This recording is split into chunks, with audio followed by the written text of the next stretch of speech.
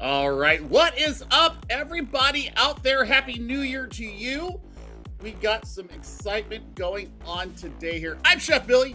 To my left is the wonderful Captain Atsoka, and we're bringing you the ILIAD Invitational tournament here put on by LA Smurf and Company and ILIAD Esports. There's a lot of stuff to go over today, but Captain, how the heck are you doing, my friend? I am doing absolutely well and swell. I cannot wait to get into these games. I have been looking forward to this all week long because, again, after the holidays, it was nice to have a little bit of an off season, but now I'm ready to get right back into some more Overwatch, and I cannot wait to see, especially with some recent changes that are going to be coming and have already come to Overwatch, to see how the meta might change along with it. So I'm very interested to see what these teams are going to be bringing to the game today. I'm very excited, and I cannot wait to get this one underway. Well, we're going to be doing that here very shortly. Let's take a look at who is going to be up here in our first matchup. It's going to be Rad Rockets versus Shikigami. And we're going to take a look at Shikigami's roster here first. Wallx, Talisman, Solo, Graveyard, and Len. I've had a chance to cast quite a few of these players. Talisman obviously coming from Team Puerto Rico. So we're going to get a lot of World Cup representation throughout the day today. We're going to have somebody from Team Mexico on the Rad Rocket squad that we'll take a look at here in just a moment. But this is all kind of feeding into what is the next evolution of what Overwatch Esports is going to be, and that is the Overwatch Championship Series. And these are, kind of testing grounds for the players. And, this is a chance for them, to kind of peddle their wares out there in a prize tournament. And, well, we are in the knockout rounds here. So as we take a look at Rad Rocket's roster, there's a very big name there, somebody that I was so impressed with during the World Cup when I did the online qualifiers for America. Howlett, the flex support, is going to be somebody to watch. Also, massive strides in the Calling All Heroes initiative. And, well, I tell you what, this is a very scary roster to look at. Vix, Sheep, Oxy, and Triplet. And then, of course, anchored by El Estrella, Howlett. We will see how they are able to lead their team here. Shikigami, a very well-established org. Rad Rockets, kind of a team that's been put together here. So we'll see how these, the balance between, kind of put the team together and having that synergy built in there. We'll see how it goes down. Absolutely, and it's really the put-together teams that are often the most dangerous when it comes to bracket runs. You got to keep an eye out on those teams because, you kind of know what to expect when you see these org teams. They've played a while, you know what they're going to be bringing to the game, you know how they operate, you get a pretty good understanding of what they are going to do. But with the Red Rockets, they're more a little bit put together, so they could be somewhat unpredictable, and that makes it a little bit harder to counter, especially when you have so many players that are really niche. Like you mentioned, Paulette, a really great support core there, and especially considering that they're pretty versed in several healers and not just being a Mercy main, even though they do love Mercy respectfully. They can be they can also bring some other healers as well to the party. So again, I'm going to be watching out for the Red Rockets, even though I'll admit I am kind of fond of Shikigami as well. I just love the name, Shikigami. I mean, they're both good teams. They're both good teams. They both have really good moving parts. I think that Paulette brings probably one of the biggest hero pools and really good hero pools is why I kind of lean them. Plus, when we saw them in the World Cup, really led Mexico alongside Momo. They really had a big hand in why we got to see Mexico be able to qualify and get into BlizzCon and actually be there for the actual World Cup. So Talisman didn't get that chance with Team Puerto Rico, so I mean there might be a little bit of bad blood there as well because it was Mexico that took out Puerto Rico and got them gone. It was the best match of the Overwatch World Cup, but we'll see. We'll see how this goes down. Take a look at our map set. We have a guaranteed 3, and we're going to start out in Busan. And this one is going to have a lot of fun to it, especially where the meta lays right now. I mean, it's so fluid. But we're starting to see a lot of Reinhardt come out once again. Love that. But also Ramattra has been very highly played lately. And it's the fact that you can get into the face of the squish. You can get in the face of the DPS. You can control space as the tank. And then you can really get in there and just kind of hammer away and throw hands, as I like to call it. But we're going to start on downtown first. And I tell you what, I mean, this is all up for grabs. There are chances here for both teams to really make their way here, kind of throw something out there for a dump clip onto Twitter and see how it goes down.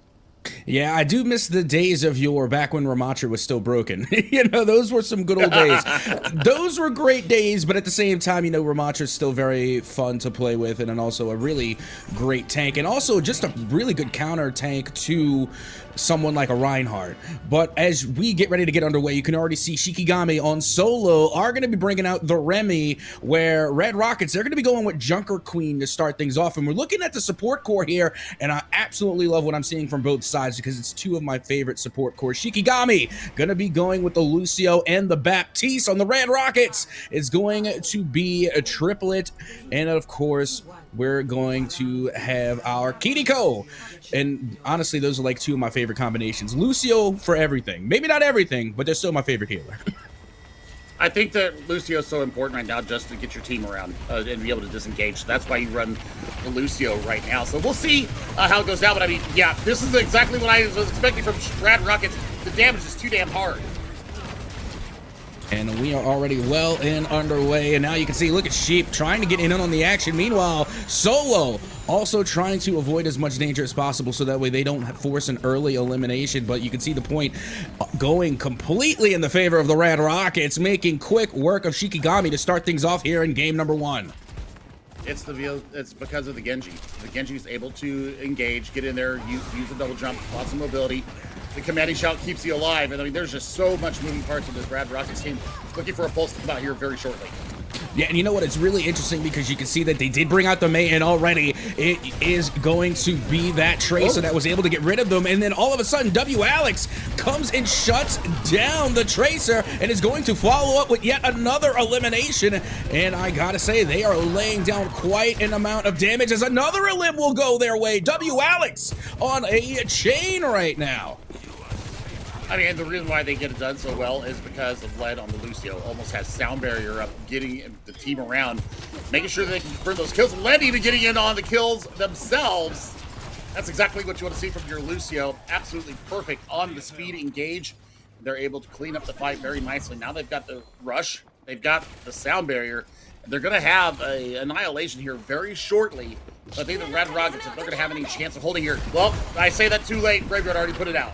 Yeah, there goes the Kitsune rush, and already you can see Solo and company do get stuck with the Tracer ult, but I think they were able to eat it fairly well, as now Ramatra once again going to be leading the charge here for Shikigami, and along the side, like you said, it's that pesky Lucio who is still able to throw out a little bit of damage. Meanwhile, Sheep trying to get in on the action with their ult, and they're able to lay down some eliminations before being dealt with themselves. Yep, that's exactly it. I mean, look at the last second touch here coming in. They're going to try and hold for as long as they can. Get that percentage up, but then it'll be about 47%. You know, not terribly expensive there from Rad Rockets. Only the Blade and the Rush coming out in that fight, so they still have their sound barrier. I think they're going to hold that for when Solo goes in solo with the Annihilation. Given that over-shielding coming through, it's going to make them really sturdy during the ultimate. And it looks as though they are setting up for it. They haven't called it in yet, but also got to keep in mind the overclock from the Sojourn is ready as well from Alex. And here we go. The ults are now coming out from the side of Shikigami, trying to make the most of them. This Junker Queen, Oxy, from the Red Rockets, staying alive momentarily.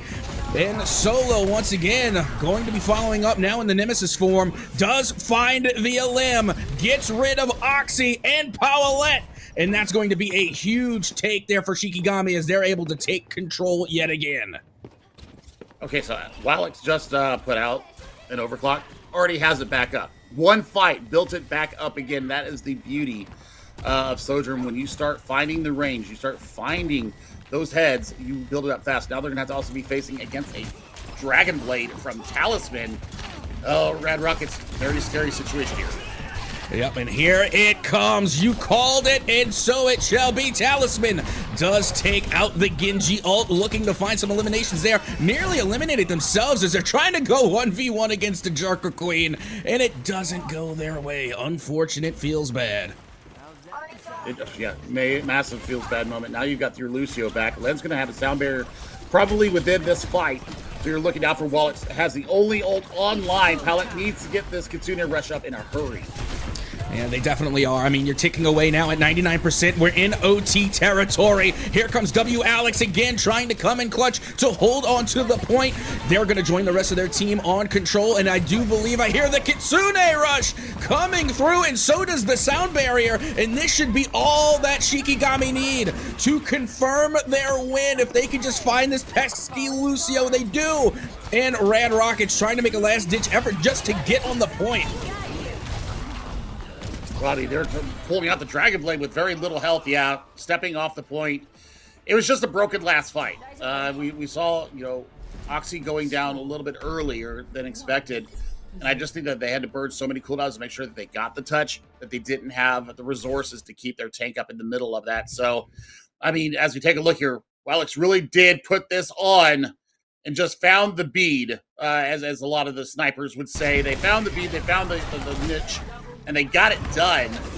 Man, what a turnaround from Shikigami. Kind of got played out there in the beginning.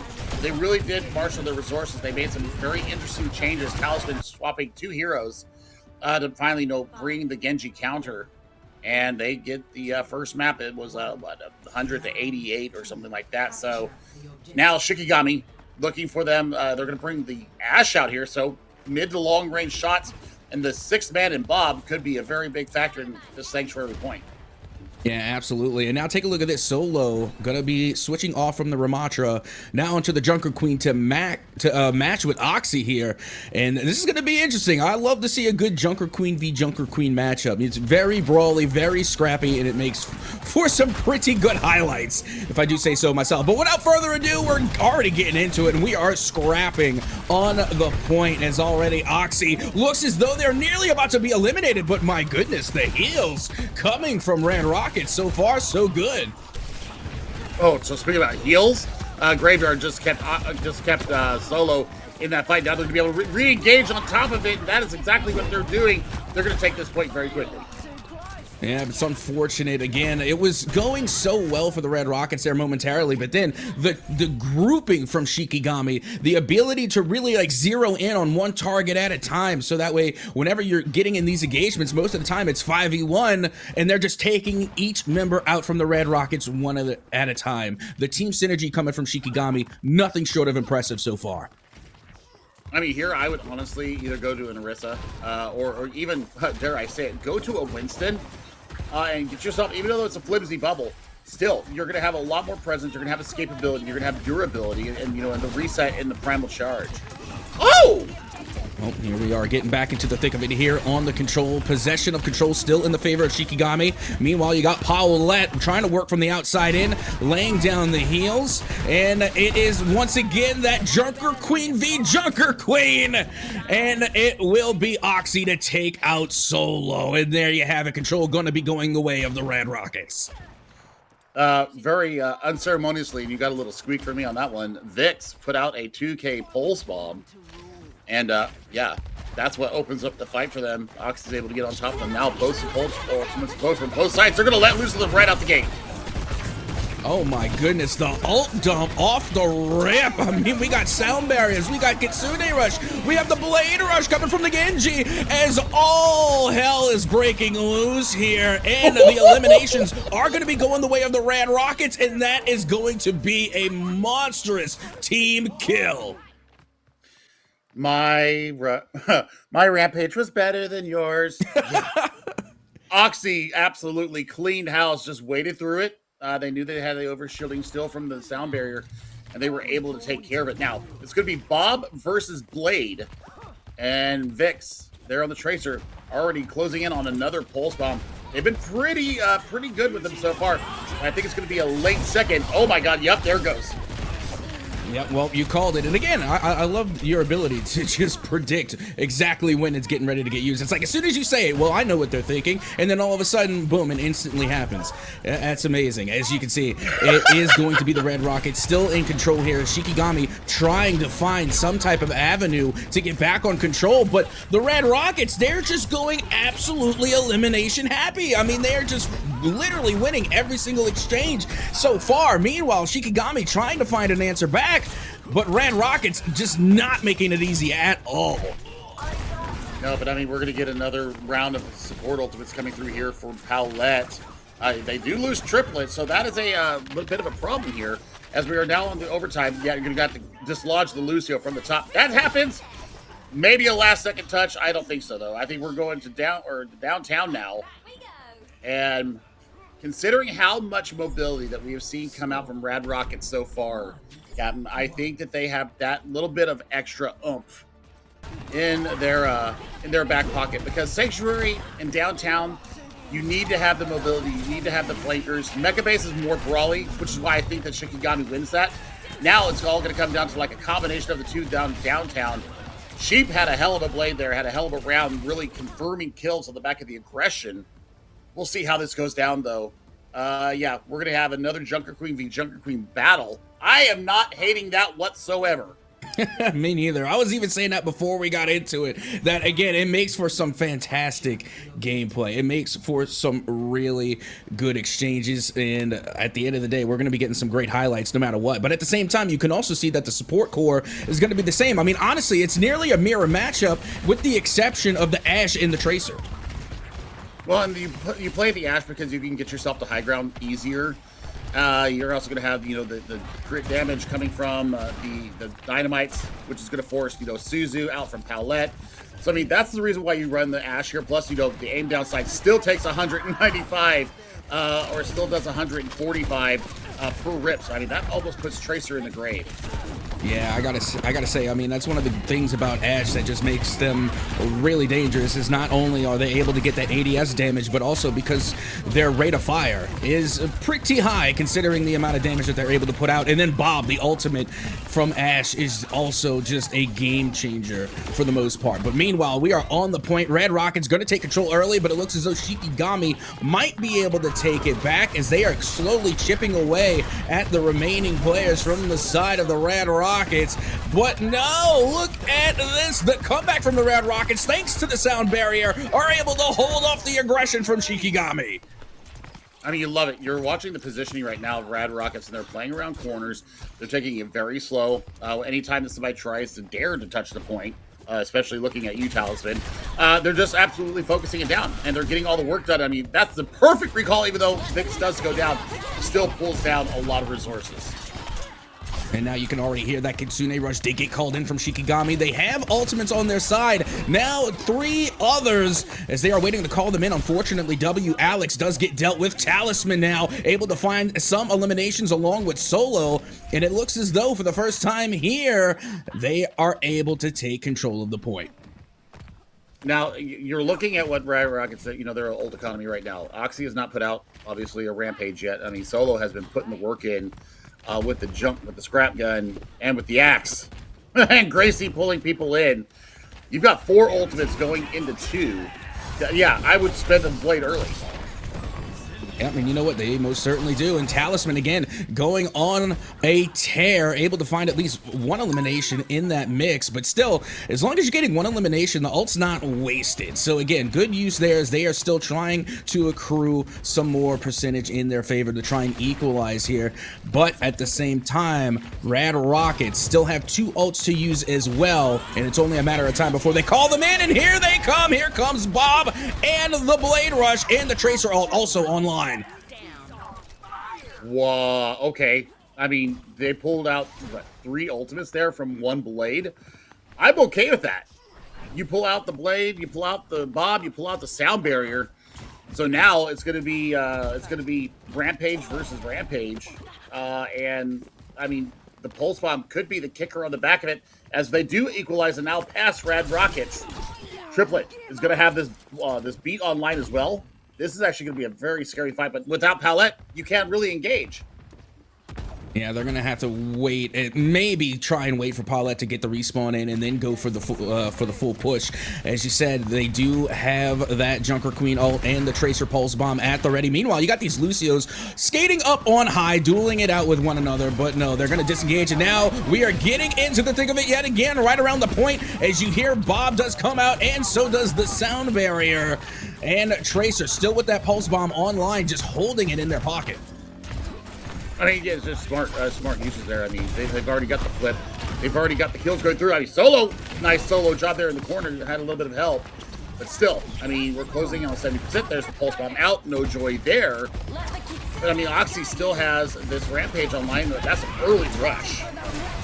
Oh, let's see what they can make of it. As once again, we got that Junker Queen v Junker Queen. Oxy trying to deal as much damage as possible, but it doesn't look like they have much support on the point. As finally, they do manage to take control here. And Oxy, once again, going on a tear, pushing Shikigami all the way around the point. And finally, it will go the way of the Rad Rockets, and none too soon. 98% was the final stop, and that will do it. The Rad Rockets managed to take game one.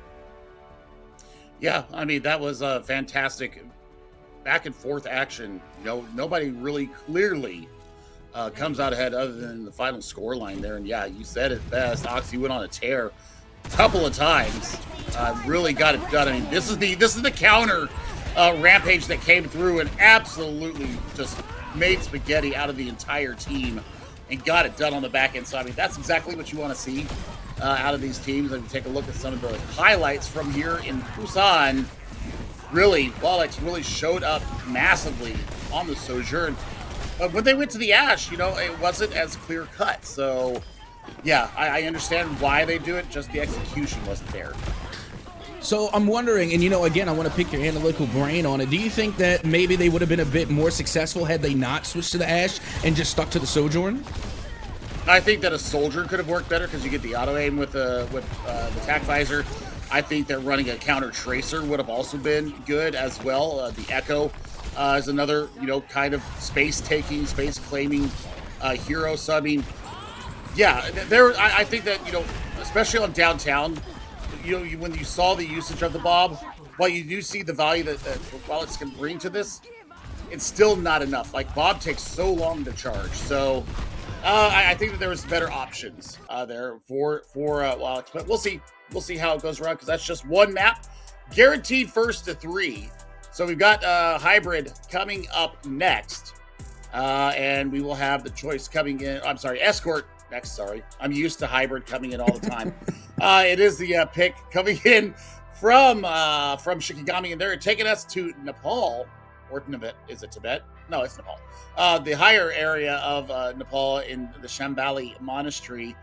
And I'm going to get your thoughts on this to see what you think that we're going to see here from these two teams. Oh my goodness. Honestly, again, this is where things are going to get scrappy because, again, there is the present danger whenever you start getting underway of possible boop potentials coming from Lucio. Again, we've already seen both of these teams have really good Lucios in their back pocket. So, again, I would like to see more of that.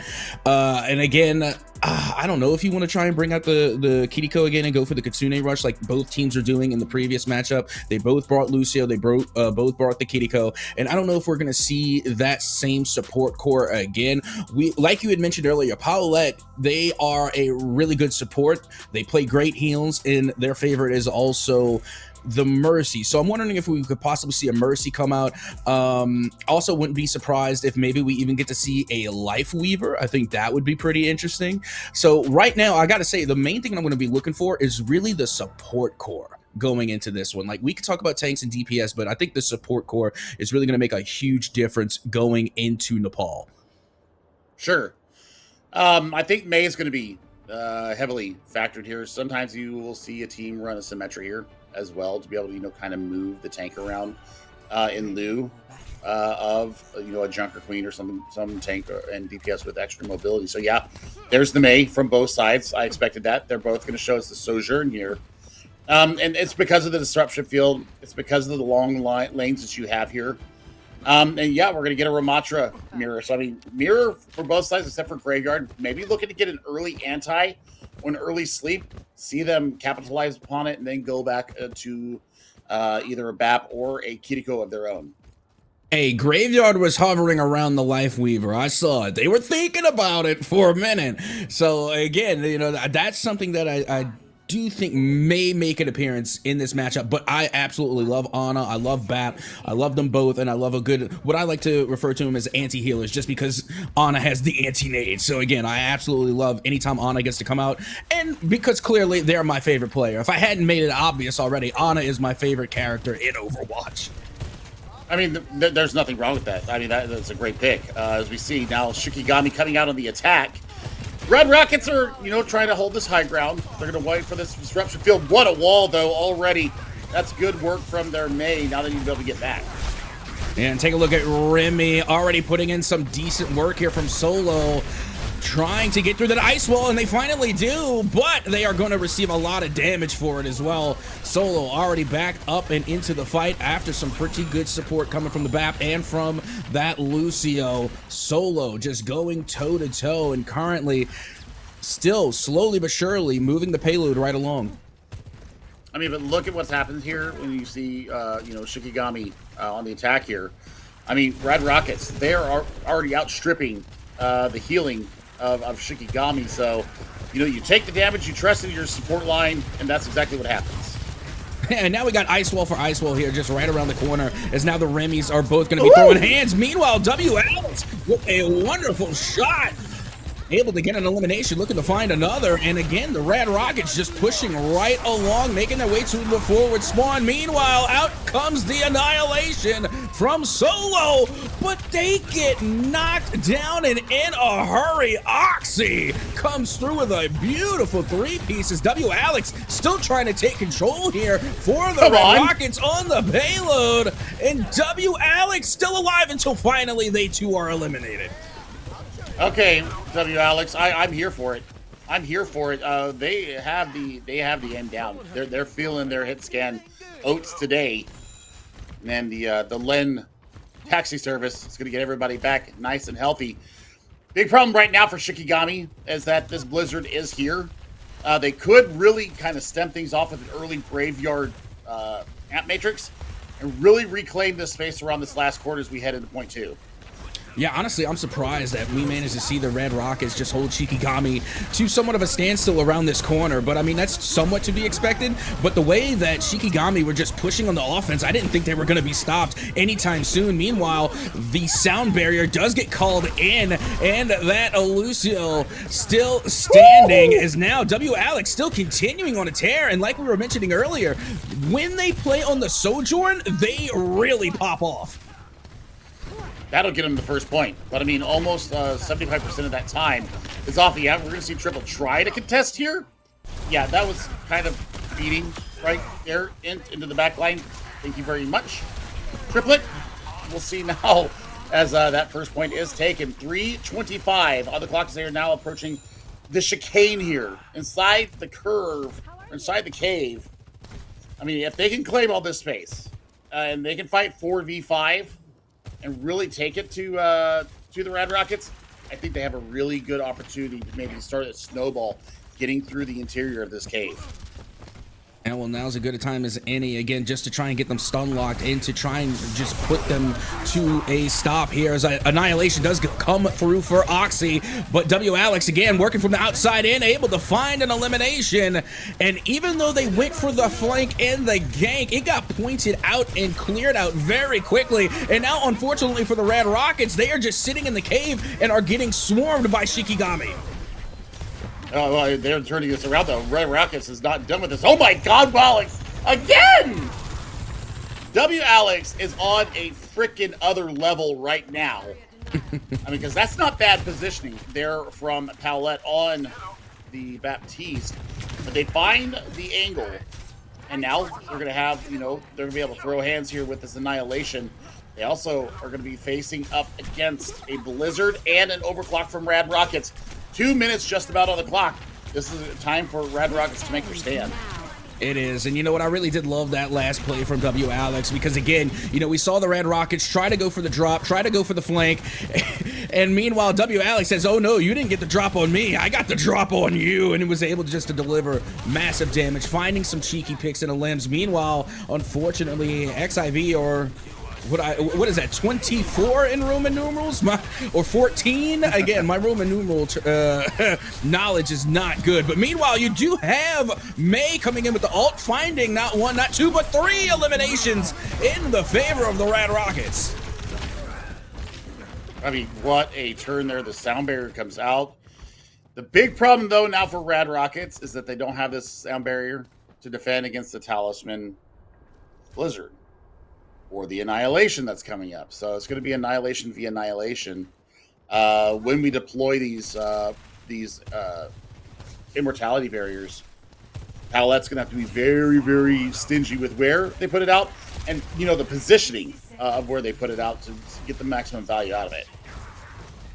And well, here we go, right back into the thick of it, and you can already hear the Annihilation does come out from Solo, and Talisman from way back when trying to apply the icicles there, looking to get some chip damage, not able to find any. But again, I'm once again surprised to see how slow Shikigami has been coming out of this cave until finally they are able to get the payload all the way out. And now here comes another Mei ult, as that should be able to find a successful limb on this Remy, but no, Ramatra, Oxy able to stay alive, able to survive it thanks to the sound barrier. I mean, it cost them that. I mean, they could have won that fight without it, but instead, nah. W Alex has the best Sojourn on, by the way, Vigilante, here in the game. I love this. Yeah. Definitely on a tear right now, Captain. And, for Rad Rockets, I mean, they've bled a lot of time out of this Shikigami squad. They're going to have both their DPS ultimates coming up here very shortly. So this approach, if they can take some space, I think Shikigami might not be able to fit. Well, I say that Ravenous Vortex takes Triplet down in a hurry.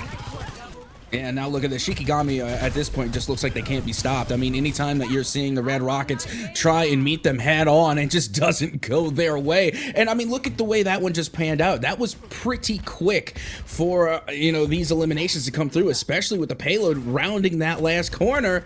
And I think that should just about do it, unless we see a last-ditch effort, massive push come through as they manage to get rid of Solo. This could be it here as they finally do put a stop to the payload right at the finish line. The Rad Rockets still holding on. They're also holding on to both their DPS ultimates and the sound barrier upcoming. So Shikigami, I mean, they had the opportunity. Rad Rockets showed a lot of patience there and not taking the space, not, pursuing the fight. Really smart decision there by Triplet not to get out there, but I mean, your tank is completely locked up. Well, there you hear it. The sound barrier has been activated. So did the railgun and the Mei ultimate all came in at the same time. W Alex still standing, now has to go 1v1 against the Ramatra, does avoid the danger and is able to find an elimination on XIV, and that will do it, as that will finish up. And surprisingly so, at least to me, the Rockets managed to hold Shikigami from getting all 3 points. I mean, we'll see if that rings true. If that is going to have a bearing here in this, and either it's going to be a tie game, we're going to the 4 games here, or it's going to put Rad Rockets on to match point.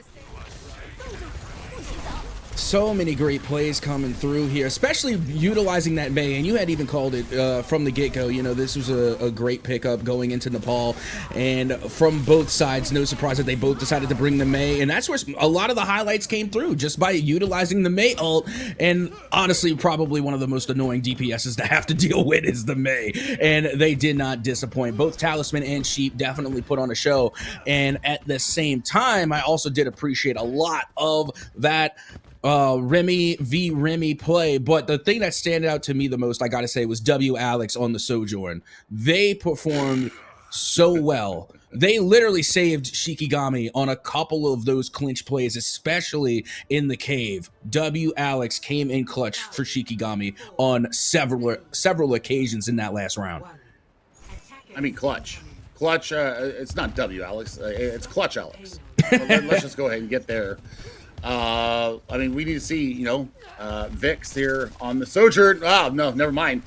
Charge rail shot already charged up for Alex and just getting it done again.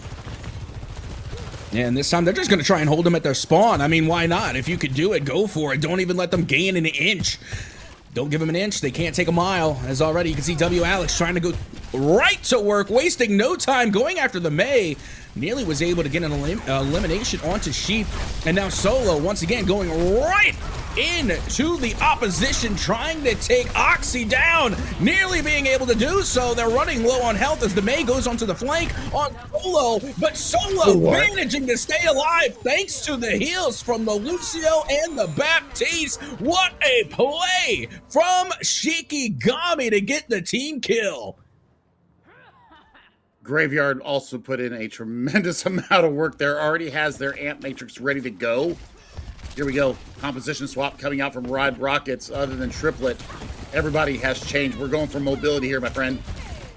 Yeah, and I don't blame them whatsoever. And again, when we did get to see XIV or Ziv or 14, again, I'm looking up the pronunciation, and I think it is XIV. But regardless, whenever they are on the tracer, they do manage to find some cheeky flanks and deal out a lot of damage. Meanwhile, Oxy goes back to the Junker Queen, and it works out in their favor. And you know, that was something I was even wondering in the last round. I'm wondering, do they still want to keep trying to go Remy v Remy against Solo, or do you switch it up? You go for a counter pick. And I am really happy to see that Oxy went back onto the Junker Queen, and immediately they're able to move the payload forward. Yep, I mean, it's all about getting the mobility in there. Also, the deflect is going to be so very important for these charged rail shots coming in from W Alex. So, I mean, they're going to have to defend this Blizzard right now. Yep, and there goes the little snowball out already trying to do work, but the sound barrier has been called in from both sides, and you can already see Solo holding onto that annihilation, and out it comes, trying to find these limbs, as Sheep also on the Blade Rush does come out as well, but they get eliminated before they can make good use of it. And my goodness, Solo holding on for the side of Shikigami, trying to stop Rad Rockets in their tracks, and they succeed. Another 5-player kill streak going the way of Solo. Well, I think that you kind of trade there the ultimates to come out there. We had some high priority targets that or ultimates that came out there. The problem now is that there's a rampage that's going to ante you up, and you don't have the sound barrier and a very flimsy immortality field. So, I mean, I probably would have held the blade there from Sheep, but they thought they had an opening there. Oh, and here comes the Kitsune rush, but you got to keep in mind, W Alex, they're able to double up with that Baptiste ult to use the railgun in the overclock, and W Alex is only going to be that much more dangerous. Already you can see the Rad Rockets have no choice but to fall back and give space, but they don't have a lot of time. Just over 30 seconds left to get back on the payload, just to touch a toe to stay in this, and W Alex and company from Shikigami just literally laying waste to every player from the Rad Rockets as time continues to tick away. But the Junker Queen, Oxy, able to come through with their ult in the most pivotal moment to keep control of the payload. Oh, the barrier, though, comes out. They're going to keep the May alive, and that's going to allow everything else to come out. That'll be GG's. We're going on to map number 3. It's all a matter of cleanup right now, and that's exactly what is happening. What a round from Shikigami, taking Husan on the chin and coming back strong here in Shambali Monastery. Well, there you have it. I mean, my goodness, what a game. And again, I mean, it was an all-around effort. It was fantastic. And then not only that, but you also have Oxy with the play of the game as well on the Junker Queen. And this was the switch that definitely changed things around. I mean, I'm glad it was a good switch. At the end of the day, I wish it would have, went more in their favor. But maybe had they made that switch a little bit earlier, it would have been an even bigger impact. But with that being said, W Alex also simply could not be denied here on Nepal. Well, Nepal, I mean, it goes the way of Shikigami. I mean, there's a reason why they came here. They had a feeling this was the map. They could get themselves re-equalized into this series. This is the knockout rounds after all, so you got to play to win. See your hopes for tomorrow come true. Well, that remains to be seen, but what doesn't remain to be seen is the amount of talent that we have here at the ILIAD Invitational as we continue on, and we will continue to move forward as a game number Well, I think that was game two. Yeah, game two goes away. Shikigami. I mean, that one was going back and forth for so long. It really felt like we played a whole other game within that one game. So again, fantastic displays. We are going to be heading to a game three. It's not going to be a sweep. And honestly, I would be disappointed if it were. So the fact that we're going to a game three falls nothing short of expectations. Yep, I mean, that is exactly what I was hoping for. But you know what else? We're going to take a quick little break. We're going to give the players a chance to get some water, get some gamer fuel in them, get a bite. And we'll be back with you in about 5 minutes. Don't go away. We'll see you on the other side for map number 3.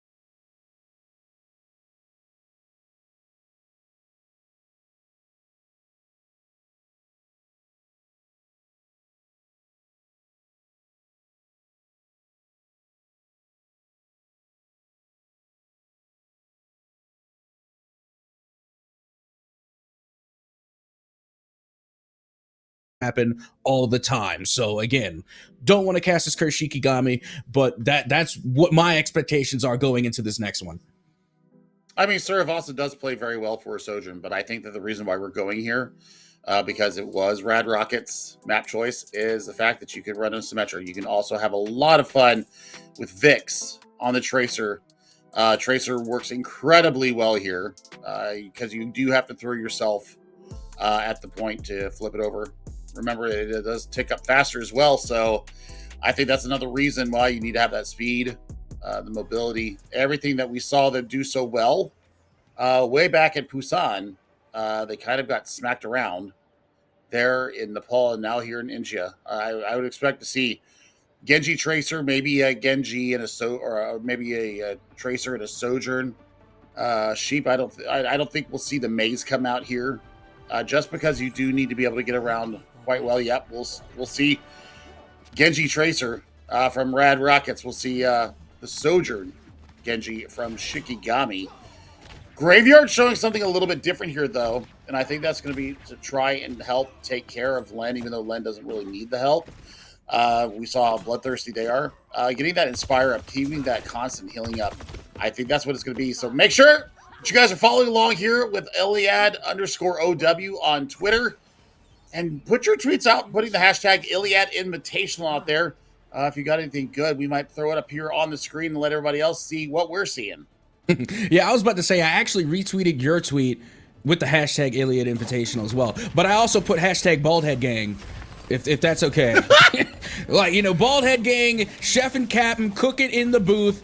And here we go. We're ready to get map 3 underway, and already you can see the exchanges being made. A little bit of chip damage on the sheep, but they're still alive. Powellette already delivering some good heals, to be expected, as now it will be online. First point A already going to be contested.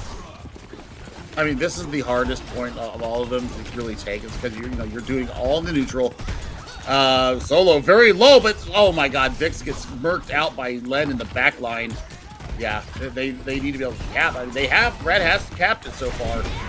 Now it's all about confirming kills, and Oxy is just not giving up yet. No, they most certainly are not, even though Oxy so close to elimination. And there you go. Lynn and W Alex able to put an end to Oxy and Sheep. And now, thanks to the elimination feed, Talisman on to Triplet. Shikigami start out strong, and they are able to retake the point from the Rad Rockets. Well, I mean, 44%, not terribly bad. Powellette has to use a swift step to get themselves out of danger, though. That is a big worry, because that is not on a good cooldown. Yep, early. Kitsune rush out. Oh, absolutely. I'm not surprised whatsoever. That's exactly what I expect in Flashpoint, is to come through with Kiriko specifically for the Kitsune Rush, but at the same time, Graveyard also had their Kitsune Rush, but they get eliminated, as well as Sheep, and now W Alex has the Railgun Overclock on the line, but they are so low. The sound barrier saves their very life until they cannot any longer. Woo! But Shikigami also able to take the lead back. But with that being said, I mean, the Red Rockets, they're going to be able to tick that back up and equalize and take the lead oh so quickly. Easy come, easy go. That lead for Shikigami is no mo. Looking at a Rampage square off here, and I think, once again, I said it back in Busan, Vix on the Tracer right now. We need to see if they can land this in the middle while everybody is all anteed up. It's going to have to be a really good Suzu from either Graveyard or Pallet to keep the teams up. Well, best of luck to them. As you can see, the overclock does come through, but they're going to have to get a toe on the point as we are in overtime territory. And W Alex does manage to deliver the damage. Solo able to put it into Oxy, and now Solo clearing point in the favor of Shikigami, but the elimination still going the way of the Red Rockets. Shikigami still holding on. Solo able to get rid of the Lucio. Triplet, though, putting the elimination onto W Alex. And nearly going the other way now. The Red Rockets look to take the point away from Shikigami right at the last minute. All right, so Blade, V-Blade. That's our next marquee matchup here. I mean, Vix is working so hard to give you another full spot. We saw them take out Len. And the last fight actually gives them the advantage in the sound barrier department. Oh, look at this. This could go the way of the Shikigami team as they are at 99% once again in OT. Sheep trying to take out the Blade Rush, and they are going to be able to find at least one elimination there. Talisman on the chopping block thanks to the elimination feed. As you can see, Solo once again trying to clear sight in the favor of Shikigami, and they are taking so much damage, but once again they are able to stay alive thanks to the support core. W Alex though, and the rest from Shikigami will fall, and that first control point, first flash point, goes the way of the Rad Rockets. Just absolute bloodbath. And I'm here for it. I'm so here for it. 3 ultimates ready to go for Rad Rockets as they are going to be holding down here in Garden. It looks like it's either Garden or it's Palace. I'm not sure which one. Yeah, it's Palace here in the southwest quarter of the map. Early recall. And they have the Kitsune Rush coming out as well from the Red Rockets. I mean, they were holding on to 3 ultimates, and no surprise, they're going to be calling them in early, which I don't mind in Flashpoint, because I feel like you do have to kind of be at the draw when it comes to your ultimates. I mean, yes, you want to time it, you want to use it to peak efficiency, but at the same time, you know, the sooner you call it in, the sooner you can get it back. So again, no big surprise that the Kitsune Rush managed to come out, and so did the Pulse Bomb coming from the Tracer, and already the eliminations are coming through. Shikigami managed to get rid of the tank there on Oxy. W Alex again now coming from the side to find another Elim, looking to put it in to Sheep as well, and they do, as it will be Shikigami to take control away from the Red Rockets. But we've been here before on the previous point. Red Rockets take it first, Shikigami take it back, and then the Red Rockets manage to win out. So here's my thing. Like, they put out the early pulse bomb. I see where they were trying to go with it. Why are you trying to stick the tank? Go for the support line. I mean, I know that they're hard to hit because they got a lot of mobility, but you want to pull that out for them. You want to pull the Suzu out so that the pulse bomb, because now you're going into 4 ultimates and you've only got a sound barrier to keep you up. Well, let's see if it comes back to bite them in the long run, but you can see Shikigami still holding on to this flashpoint, able to take the lead for themselves. Meanwhile, you do have Vix coming from the outside end, looking to put an end to W Alex, and are laying down a good amount of damage. Meanwhile, the sound barrier coming from both sides, able to keep this fight going just for a little longer. Oxy nearly being eliminated there, gets anti-nated, and they will be eliminated. That is a huge play coming from Shikigami. That's exactly what they needed to do, and the blade is out from Sheep. Sheep looking to try and flip this around at 99% and counting. So low. I don't know if they're going to be able to get out of here with their life. They will not. That's going to be Palace going to Shikigami. We're all tied up, and it was expensive for both teams, absolutely emptying their ultimate war chest out. Good thing for Red Rockets, though, is that Palette and Vix did not have their ultimates up. They're actually going to be the only ones with ultimates as we now approach what looks like Ruins. I think is where we're heading to next, or Temple. We'll see once we get in there. I still haven't learned the names of them because we don't get a chance to see Flashpoint so often because everything's been best or first to twos lately. My brain is just kind of jello right now. Oh, what? My brain is as smooth as a fresh wax. I am smooth-brained, a simpleton, if you will. But you know what's not so smooth is the congestion going down onto the flashpoint, as once again things are looking rough here for the Red Rockets as they are continuing to pushing their way in. But now they're able to switch things up and take out Solo, able to flip the script, so to speak, and literally just counter the presence coming from Shikigami and take control of the point, and they are here first again. That's actually a really good, clean fight win, and they hold on to Pulse Bomb too. They only had to use the rush to secure the point and then secure the kills on the back of it. Losing your tank so early with this, oh my God, what a stick! And that forces the Suzu out. Well, there it goes, and it is no more. Sheep now getting into the thick of it, able to deliver some chip damage and somehow still stay alive until they are eliminated. Now W Alex trying to find the eliminations, but they get booped clean off the side, and that's why we love Lucio so much. Oh, early sound barrier too. Oh my God, they've got Solo over there in a corner. Nobody put Solo in a corner.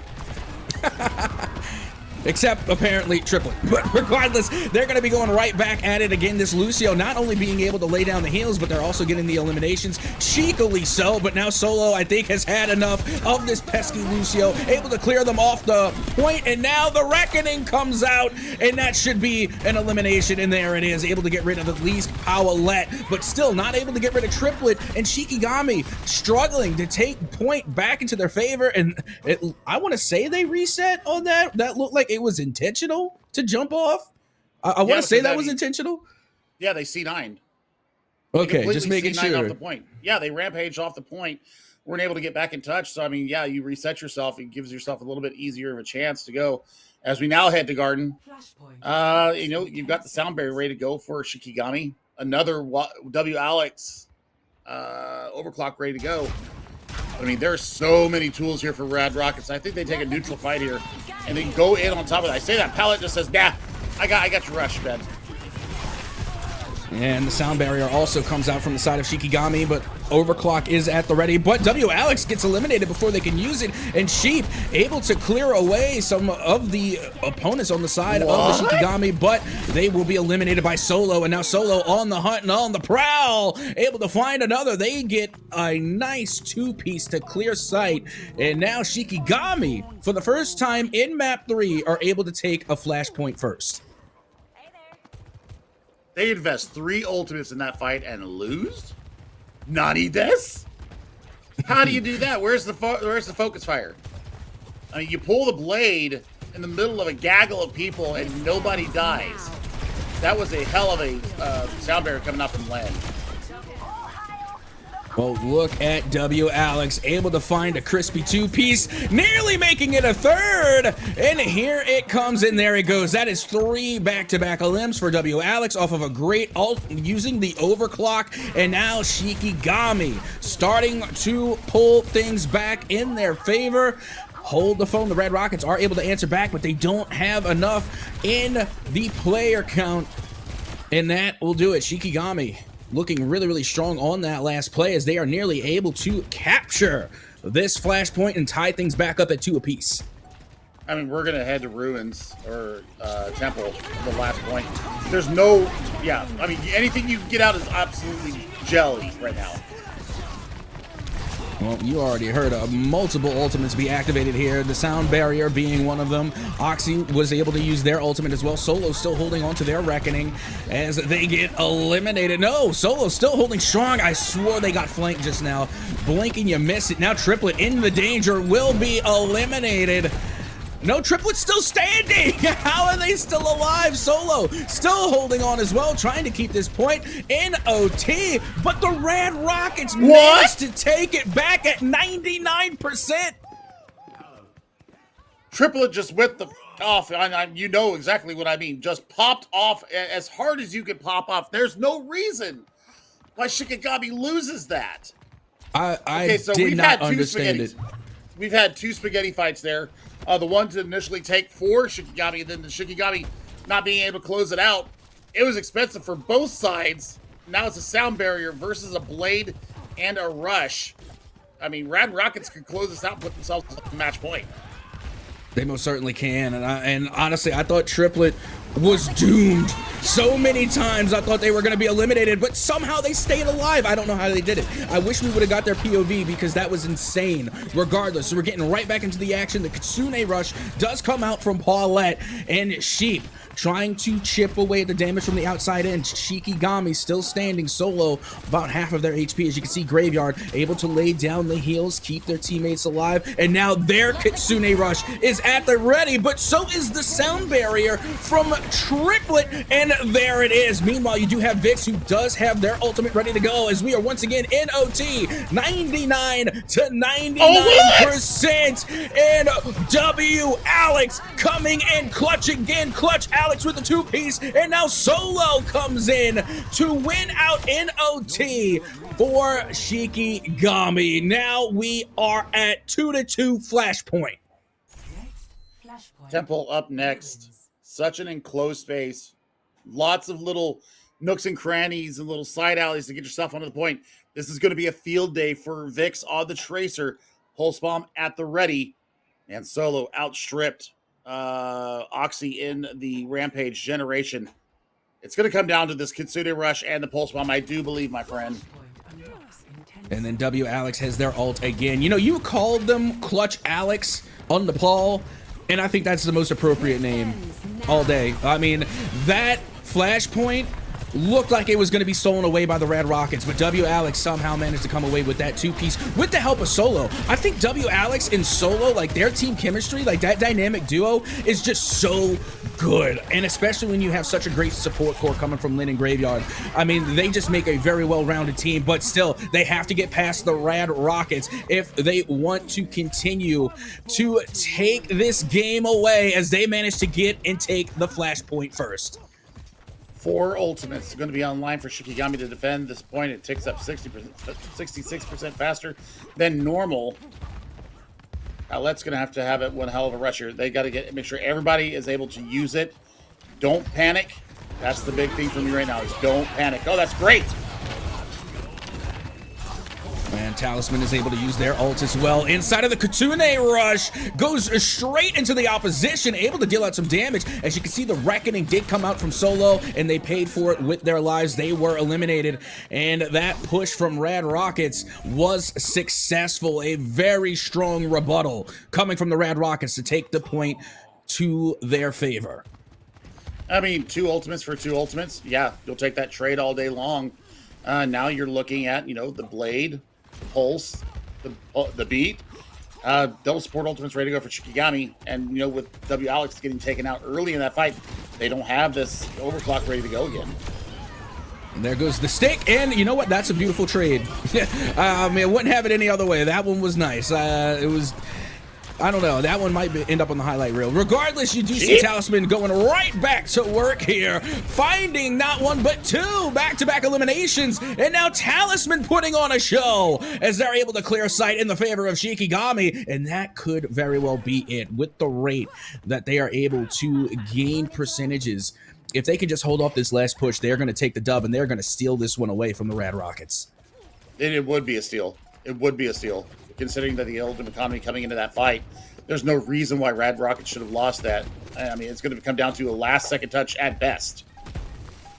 Well, time ticking away now, as they do manage to get a toe on the point. We've been here before. Rad Rockets nearly were able to steal away a 99 percentile from Shikigami. They're going to try and do it again. Here we go. Sound barrier has been activated. Sheep does get eliminated thanks to the feed. As you can see, Vic's able to put it into Graveyard, and there goes their support as the trades now all going down onto the point. Solo trying to hold on for Shikigami and are able to put out a massive amount of damage, but they too will be eliminated, and the Rad Rockets able to take the point back, and now we are looking at another potential steal. Oh my god, my stomach is in knots right now. Rampage ready to go, Pulse, and the Rush as well. This is going to be a suicide run just to get a touch.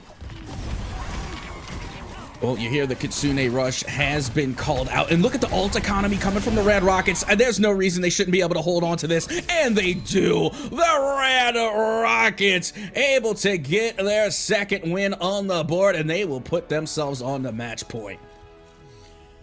I mean, this is how this entire series has gone, though, right, Captain? I mean, it's been back and forth. It's been a pick here or there. W Alex is on another one again. Even if they lose, it might be my MVP of the day. As we take a look at how we got here, all 5 flashpoints having to be played to determine a winner, and it was 100 to 99 on map or flashpoint 5. And the Temple blessing Rad Rockets with the win. Yeah, and honestly, were it not for W Alex in that one clutch play, yeah, I figured that one would end up on the highlight reel. But if it wasn't for W Alex on that one clutch play, I mean, this game would have ended a lot sooner than what it did. So, you know, well-deserved W Alex's play of the game. But I think it's interesting that the last 2 play of the games didn't come from the winning team. In the previous play of the game, it was Oxy from the Rad Rockets. Even though they lost that game, Oxy still got the play of the game. So I think that's very telling that even when you fall, it's not for a lack of just pure talent coming from your team. It's just, this is just how good both of these teams are. Oh, it's so good. It's so damn good. I mean, this is what we're here for. This is the talent being displayed right now. This could be showing up on one of your OWCS teams.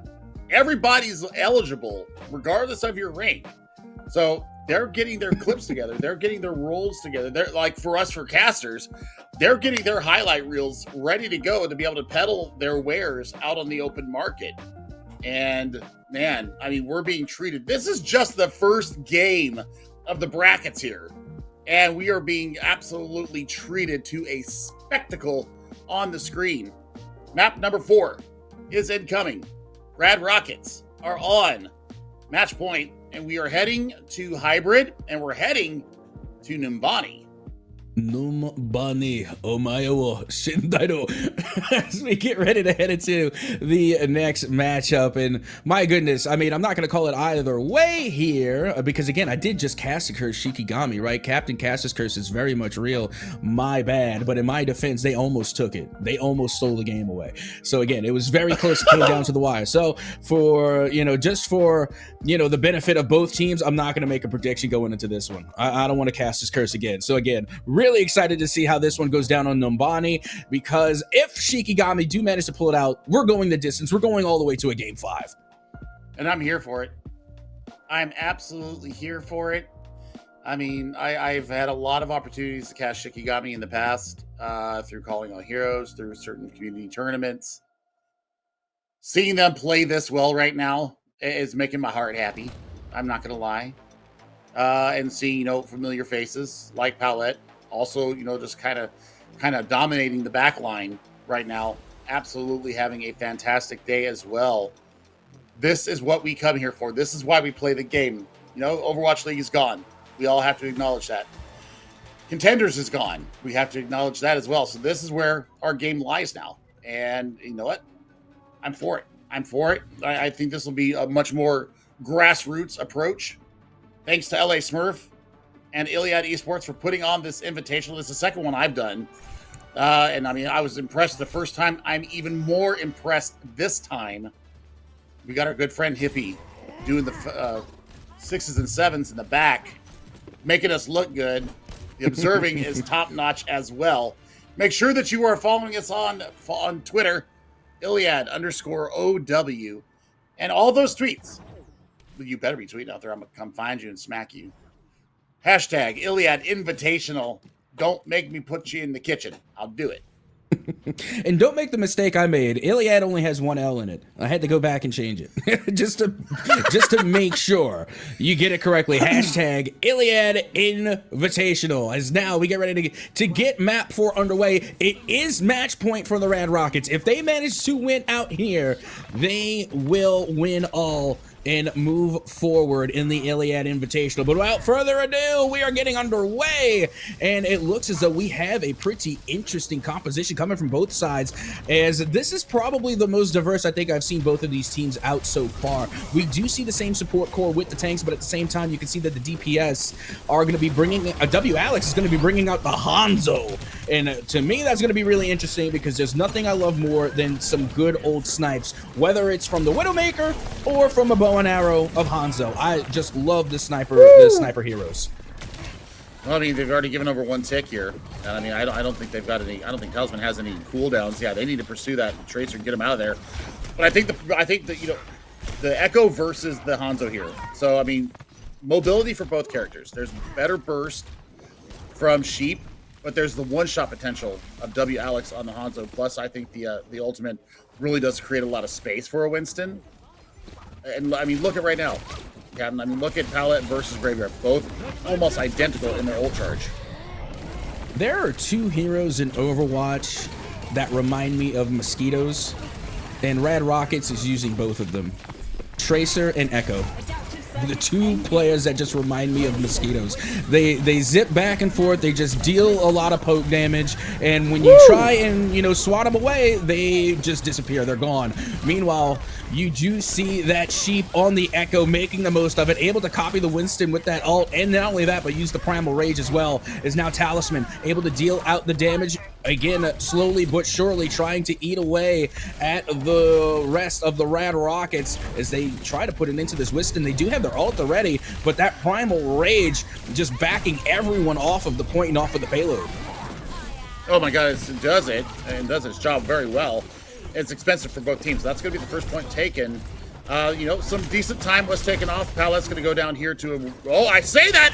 Vix comes through and helps them. Blink and you miss it. You think that they are doomed, that they are done for, and somehow there is a miraculous feat of survival. I felt the same way last match when we were watching Triplet on the Lucio. Their ability to just stay alive with little to no health is nothing short of extraordinary. So nanos were used where, I don't know. I think that Oxy got the nano, and I think that Solo, I think I saw them glowing nice bright red. But I mean, the nano engages, that's the support that you're looking for, you know, to keep your tank up, be able to create a lot of space here. Now, I mean, Vix, yep, got it and got it. Good stuff there from Vix on the Tracer, gets the job done. And you see, that's what happens when you listen to Chef Billy. You don't go for the stick on the tank, you do it on the support core. Get rid of the Brigetta! And they sure did. A fantastic stick coming from Vix. Meanwhile, Shikigami are going to have to push back just a little bit here, give themselves enough time to regroup and try again. But at the same time, you know, they're losing time. 3 minutes remaining to try and get that payload moving. The problem is now they're stalled in point two, and it's so difficult to be able to get yourself back into a winning position. This should be the snowball point. So, yeah, I mean, there's the duplicate coming out from Sheep. They're going to build up to a fast. Whoa! Talisman, hello! Oh, and that's why we love the Ana, the anti-nade, and then Talisman chipping in from the outside, able to get 2 consecutive eliminations. Is now Solo getting in on the action as well, is able to find 2 eliminations of their own, and Graveyard able to put it into Triplet. And there we go. That is going to be enough to push this payload forward and get the forward spawn. Shikigami just made a massive change. And I'm going to tell you right now, this change over to the Ashe is going to be living hell for Sheep, because we know Alex has the aim and the dynamite. I mean, you're going to have the burn potential. You're going to have the aim down sights. You're going to have Bob as well. So I mean, so much moving parts right now. And meanwhile, you do see that Oxy went right into the face of the opposition there, and now Solo going to replicate as the Primal Rage does come out, and they're going to be pushing every player from the Rad Rockets towards their DPS, and now they are going to be headhunting this Winston, trying to find their way back into their spawn as they will use their Primal Rage as well, and will give Solo a taste of their own medicine, but Graveyard and company able to put an end to Oxy. Look at the swap up of the Rad Rockets right now. They're going into a Ramatra. This is a bad juju time here for Shikigami. They're 5 meters away, and it doesn't matter. You can change everything in the world. That is 2:40 on the clock. That is a speed run. Getting through the streets of Numbani. The changes came just a little too late. I mean, once they lost that second fight, there before point C, they get absolutely rolled. And it was the fact that Alex went over to the Ashe, and that dynamite was getting so much value. I mean, we saw some good mechanics here. We saw some great work. It's just, Numbani is one of those maps that once you get ahead of steam, it's so hard to stop. Yeah, it really is. And I got to tell you, Chef, when you're right, you're right. I mean, when they switched over to that Ashe, you know, it was all but the end of the Echo. And, you know, the Echo on Sheep just was phenomenal.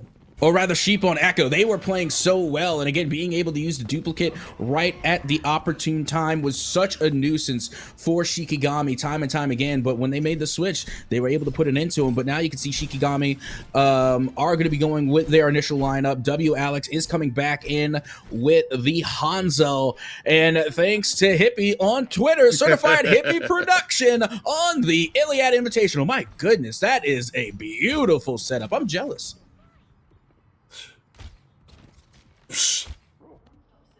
Casual Hippie W. on the interwebs. God, I'm jealous of that too. I thought I saw some snacks there too. If he doesn't share snacks with us, that's a major problem. What's another major problem is that Alex is back onto the Hanzo, so they're going to have vision.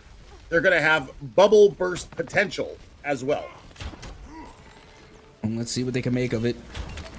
As we are starting things off, and Alex already able to get a couple of pokes there, some chip damage.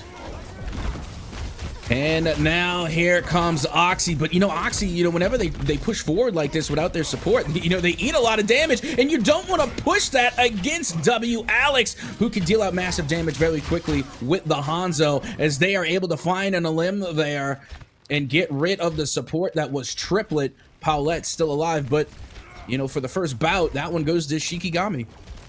You know what I would love to see right now out of the Rad Rockets? I know that we're seeing Winton over Watt. I know everybody's happy to see the monkey. I would like to see the switch to a Diva. I would like to see an answering Hanzo, or even a Sombra, dare I say. Because that would just throw absolute wrenches into everything that Shikigami's trying to do right now. Oh, absolutely. I mean, I would also like to see that, honestly. And again, I'm also a little biased because it's one of my favorite characters, but I would like to see Kiriko, just because I would like to see the Susu really put it into a lot of these anti-nades that are coming out from the Anas. But that's just me. Like right now, I mean, look at Solo. They're taking a lot of damage, and it's because they got hit with the anti-nade. And now here comes Sheep to follow up to try and find the eliminations, and they do. Oxy now finding a two-piece as well, and that's why maybe you should have a Suzu, so that way you don't get ate up by the anti-nade. Ate up is the exact right word there, Captain. That focusing beam was kind of chunky too, so I love to see it. It only cost them, it cost them their Primal Rage. That's it. So pretty economic there, pretty similar time as they're getting to into point B. Now, Sheep shows that they have primal mechanics, and they can generate it pretty fast. So I'm looking for an early copy onto Solo's Winston. But I mean, Solo's going to have something to say about that, as they're going to have an answering Primal Rage of their own. And as much as I hated taking economics in college, I can't help but notice that there is a very strong economy in Overwatch. Not necessarily to do with currency, but ult economy. And you're right, when it comes to these ultimates getting used, right now Shikigami and the Red Rockets often getting a good return on investment, a good ROI for my economic buffs out there, my economy buffs. As you can see that Shikigami are going toe-to-toe right now with the Red Rockets, trying to push the payload forward. And you can see Talisman trying to aid their tank and getting rid of Oxy, but they are also getting poked a little bit themselves. Meanwhile, Solo does activate the Primal Rage and is able to clear the way, at least momentarily, hoping to get some of their players back in off the spawn, as that payload, once again, is going to start moving forward. This is where you change, Sheep. This is the moment where you change. even bring a Genji. I think a Genji would work incredibly well against this Ashe that's out here now. Once again, point B, we're on the Ashe territory. And you know what? You can't get away from that Dynamite. That's a big problem. Yeah, not to mention that Sheep is not necessarily one of the beefiest players in the game. They can get taken out by Ashe rather quickly. So they're going to have to be on the lookout for Alex, who is about to have Bob at the ready. 3 total ults coming from Shikigami. Meanwhile, only Triplet. Oxy about to get their Primal Rage as well. But 3 ultimates now for Shikigami, as they are at the ready, nearly getting ready to use them. As you can see, Talisman once again from the outside in, trying to deal that chip damage on the Brigitte, as Alex does manage to take out Oxy thanks to the support feed. And now Talisman pushing back Rad Rockets with Solo in tow. They invest the rally there. Some very questionable presses of the queue. The past 2 maps here from Rad Rockets have been very weird, and that's a great stick on a triplet. Well, right now, Talisman putting on a show with this Tracer, showing us how it's done. And honestly, being a real nuisance to Echo, and I think that's really important as well. Even though Talisman did get eliminated by Sheep, I think Sheep just had enough of Talisman. There's only so many pokes and prods you can take before you just have to zero in on that player to get rid of them. Now you can see Oxy trying to push forward as well, going right to WAlex, trying to get rid of their own nuisance as they are having a difficult time just trying to narrow down onto one single player. As you can see, it finally Lin from the side of Shikigami does get eliminated, and now the nano boost onto Sheep should be enough to try and push them that much further forward. Oh, I'm sorry, that's not the nano boost. The Sheep doing the duplicate. I see the bright blue color, and it makes me think nano boost. I mean, this is kind of, you know, trying to fit square peg round hole. It's not getting the job done. So this is where you have a chance to switch. I mean, once you respawn, bring out something different. Give us a different look here. As we cross the 60-second mark, they're going to come in. Even if they get through, they're going to be under the time of Shikigami by a far margin. And I mean, we only got the Pulse Bomb ready to go here for Rad Rockets. Yeah, meanwhile, Shikigami got the Pulse Bomb and they got Primal Rage, which should be enough. But look at this! Thanks to the elimination feed, the Pulse Bomb does manage to pay off. And now WAlex finds another elimination onto Sheep. And you know what, Chef Billy? I think you are right yet again, as you often are. I mean, if it wasn't time to switch before, it definitely is now. Solo, even while Anti-Nated does manage to find a melee onto the Powlette, gets the elimination, still has Primal Rage ready to go, and time only continuing to tick against the Red Rockets. Yeah, I mean, and it's stubbornness.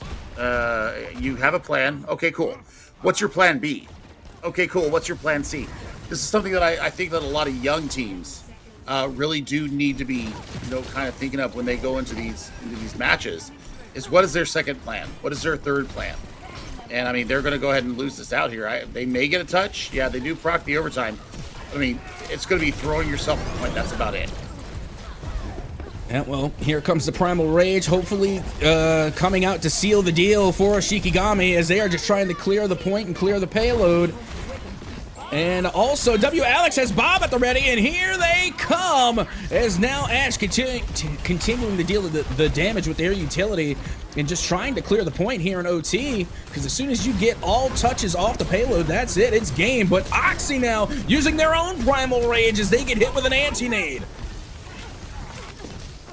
Confusion, chaos, everything I love about this game. Even the duplicate's going to come out, going to try and build up a quick Primal Rage. They're not going to get that done. Yeah, you're back into form, and yep. I mean, you're just feeding into what WAlex can do, and Talisman has been the perfect marker as well.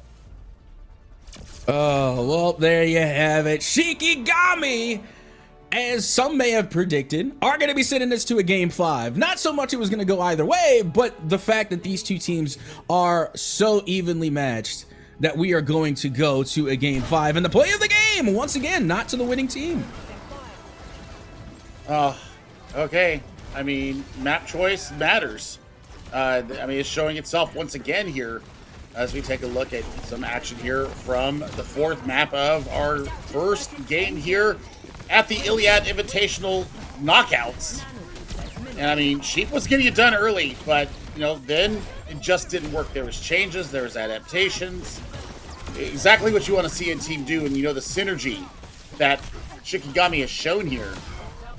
You know, they trust in each other, and that's why you get it done. So, I mean, it's a lesson learned for Rad Rockets. I want to see them really, you know, lean into, you know, being able to adapt on the fly. Maybe they'll have a little bit of time to think about that as we head into our break. It's going to be map number 5 coming up next. And somebody's going home, and somebody is going to be moving on to round number 2.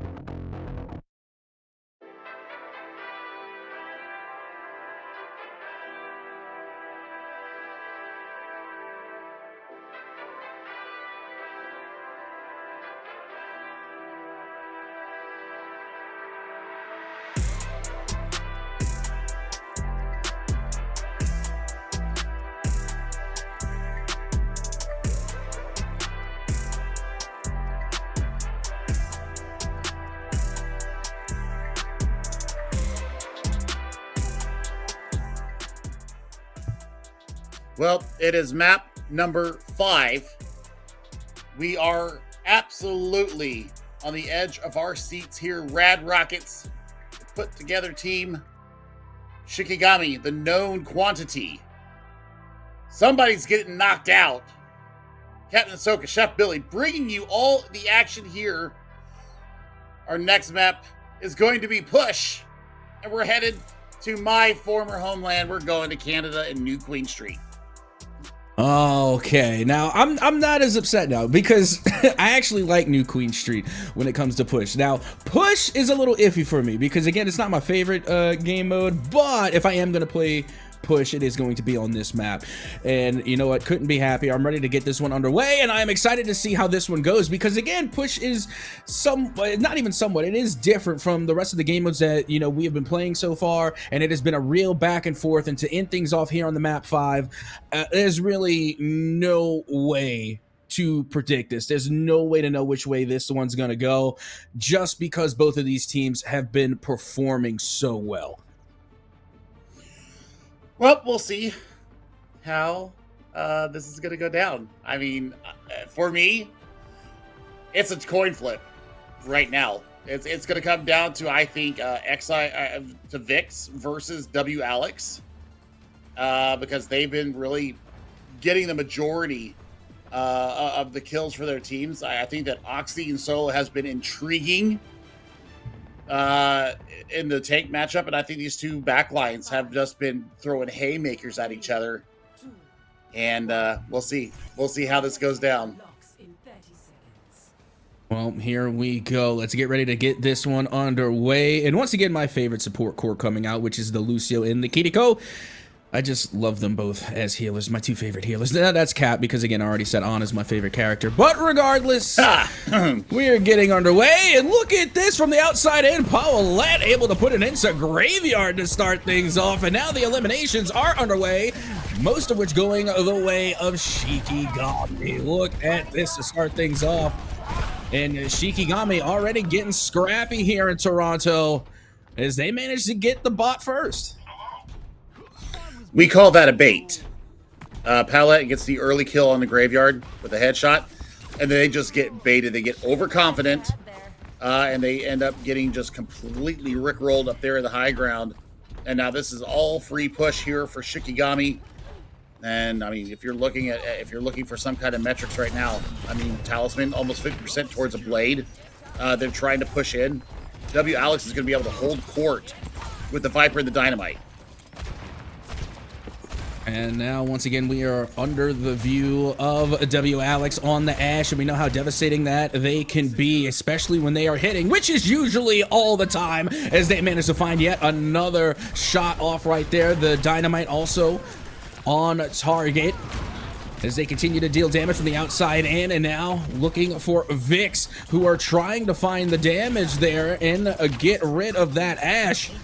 As Talisman able to find an elimination. W Alex as well, thanks to the kill feed, but that bot going the other way in the favor of the Rad Rocket. Shikigami trying to take it back. Well, I mean, they've got it, but it's going to be very tenuous. I mean, Len has been just fantastic on the Lucio all afternoon. And I mean, you know, as we close in on the first 2 minutes being gone, we finally got ultimates coming up online for Shikigami. Vix has held this pulse bomb for about 20 seconds now. So they're going to wait for their team. They really need to contest, I think, before 40 meters to kind of give them a realistic chance of, you know, getting the chance to snowball the fight going through. Yeah, and right now you see Shikigami going to be running that corner, trying to get to that forward spawn, nearly there, but here come the Rad Rockets trying to stop them in their tracks, and out comes the Kitsune Rush, and Paulette and Triplet both have their ults at the ready. As you can see and hear, the sound barrier does go off. Triplet, once again, one of the more talented Lucios, like you said, Lynn, very talented as well, able to call in their sound barrier as Talisman comes with to find 3 consecutive limbs. Talk about getting a return on investment for your ultimates. My goodness, Talisman definitely going up on the highlight reel. I mean, perfect. Absolutely perfect. They waited out the overshielding of the sound barrier coming from Triplet, and they just went absolutely freaking ham on that. mean, ham is an understatement, and I completely understand why Talisman had to be eliminated just now. You have to get rid of them after that play, and now you can see Sheep starting to pop off themselves as they find 2 eliminations. Will finally be eliminated by Solo, and you know what? I mean, Rad Rockets able to take control of the bot, but I mean, the damage had already been somewhat done. Shikigami, they got the forward spawn. You know, and the fact that both Oxy and Solo have held on to their rampages is really indicative of the comms that are going on right now for these two teams. They're calling out when Suzu is there. Graveyard and Palette are not really expending these Suzus because they know it's online. Well, now the bot slowly but surely going the way of the Rad Rockets. Stutter stepping their way down the street. Meanwhile, Solo trying to take the fight to Oxy. Has to backtrack, though, because of that pesky Genji. And now Oxy giving chase to Solo. Solo still has their ult at the ready. So does Oxy. Oxy gets hit with the anti as they will be eliminated. No heals for them. And now Paulette, the lone healer from the back line, trying to hold things together here for the Rad Rockets. Well, we'll see. We'll see, because I think that the economy right now is just too much in Shikigami's favor. You need to have a change right now. There needs to be a change. I know that you've got 3 ultimates online, but you've got to change the eye level. W. Alex is just able to hold so much space. They use the coach gun to get out of the way of any danger when it comes in, and then it just goes right back to firing with the aim down sights. That's too much damage that's coming through, and Sheep is just not getting enough done on the Genji. Okay, so hear me out. This is going to be a hot take, all right? This is going to be spicy. But maybe this is the instance where Sheep does switch out to the Echo, so that way they can narrow in on W. Alex and take them out. And again, Captain probably capping, but I just couldn't help but notice that Sheep likes playing on the Echo. And honestly, when it comes to a lot of esports, not just Overwatch, I'm with comfort picks over anything. So if Sheep is comfortable on the Echo, I say go for it. Well, there's the Rampage. Suzu not around, so still taking that bleed damage through it. Yeah, I mean, this is actually a great little disengage coming from Shikigami. Now they're going to be able to turn it on themselves. They've got the blade ready, and they're going to have Rampage here relatively soon. But, I mean, it's going to be, you know, Vix and Sheep. I mean, they have not even cleared this forward spawn point yet, and they need to do it now. Yeah, they really got to start getting this bot moving. As now, W. Alex gets booped off by Triplet. And that's how you get rid of the DPS. Although Triplet does lose their life in kind. And thanks to Sheep, they're able to clear the way. And now the bot should be able to push the objective that much further. And maybe, just maybe, we'll see the Rad Rockets make it all the way the distance and get that first checkpoint done. I mean, so they only use the blade in that fight, which is great. So, I mean, they keep that, you know, they keep the pulse bomb in their back pocket. I think now you expend it and you build up towards another one because Oxy is not generating these rampages nearly fast enough right now. And who's going to take the high ground here? I mean, look at that. Got perfect sight line onto the point. And the bot now coming to a standstill. As you can see, Shikigami getting back into the action. W. Alex from the outside in, able to find their mark, dealing some damage, not being able to find any limbs just yet.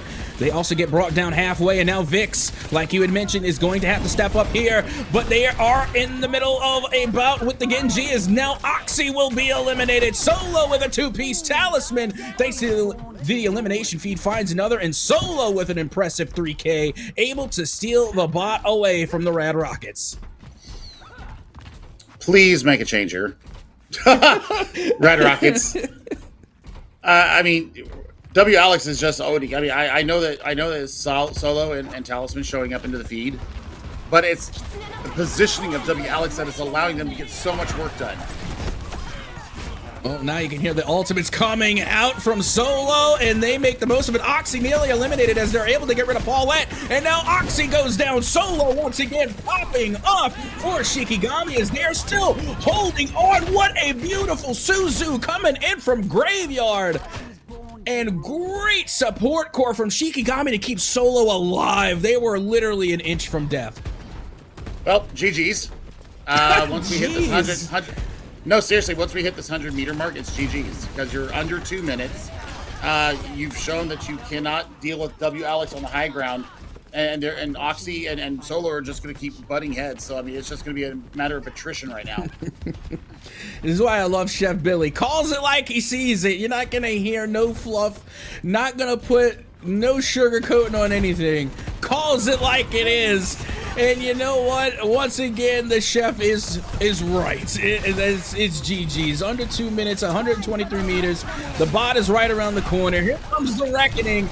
And now the rest is for the stats. Let's get them padded, get the elims. And let's see what else. Maybe you can even find a highlight reel here. But the eliminations constantly being traded out here at the final push. Should just be about it as the Kitikos go toe-to-toe. Some ninja brawls happening on the point. But hey, the Rad Rockets, they managed to take the bot back. It's 5 fights, though. I mean, it's going to be a minimum of 3 fights to get it to the forward spawn cancel. It's going to be 2 fights to get it to their butt scratch. And then it's going to be another 2. So actually, it's probably 6 fights to get them equal in 36 seconds. So that's why I call GG at the 2-minute mark. Well, here we go. As the time continuing to tick away against the Red Rockets, will tick right on down. Solo once again trying to take the fight to Oxy. They land the knife, and they followed up with a nice melee, able to get the elimination there. And now Shikigami are just clearing out the rest of the Red Rockets as now the final few seconds will tick away, and Chef Billy, that will just about do it. Shikigami managed to take the win and take the series. They will be moving on in the Iliad Invitational. Oh man, I mean that was well done from Shikigami. Absolutely, having a hell of a match there. I mean, but it was exciting. The whole match, the entire series, was so damn exciting. But in the end, I think I've got to throw it out there. I think that it's a Sparrow, and I think that it's Coach Aspen really bringing to the forefront how much this Shikigami team can bring to the table. But I mean, it was hard fought. It was absolutely entertaining all the way around. We got to see some Winston too. I mean, never unhappy with that. But I mean, it came down to a pick here or there, and then finally, maybe it was a little bit of fatigue, mental fatigue. But I mean, New Queen Street just wasn't really close. I mean, you got to give it up to every single player involved. I mean, both of these teams did not disappoint. Just a reminder, this is only game 1. This was the start of today for the elimination rounds. We still got like 5 other games to go. And I gotta tell you, Shikigami and the Red Rockets, they are gonna be one tough act to follow because there have been so many great plays coming from both teams. And it literally just came down to the minimal of differences that separated the two. Such a great match to start things off, whether it's Solo on the tank, W. Alex in the DPS, Oxy as well, Sheep, Paulette, Triplet, every single player, Graveyard even getting the play of the game there here on New Queen Street. Every single player definitely worth their salt and put on quite a show to start things off for the Iliad Invitational. Yeah, I mean, it's everything that we could have ever wanted here for the opening here of the second iteration of the Iliad Invitational. But, you know, as Captain said, this is not it for us. We're going to go to a little bit of a, take a look at how we got to where we at. Final confirmation of our maps here. And, I mean, you know, finally, somebody was able to win 2 in a row. Shikigami securing their spot into the second round, into the second round of the bracket. I can talk English, I swear I can. But you know, I mean, if that's the benchmark that we are set right now, you and I are not going to have voices in a couple of hours, and I'm going to be sweating the entire time because this is a sweat fest. And this is exactly what we need here. This is what the community needs after, you know, everything that's gone down with Overwatch here in the past couple of weeks. This is you know, this is how we start to heal. So, you know what? Everybody, go get a snack. Go get some hydration. We're going to set up the next match. It's going to be Starburst versus Divinity Leviathan when we come back. Don't go away. We'll be back with you in just a little bit.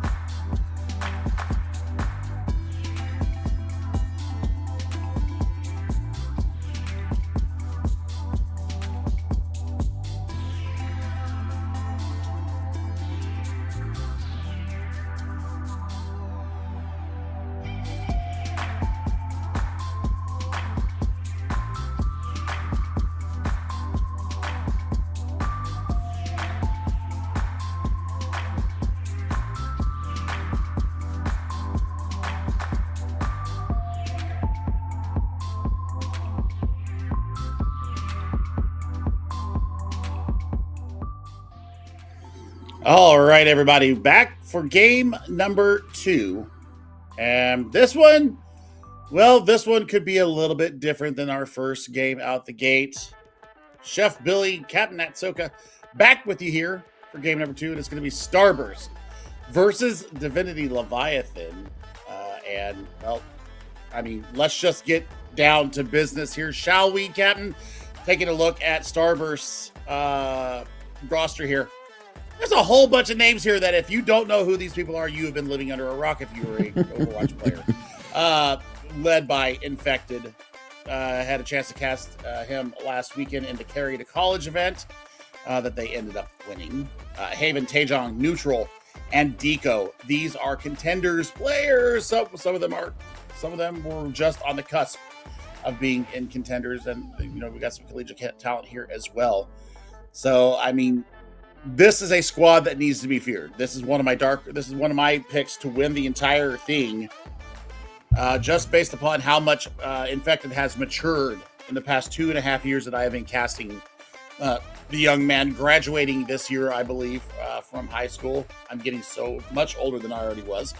But that being said, we'll take a look at Divinity Leviathan.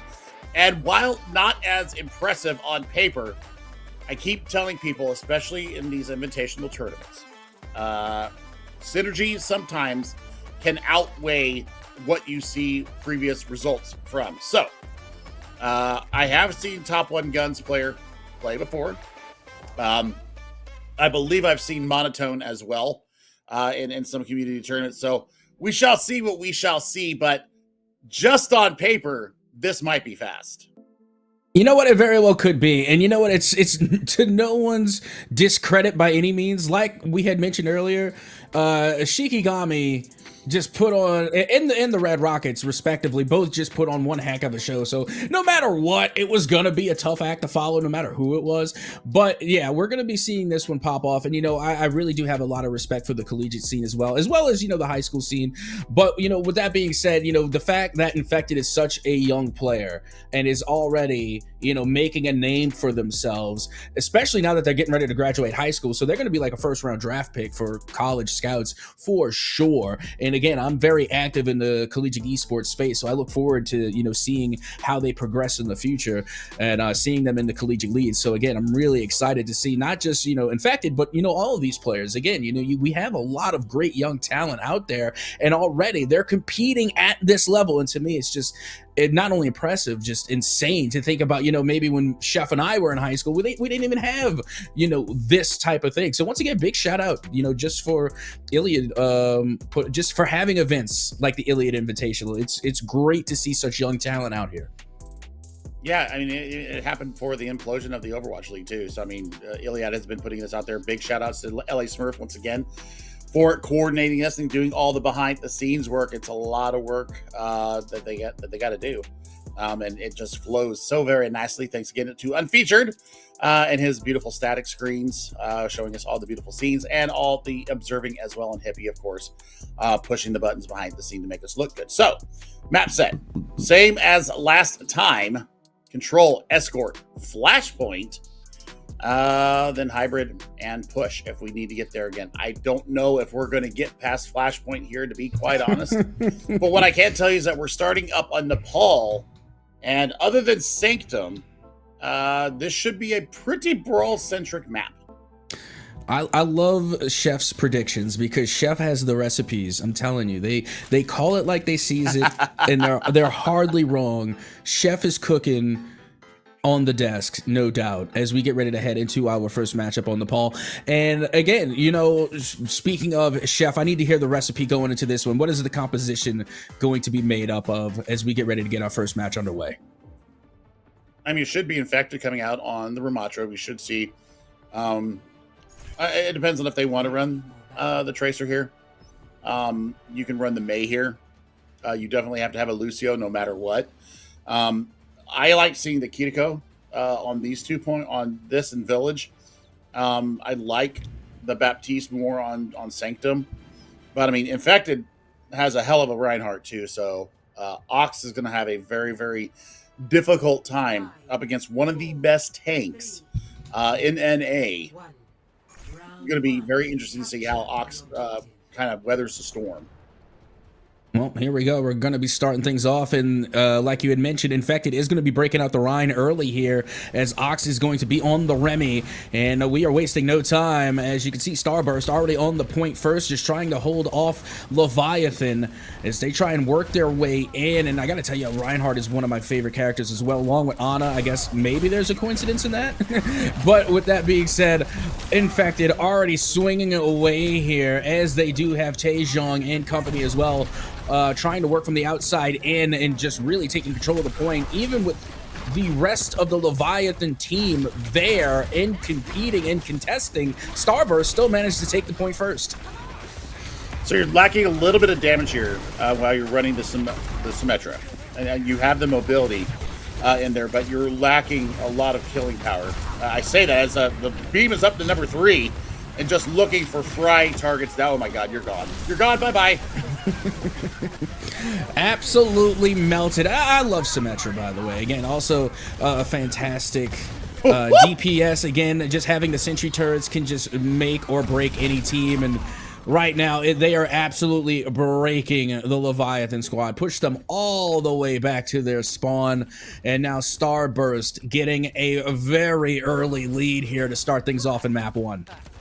I mean, this is impressive even for Starburst. The fact that Haven was able to get out of that situation and then come back with the ult fire and take down a very mobile monotone. Oh my god, there's a 5-man shatter! Well, there you go. This is what we expect to see from Infected. My goodness, a beautiful Rhine ult play of the game.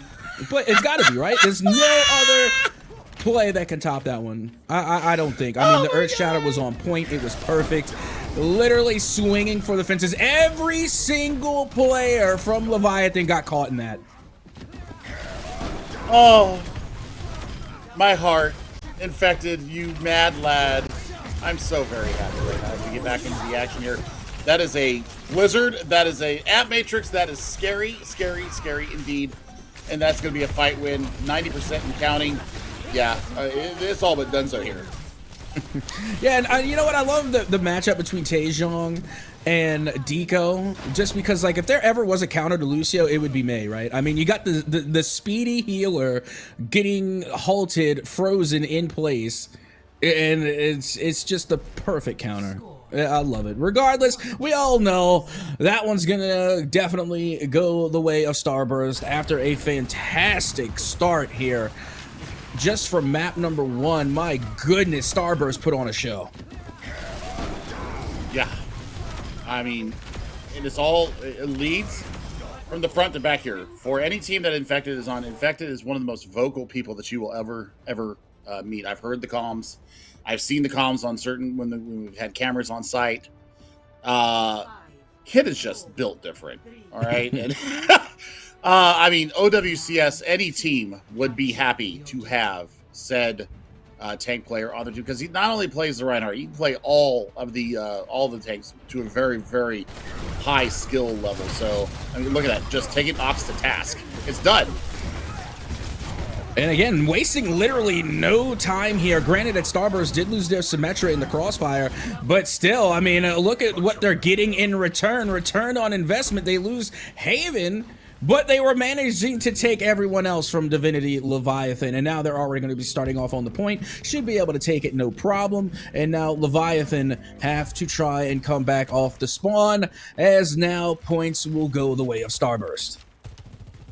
Also, if somebody did not clip that 5-man shatter and subsequent massacre that happened after that, please tag me on Twitter with it. You make sure that you also put the hashtag ILIAD Invitational in there so we can get it here on the screen. I want to see your reactions to that, because that was freaking beautiful. And here they come again with another Earth Shatter as they manage to find a 2K Infected. Once again, showing us how to play Reinhardt and pushing Leviathan all the way back to their respective spawn. And they're honestly just playing reckless at this point, but they can afford to. I mean, the Reinhardt is chasing everyone away, but is able to TP back thanks to the Symmetra portal. My goodness, again, just a fantastic team all the way around. I mean, like, they have all of their bases covered. Well, I mean, it's Deco being enabling infected as well. So I mean, you've got all that going on as well, and then you got Taejon taking pot shots. I mean, that's a good kill there for top one. We'll see if they're actually able to do something on the back of it, because Taejon is in your back line, and you did not know that you needed it. Well, here you go. You can see that Ox is trying to at least go toe-to-toe with the likes of infected. It's just unfortunately not really going their way. As you can see, that Taejon will get picked off, and now infected on the point has to get rid of the pesky Lucio tried to come away with a ninja still there, didn't really work out, but now here comes the Baptiste ult as they push infected off the point, and they may actually be able to eliminate them, but no, they're still standing. They are able to keep infected alive. The sound barrier does get activated, and now here comes the retake from Starburst. Oh, the wall is actually going to screw Ox here. Well, I say that. They have go ahead and let the Annihilation out. The Amp Matrix is out there too. So, I mean, everything being thrown here. And yeah, Divinity is actually going to end up losing this fight. Yeah, literally everything but the kitchen sink has just been thrown. The Earth Shatter came out. Blizzard came out. I like to call it Snowball because I think it's cute. Best way I could explain that. And then not to mention, you know, you had the Annihilation come out, and also the Blizzard from Divinity Leviathan. So literally everything but the kitchen sink is now the final few percentages are ticking away, and they're going to have no choice just to go for a Hail Mary play to get on the point. They are on it at 99%. We are into OT, and here comes Ox on the Remy trying to save the day for Leviathan, but the rest of their team is just getting eliminated until they are one or maybe even the last remaining, and Starburst will clear sight and they will be able to take the round.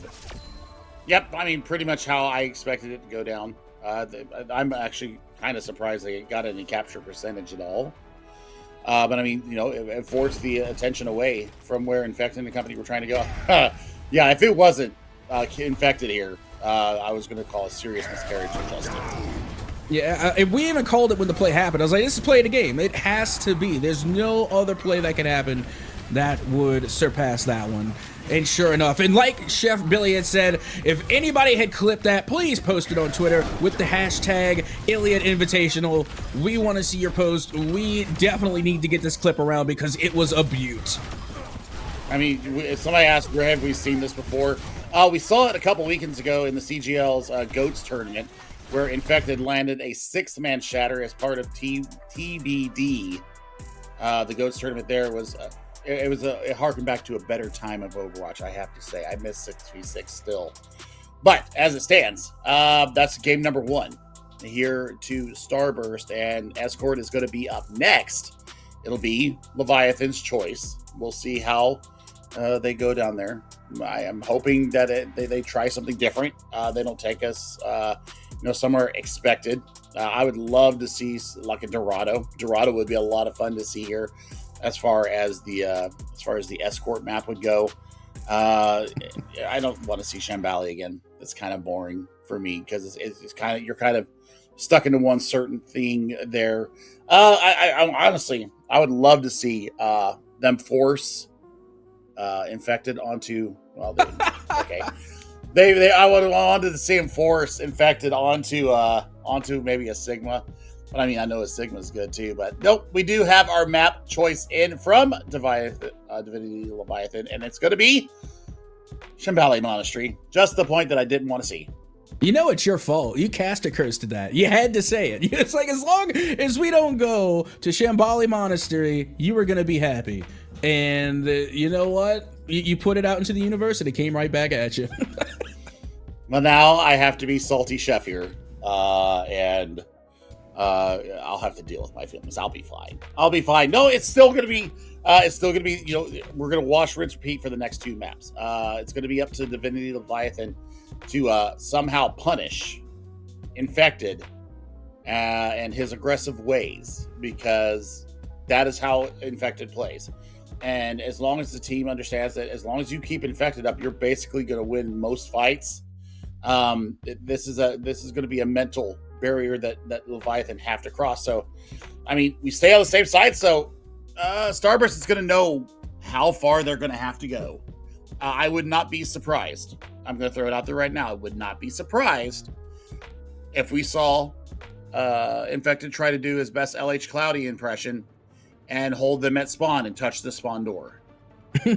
Yeah, honestly, we were seeing a little bit of that for a glimpse of a moment in time in our previous matchup, as close as that matchup was, but there were a few times where we got to see them, you know, push towards the opponent's spawn. And this is one thing I was actually getting ready to make a note of. Are we going to see a switch on the tank? Well, I wasn't expecting to see Rhine or anything, but maybe a Ramatra. I didn't think they were going to go for speed.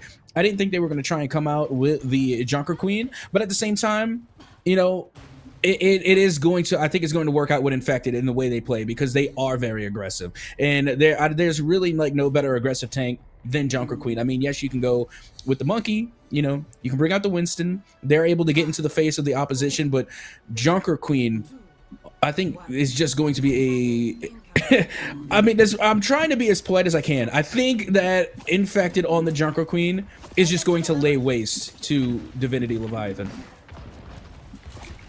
I mean, yeah. This is all going to be about if they can break this hold. I mean, with neutral on the side over here, it's just going to be able to take pot shots and really, you know, turn the eye level of Leviathan around. And then, you know, Ox is going to try to get on top of this Junker Queen.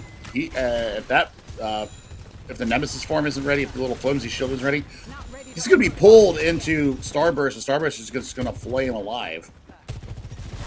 Well, you can see Taejong on the Sojourn working from the outside and trying to find the eliminations, and now a cheeky flank coming from Leviathan trying to catch Starburst off guard, which is no easy feat. Meanwhile, Infected trying to work from inside of that immortality field from the Baptiste on the side of Leviathan, which kept them alive. But look at Haven now, able to find a two-piece thanks to the elimination feed, as Elko trying to hold their own, and like you had mentioned earlier, getting pushed back to their respective spawn all the way to the yellow.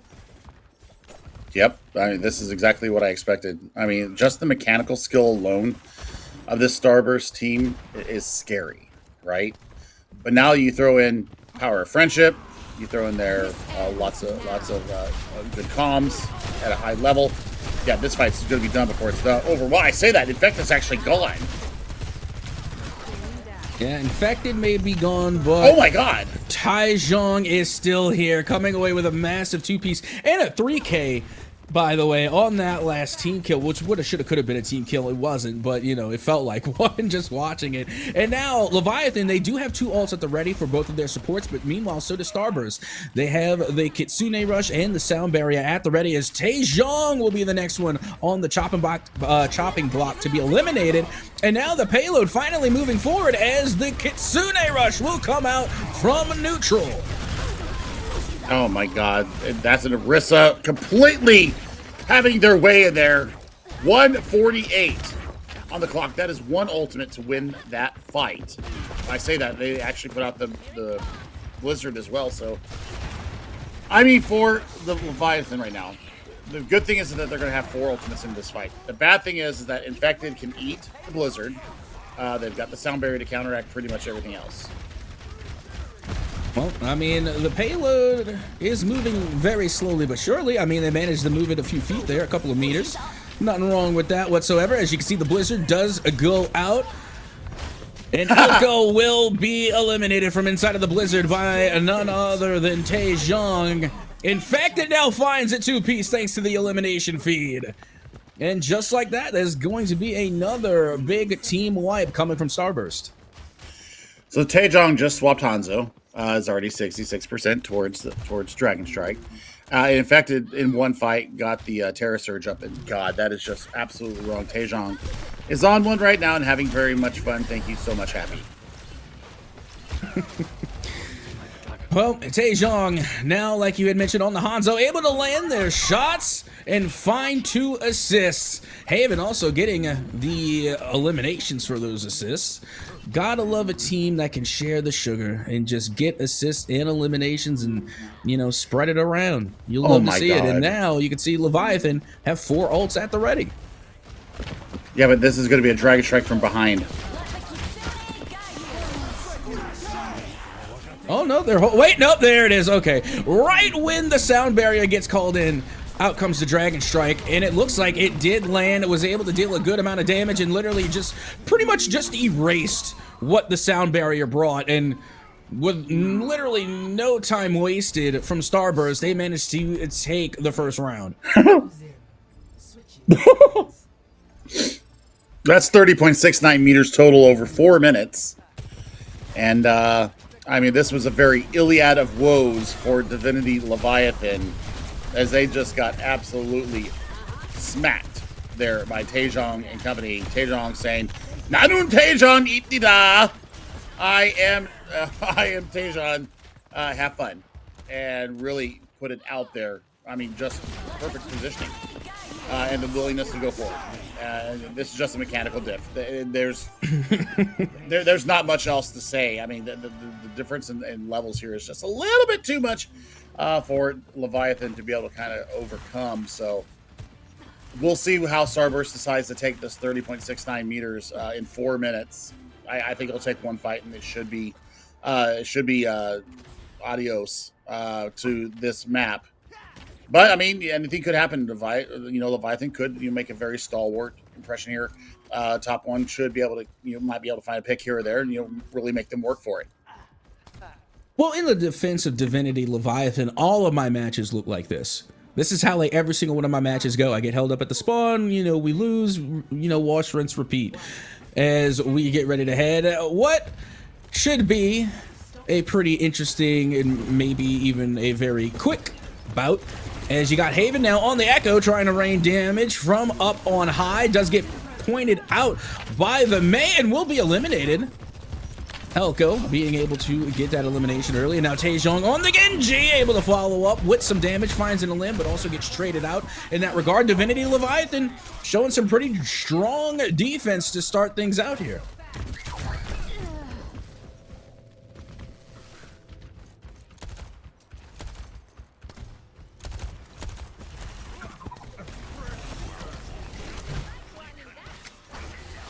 I don't know where Haven thought he was going, but look at this!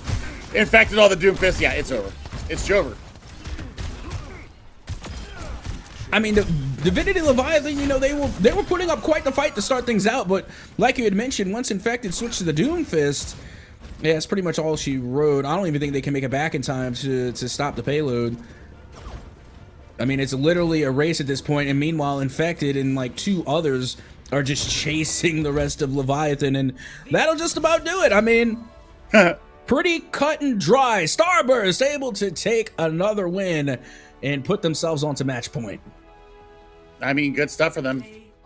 Respect neutral wearing the rain, but I mean, Taejong, yeah, I am him. that was definitely a map of Overwatch. We'll see now. When we get the accounting of everything that just happened there. I mean, this was pretty cut and dry for all of them. So here's how we got where we got. It was just some really good individual plays from all these players. Infected taking all the space in the world. Taejong hitting every shot known to man, and then some. And then having fun with the Hanzo on the back end of that first defense round. And then they lost one fight here on their attack, and then they turned it into another gear. Infected swaps the Doomfist, and it's all good to go. And I really did like that Hanzo ult play coming from Taejong. Even though it didn't really lead to a lot of eliminations, it pretty much just erased the Annihilation ult and the sound barrier. That's pretty much what it did. It didn't really result in a lot of eliminations, but it completely just evaporated 2 ultimates at the same time. So, I mean, it was just like a really cheeky play, and sometimes those are my favorites. I mean, you love a good troll every once in a while. Everybody does. So I mean, it happens, and I mean, it happens to the best of us. Sometimes we just get rolled in our ranked games, and it happens. And it's part of the beauty of what Overwatch is. So as we head into our first halftime break, get yourself something to drink. Make sure you tweet out any of your clips onto the Twitter page.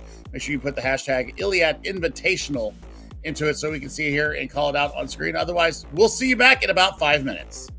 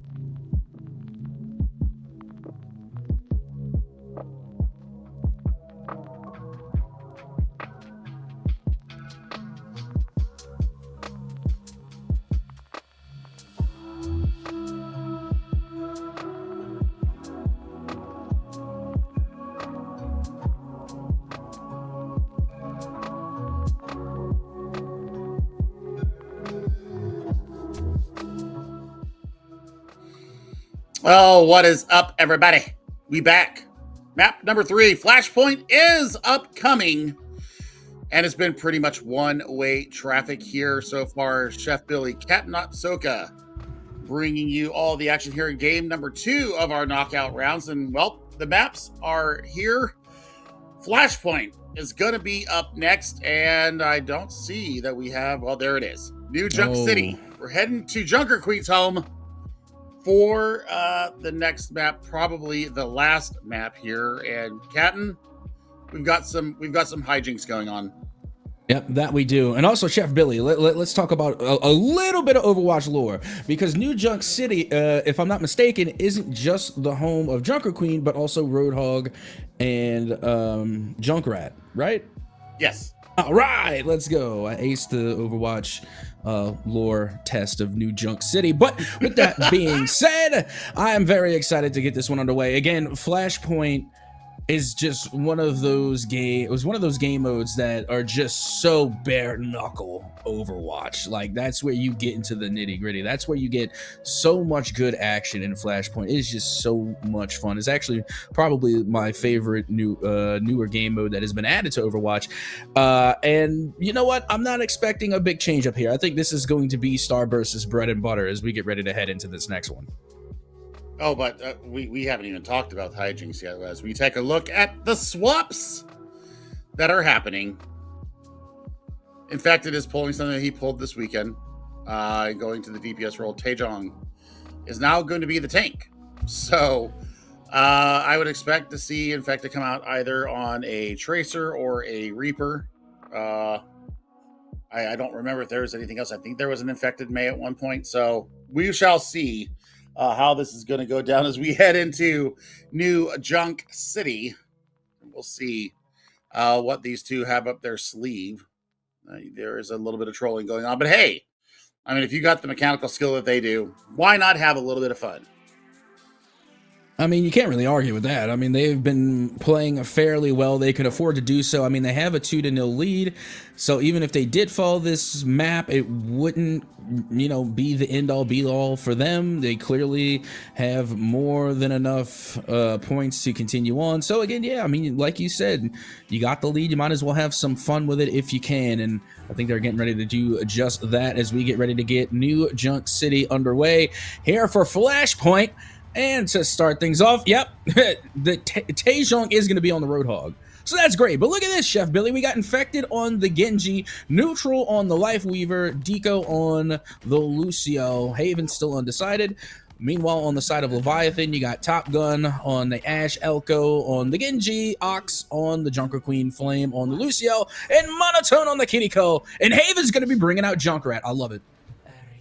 I mean, I don't hate it. And we saw actually them bring the Junkrat out on Nepal too. So this is not out of the realm of possibilities. But I mean, Infected, yeah, the Genji. I remember seeing the Genji last week. So this is exactly what I was expecting, and actually has a pretty damn good Genji as well. So it's not that bad. But yeah, kills already coming out. Yeah, that they are. And you know what? Taejong off to a pretty good start, able to get some decent assists on the board. Infected going to be taking credit for those eliminations as they try and get rid of their counterpart, and they do.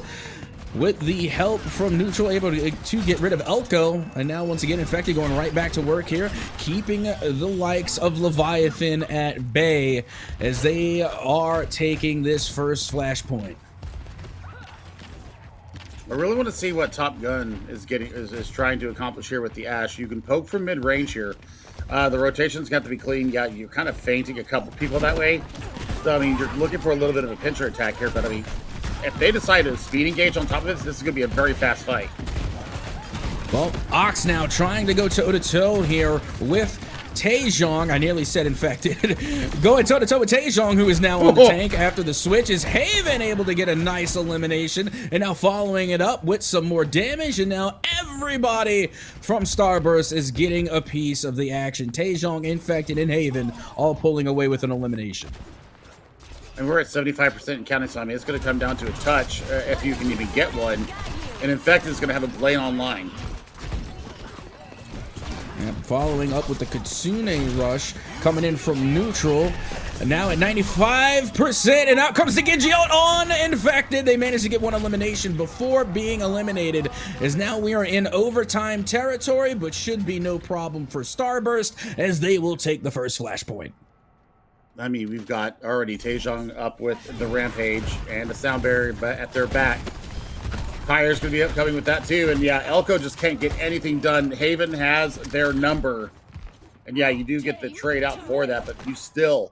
I mean, this Genji is no closer to getting a blade than he was when he just came out of spawn last time. And you know what's sad to me is that we're here in New Junk City, and it's sad to me because both Junker Queen and Roadhog are tanks. We'll never get the trio of Roadhog, Junker Queen, and Junkrat. It's a sad face. Wow. Okay, Monotone's maybe a little bit ticked off. The Riptire can't get out. Finally, it does break free and can't get any limbs, but that was hilarious. It got caught up on the rails, even though this Riptire can literally climb up walls, jump, and literally go anywhere. It just got hung up on the railing. That was hilarious. Oh, I think he did that on purpose. Oh, okay. Bob. I was about to say. I think that he did it on purpose. Yeah, I mean, because you can jump with it too. So, yeah, that's what I was like. Where's the jump at? Right. So no, that makes sense. A little bit miscommunication. Probably just waiting out. Yeah. Well, speaking of ultimates, here comes another one. This time it's from Elko, who's being kept alive. Good heals on Elko as they continue to try and find eliminations. But now here comes Ox with the Junker Queen ult, finding an elimination onto Taejong, but not before Taejong puts it into Elko. And now Ox on the receiving end of a lot of damage here, staying alive, holding on for Leviathan. Is now Haven switched to the Sombra. I'm here for it. I love Sombra. I play a lot of Sombra in my ranked plays, and I'm actually starting to climb some ranks now with it. I mean, this is going to present a lot of problems, not only for the Ashe, but it's also going to present problems for the Junker Queen. You're not going to have, the kit to be able to deal with stuff. Then, looking at when the Sound Barrier comes out, depending on how fast Haven gets this up, might be able to cancel out all the benefit of an EM or of a Sound Barrier. Yeah, and Sombra, you already saw, was able to take out Top Gun. I mean, Haven, I don't really think it matters what DPS they're on. They managed to come through and get the most cheekiest flanks and get some of the best limbs. I mean, again, really doesn't matter where Haven is going to be playing. They always do well. And speaking of, Starburst managed to take the point back right before it finished at 93%. And are going to be taking it back into their favor. And they got 4 ults at the ready. And now Infected going to be calling it in theirs as the Sound Barrier also goes off for Leviathan. What a rampage. Oh my god. Taejong went off on that one. That's going to be the map that somebody's contesting. So, I mean, if they can get something done there, should be pretty smooth sailing after that. But it is 99 to 99, and they didn't even use the EMP, so that should do it right there. And now we're heading on to the next flashpoint. Remember, Starburst are on match point, and they've got an EMP and a Sound Barrier at their back. Yep, that they do, and they not only that, but they also have a 2-map lead. So not only is it going to be, point for them, but it's match point. So if they manage to take this win here, they will be moving on in the Iliad Invitational. So they are knocking on the door of victory. Just wait. You're gonna wait for. Oh, you're so screwed right now. Yes. Oh my god, Haven! That's it. That's the team kill right there. One ultimate wins them the entire fight. Now it's going to be Sound Barrier versus Blade. You might be able to get this, what is it? This Bob up. That's just going to be the beginning of it. Play the game? Maybe? I mean, it looked like it to me. Yeah, that absolutely is. Play the game. What a fantastic bout. Again, Haven just so cheeky on the flanks, catching every single player from Leviathan off guard. And now Leviathan trying to answer back. As you can see, the Winston there was anti-healed for a second. Infected actually getting eliminated in that last exchange. As now you can see Deco going to be trying to catch back up with the rest of their team. Going to be pushing forward. As now Neutral also has a Kitsune Rush at the ready, but they're not going to be able to use it because they, along with Taejong, have been eliminated. Well, I mean, you're going to have Blade and Primal coming in this fight. The other thing that really Starburst need to worry about is this Bob. I mean, they can focus that down well enough. We'll see how they manage to deal with this. But the Blade, I mean, if you can get a manual, if you can get the bubble over the Bob and look for Haven to attack the Bob out, that could be game over. Well, there you have it. You got the Kitsune Rush coming in. You heard Bob getting called in as well. Not to mention you do have Blade, and the Primal Rage has also been called in. There's no reason this shouldn't end here and now. This should be an absolute team kill. And I think it very well might be. As you can see, Infected does pick up a two-piece, gets a third before the blade expires. And there you have it. An absolute clean wipe of Leviathan for the Flashpoint to go back the way of Starburst. Yeah, look at this. They're pushing up. They don't even want to let them have any kind of a touch here. Monotone does have their, they've got their Kitsune Rush. They might be able to get a touch. They just might. I think they did for a moment. They got a toe on it. Yep, there it is. Okay, they managed to touch a toe on the Flashpoint just to keep them alive. Meanwhile, Monotone is taking a lot of damage. Haven still barely left alive here. And now Top Gun's on the Tracer, trying to get rid of the Lucio as they are able to lay down the damage, but not enough to confirm. As now it looks as though Divinity Leviathan managed to take the Flashpoint back. Well, you've got EMP ready to go here for Starburst. You're coming up on a Rampage from Ox. I think that if Top Guns lands a couple of balloon clips, probably builds up that Pulse Bomb. So there's actually an opportunity here. And with Infected going down, that should be this Flashpoint going over to Divinity Leviathan. Well, let's see if they can hold on. And only 2 more clicks, and we are in OT. Starburst managed to touch a toe. As Taejong coming on the Doomfist to put it into Monotone. And that is a huge elimination, as now the sound barrier gets called in as well. Taejong going on a tear, finding another elimination, and now looking to put it into the Junker Queen. They do, and what shoulda, coulda, woulda been a Flashpoint for Leviathan is stolen away by Starburst, who will take the game and the series. I mean, fantastic work from Starburst. You know, that's just another day at the office for them. Infected really did lead the way and even gets the play of the game. Wow, Haven got robbed of the play of the game. Okay, I guess. The play of the game metrics here, I'm telling you what. What was that? I don't know. I didn't see it. I don't know why that was play of the game. Not to, you know, take away from Infected, you know, but I definitely felt like Haven deserved that play of the game. But regardless, I mean, Infected did deserve that one for sure. Not only play of the game, play of the series. You know, that one play by Infected with the Earth Shadow, it's got to be play of the series. I mean, it's play of the tournament so far, and we still got more action that will be coming your way. We are, I believe, going to about an hour's break here, if memory serves me correctly. 20 minutes. I'm sorry, it's 20 minutes. We'll be back at 5 p.m. Eastern. So yeah, about 20 minutes from now, we will have Timeless Obsidian versus Kronos. This one could be a dark horse for Kronos to see if they can do something up against this Timeless squad that is owning all the competitions across our Overwatch landscape. So, tell you what, folks, this is going to be one hell of a match coming up. But here we go, Starburst 3-0 winners here in round number 2.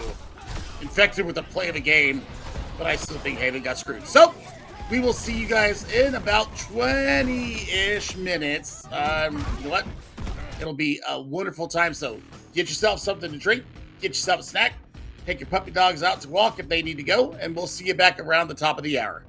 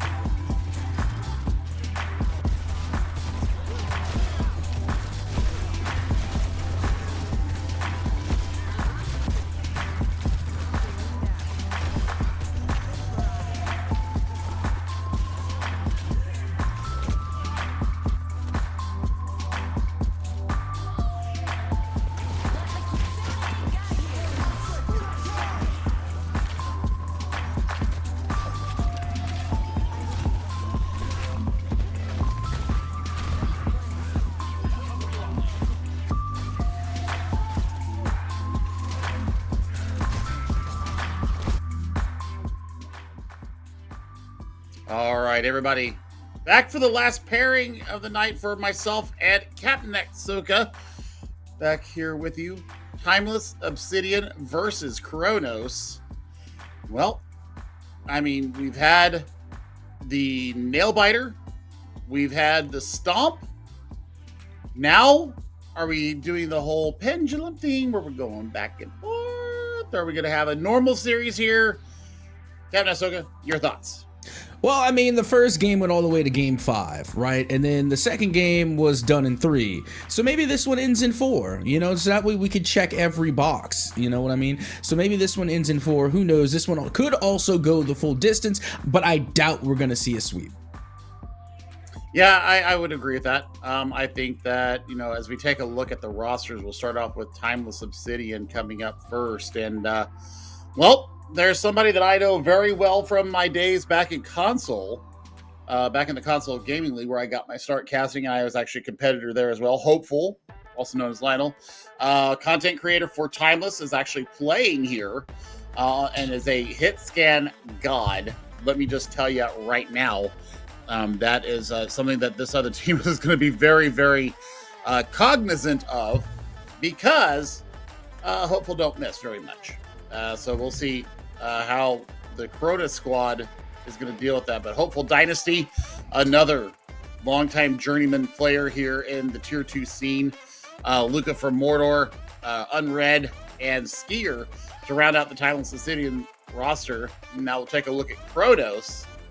And, well, they have a couple of names that I kind of sort of recognize. Milky Way is one of them. Collegiate player. Naughty Erg, Pit Pat, Maeve, and Nicoletta. Maeve and Naughty Erg, ones that I recognize. Milky Way a little bit more recognizable as well.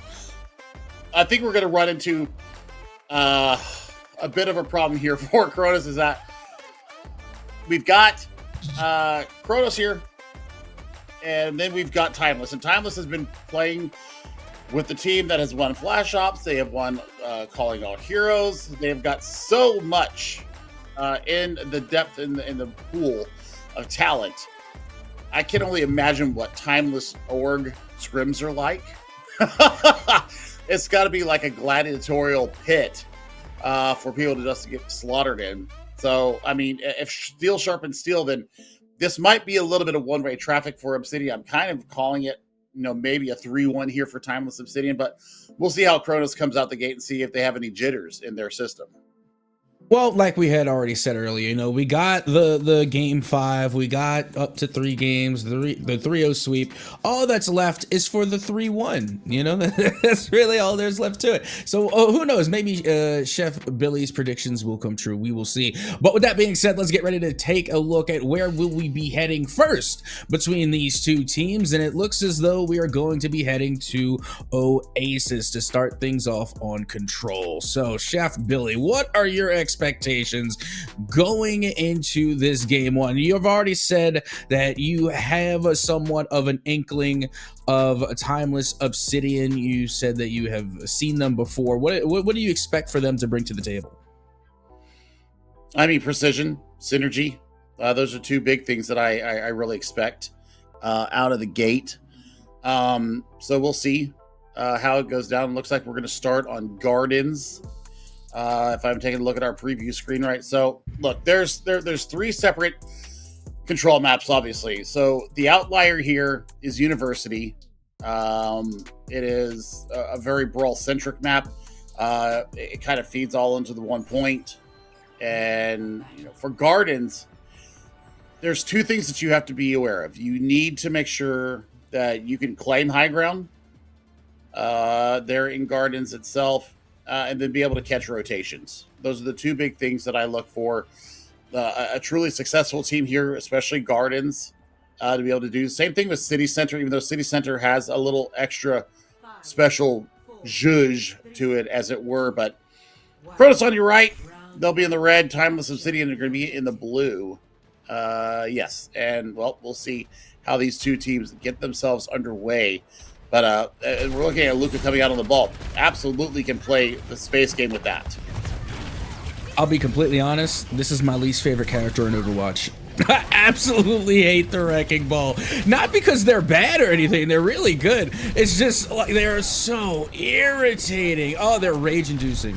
I'm telling you, like the salty spittoon for me comes out whenever I have to go up against a Wrecking Ball, or I call them the Hamster Ball. But regardless, let's see how well they do on the Hamster Ball as we are starting things off. And already Timeless Obsidian is going to get the first points on the board. I mean, the big one for me is I've always hated Farah. I hate Pharmacy. I do. Sorry about it. I mean, it's just it's my thing. I just don't like it. But I like that they kind of had a counter here. In Pit-Pat, that's an early barrage. Holy crap. Bye-bye, no deer. And this is looking a lot like some gameplay of which we have seen earlier. And it's just Timeless Obsidian pushing Kronos all the way back to the spawn here, kind of running away with it a little bit. And I got to tell you, they are looking really, really good. And not only that, but I got to tell you, Luca, or for Mordor, is definitely making this Hamster Ball look good too. I mean, I don't. There's no reason why I wouldn't. Pulse Bomb out, no joy there. I mean, it forces a lot of cooldowns though. So now you're looking for, if the mines can get put up, because I mean the Kitsune rushes out there, but who's really using it? I love that Dynasty is taking out the Pharaoh, because if I have to watch my most hated character, you got to watch yours too. Oh my God, what an anti going into the small room there. That's danger, Will Robinson.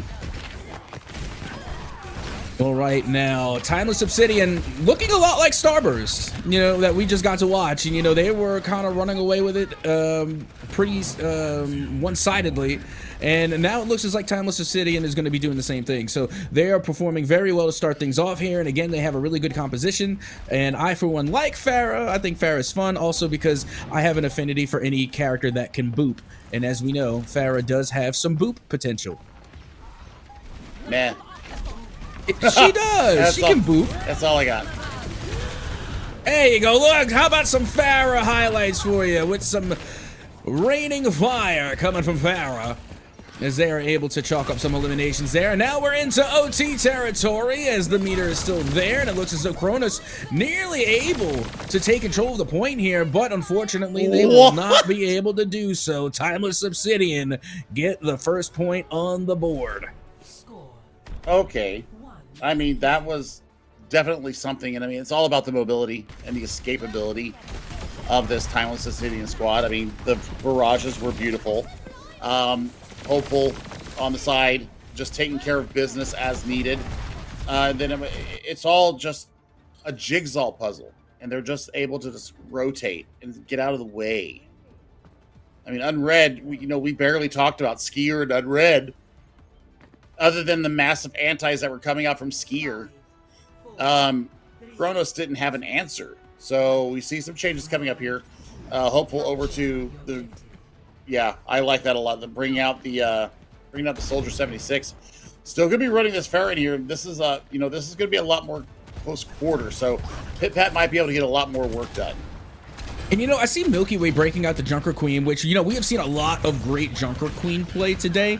But I gotta say, on this particular matchup here, on, this second round of Control, I don't think Junker Queen's just the right fit here. I think you would want to go with somebody who's a little bit beefier, who can, control a lot more of the map, and, maybe be just, I don't know, just like a little bit more controlling. Junker Queen, I feel, is more of a speedy tank, and, that's really good for, like, Flashpoint. I can see that going well, and, payload objectives, but, in Control, I don't know, I just don't see it.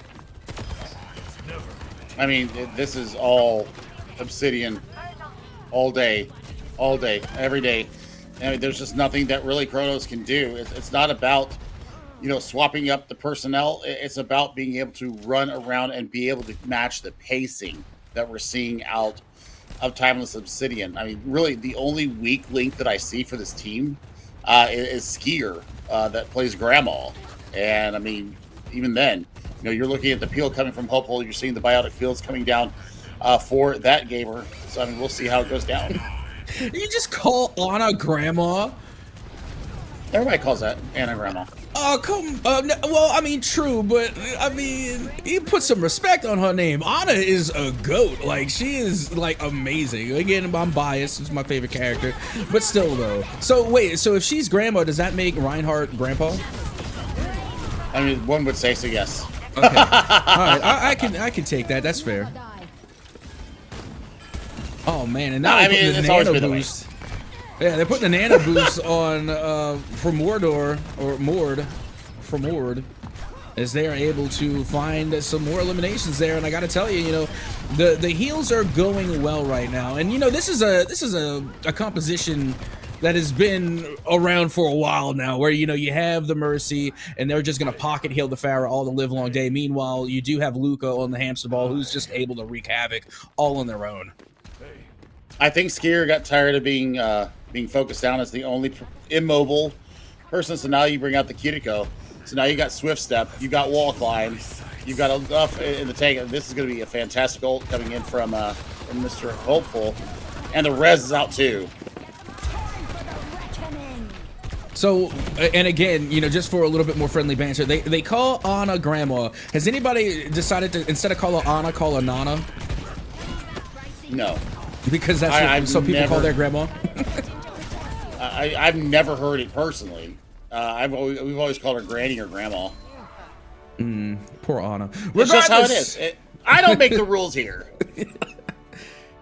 True. Well, regardless, that is going to be the first win going the way of the hamster ball Luca in the play of the game as well. Well done to start things off for Obsidian. They came, they saw, and they conquered. Leading the way, none other than Luca in the wonderful Wrecking Ball. But in all seriousness, though, it was a fantastic team effort from start to finish. Everybody from Timeless Obsidian just played flawlessly. It was too good. It was too good. I mean, it was quick and decisive. I mean, they really do play as a five-man unit, even if they're, you know, broken apart into many pieces.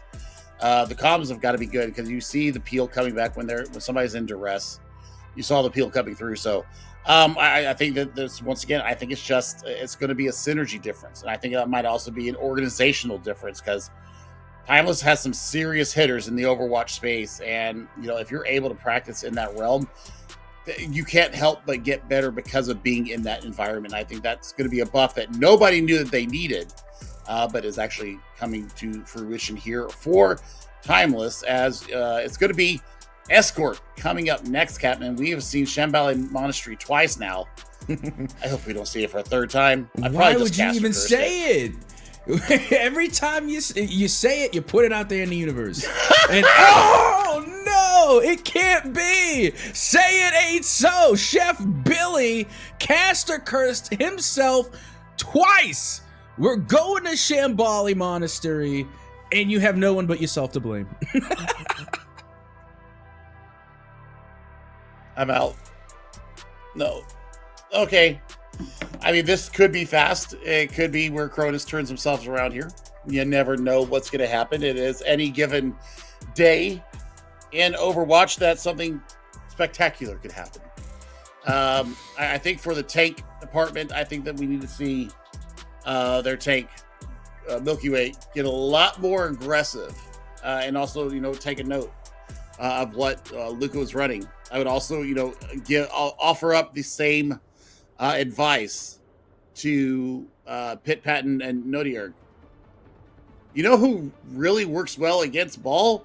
Sombra and Symmetra, and a Bastion. I mean, you've got tools, you've got things that you can do to counter out a Ball or a Ball player. You know, and we didn't take advantage of any of them. You know, like we didn't see an Ana come out either.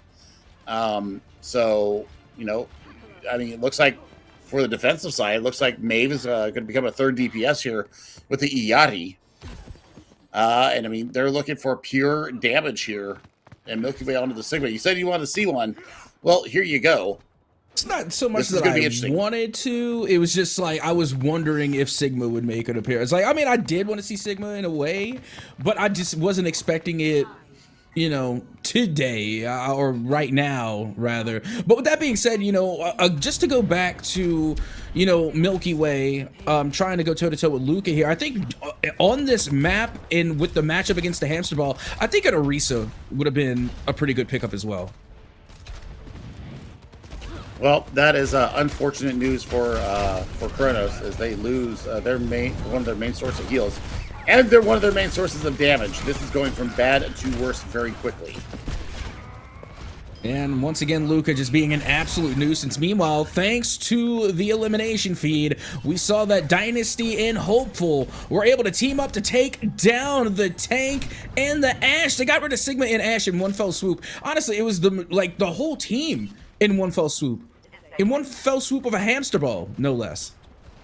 I mean, it was a pile drive onto the ILIAD, which then takes down the healing pylon. Yeah, Luke, you probably deserved that one, being the menace that you are. But I mean, still. And then the rest of the team is able to capitalize on the back. There's no real burst healing other than, you know, a lamp and, you know, in the regenerative burst. So I mean, they've got to really watch their positioning here, because even though it's 4v5 right now, it ain't done yet. This is very true. It is not done until it is done. Meanwhile, we're getting right back to the action. Pit Pat on the Ashe, able to land down some shots, getting an elimination. And now trying to follow up and get rid of this pesky hamster ball. Not going to be able to do so as they get eliminated. And now the elimination feed turns up red, all in the favor of Timeless Obsidian, as they will continue to try and push this payload ever so forward to get that forward spawn. As you will see Dynasty just raining down damage onto this Sigma. And now they have the rocket barrage at the ready. I mean, it's just going to take one hit. Yeah, it's done. So now you hold on to pretty much everything. Dynasty's on 1-2 today. Hello. Probably the res is available too, so you're going to be able to get that player back up, I think. Maybe not. Yeah, Unread might not want to take that risk. Well, here we go. Payload, once again, slowly but surely going to be moving forward. Meanwhile, Timeless Obsidian literally hunting their opposition now, trying to push them all the way back to the spawn, as we have seen them do before. And it's none other than the hamster ball. Being able to find a two-piece randomly. Maybe not randomly, but I mean, at the same time, you know, I'm just not expecting them to just pile on the eliminations like this. And not only that, but they are sitting with 4 ultimates at the ready. Oh my god. How did you launch yourself there, first of all? Second of all, yes, please, more of that, because now it's just free cart push. They've got their whole entire squad back here just taking pot shots from this ball, and you know, the payload is still just careening along. There's a friend of mine, a fellow Overwatch caster, a colleague. His name's Juggle God, and he is a Wrecking Ball main. And I just know he would be so delighted to see this right now, because Luca on the Wrecking Ball is just playing so well, so phenomenally. Because like you said, they literally gave them free payload push for so long just by constantly being a thorn in the side of Kronos. And now, luckily for Kronos, they do have a couple of ultimates online as they try to use them. Meanwhile, the ILIAD is going to be dealt with in kind. As you can see, Maeve does get eliminated, and now the Tactical Visor is online from the creepy clown Soldier 76. Hopeful reining in the damage as well, as they continue to push that payload forward in what should be a pretty good standoff here in Cave, as now that payload a little bit of a standstill, but I expect it to be moving very, very shortly. Yeah, I mean, look at Hopeful just pushing forward, just surging with the team. I mean, we're holding on to this gravitic flux here, and I mean, now they flipped the script. Now the payload's moving, and they're going to have to do something to get out of there. That's it. I mean, who are you going to target with the gravitic flux? That's the real question. I mean, when I play Sigma, I try and get as many people as possible, so hopefully all of them. But I mean, I really don't know at this point, because every single one of the players from Obsidian are like all over the place. I mean, you got a lot of mobility here. You got the Mercy that's going to be pocket healing the Pharah, that is Dynasty. You got Skier, who is again one of the speediest characters in the game on the Lucio, and then you have the Hamster Ball, the most mobile tank in the game. And I hope that's not capped by saying that Hamster Ball is the most mobile tank in the game. Pretty sure that's on point. Meanwhile, you have another rocket barrage coming in from up on high, and they are pushing Timeless Obsidian further and further back towards their spawn. This is the farthest I've ever seen a team push another team here in Shem Valley Monastery. I mean, seriously, this is disrespectful. Yeah, they're starting to get their withers together, but I mean, still 3 minutes on the clock. That's the tactical retreat coming through from Timeless.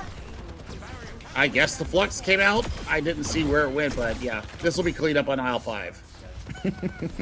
Well, I mean, right now you see Kronos actually putting up a last stand here right before the finish line, putting Timeless Obsidian to a halt, if only momentarily. As you can see, they do have 2 ultimates online, both of their support ults for the ILIAD and for the Baptiste as well. But here comes Luca coming to ruin the momentum and rain on Kronos' parade.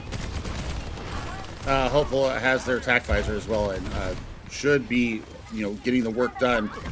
So, I mean, this should be the beginning of the end here. Well, let's see. Well, I mean, you got to keep in mind, though, this can also have a pretty good effect in the long game, because even if they do manage to get that 3rd point, if you can eat up a good portion of their clock, and let's say Kronos comes back with some amazing offense, and they manage to beat them out on time. So, I mean, it's still somewhat of a win for Kronos just to eat away at that clock, because when they first approached, they had 3 minutes left. So Kronos managed to take an entire minute off of whatever remaining clock they had. So again, there are some positives to look at here. Absolutely. I mean, I thought that was going to be a way stompier finish there. I mean, Luca is just doing everything that a ball player should do, and that's displacement, it's disruption, it's forcing cooldowns out. So we'll see how it goes. I have casted with Warren, Mr. Jungle God, many times. Love the guy, and plays a pretty darn good ball too. So yeah, he would absolutely just be tickled over this right now. Also, one of the drippier casters in the game right now. I mean, Juggle God got drip, no doubt about it. And I love shouting out the homies. I love shouting out my colleagues.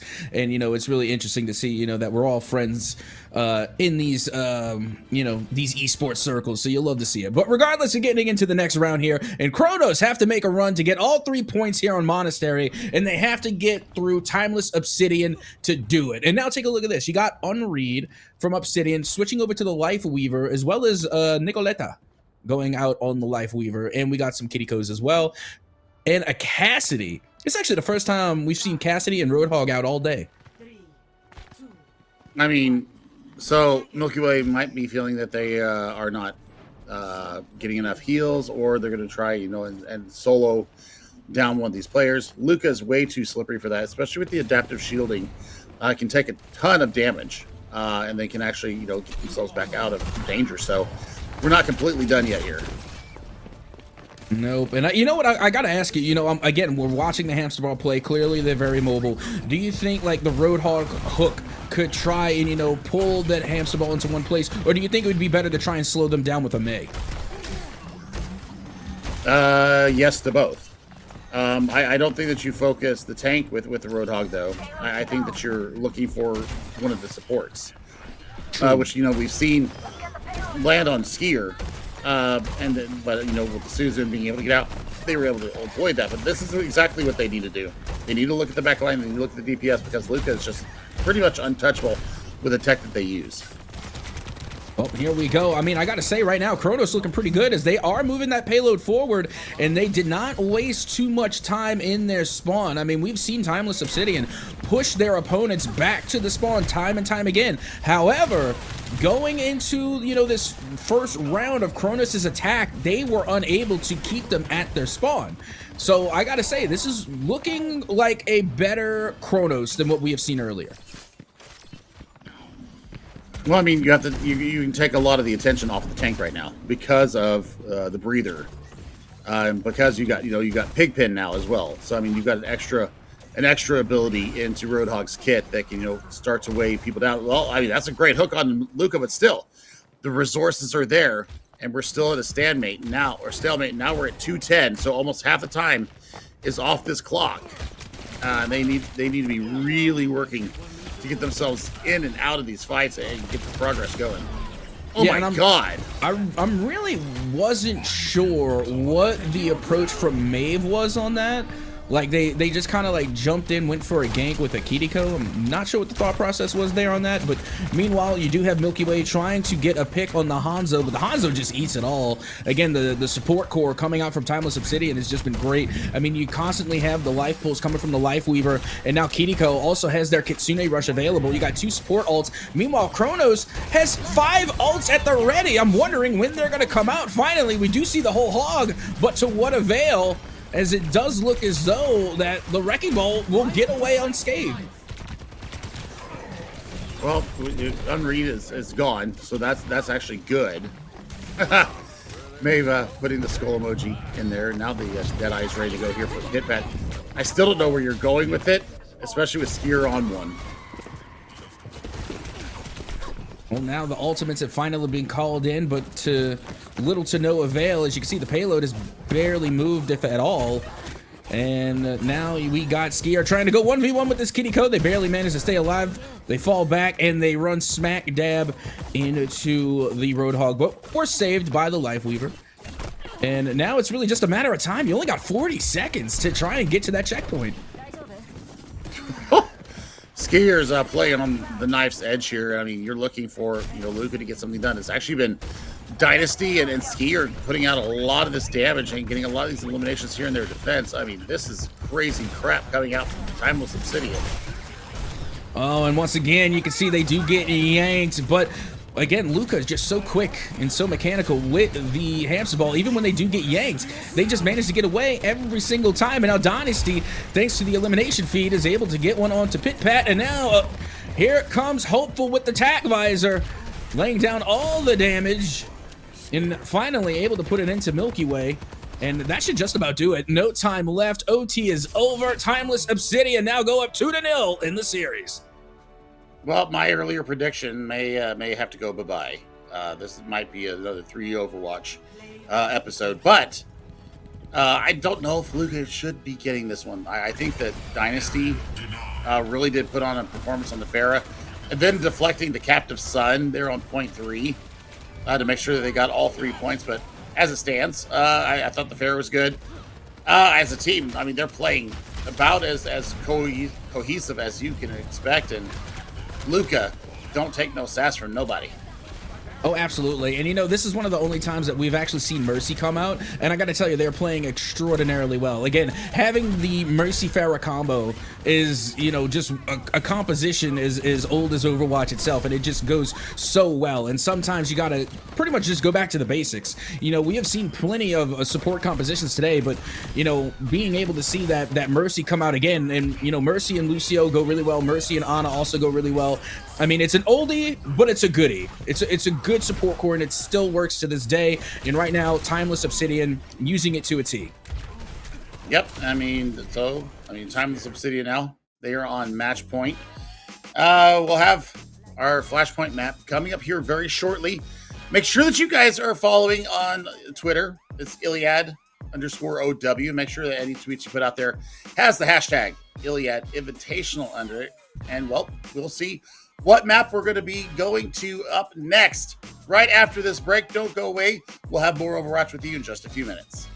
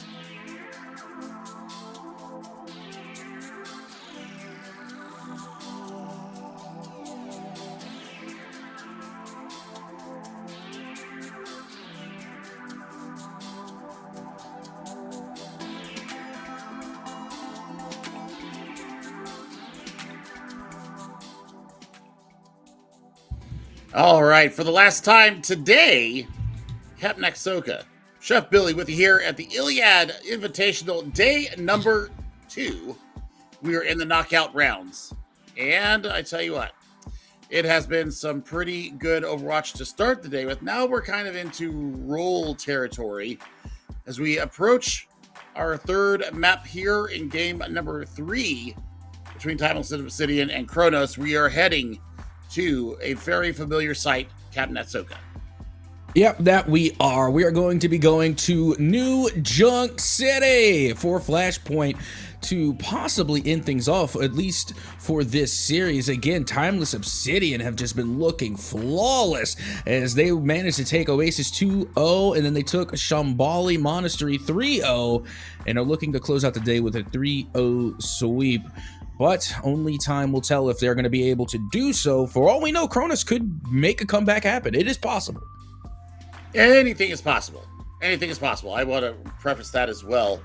But when you look at compositions, when you look at team flow, when you look at synergy, when you look at results across other competitions, that gives me just a little bit of insight into, what we're looking at here with this Timeless Obsidian squad. And like I said, steel sharpens steel, right? And playing with those just absolute aim gods that were there. If you didn't notice on Twitter, by the way, they had a massive trials for this OWCS come up, and there was some Korean talent, there was NA and EU talent, former Overwatch League talent that trialed. So, I mean, all of that was in the environment that this Timeless Obsidian squad played with. And, I mean, it's got to have some kind of a knock-on effect, Captain. It's got to have some kind of effect. Oh, absolutely. And again, there's no better substitute for experience. That's going to be the best way that you learn. That's going to be the best way that you grow. And when you're playing with, tier 1 to tier 2 talent like that, it's only going to bode well for you. And then you could take that experience and you bring it to other events like this one, and then you could truly see the difference. You could truly see how these players play when they are learning from some of the best players in the world. Again, you can tell who has that experience. You can tell who has that extra bit of knowledge. And not only that, we're looking at some of these defeats that we have seen today, but every single defeat is a chance to grow. So again, Kronos is going to be able to take this experience from Timeless Obsidian and then only use it to better themselves as well. Not to say that it's over, it's clearly not. But so far, Timeless Obsidian has just looked so strong that I am sure that Kronos will be able to take this match and definitely improve from it. That's what VODs are for, and that's what having a coach is for. They can take you through your positioning and, see the mistakes that you've made. And sometimes it's just a diff. Sometimes the team is just better than you, and it happens to us in ranked. It happens to us in competitive play. This is how you grow. This is how I grew as a player. I mean, it's how we grow as casters, too, is our understanding of the game. As we get better, we go higher and higher up for our reviews, and it's the same thing. So, I mean, while I feel for Kronos right now, I mean, Timeless Obsidian, as long as they execute, I think that they do take this 3-0. I was about to say, that's actually a fun fact from the caster world, for those that may not know. Casters actually do a lot of workshops in VOD review. This is a thing that happens in the esport caster community. It's not just the players that do VOD review. We do them too.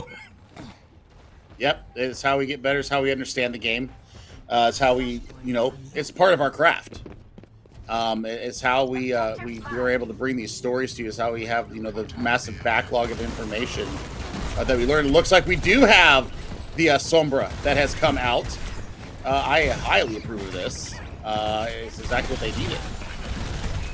Yeah, and I'm glad that they managed to do so, because it looks like they are starting to adapt and starting to find answers for Luca, who has been eliminated.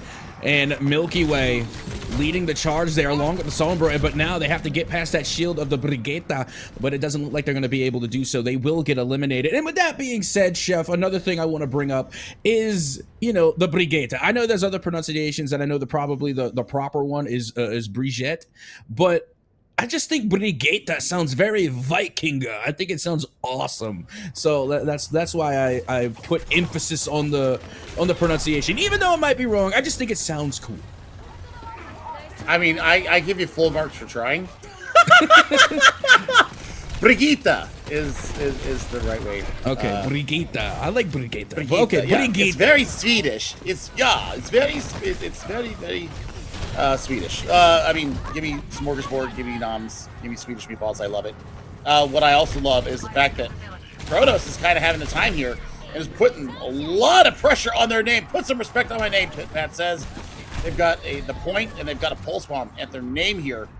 This actually could be something awesome for Kronos. They could get some real pressure going on Time City here. Yeah, that they can. Meanwhile, you do see the Brigitte being able to hold on to the point in the favor of Timeless Obsidian. They managed to take it away, and now here comes the whole hog, but it doesn't last very long. Hopeful and Dynasty making quick work of the Roadhog using the Junkrat, and you'll love to see it. Man, I love watching Junkrat plays. So fun, especially when they're in their hometown of New Junk City. They got home field advantage, but then again, so should Roadhog. Dynasty was spamming the laugh lines. Troll. Absolute troll. I mean, looking at economies here. I mean, Nicoletta tried to keep the team up with the coalescence and just did not get anything out of it.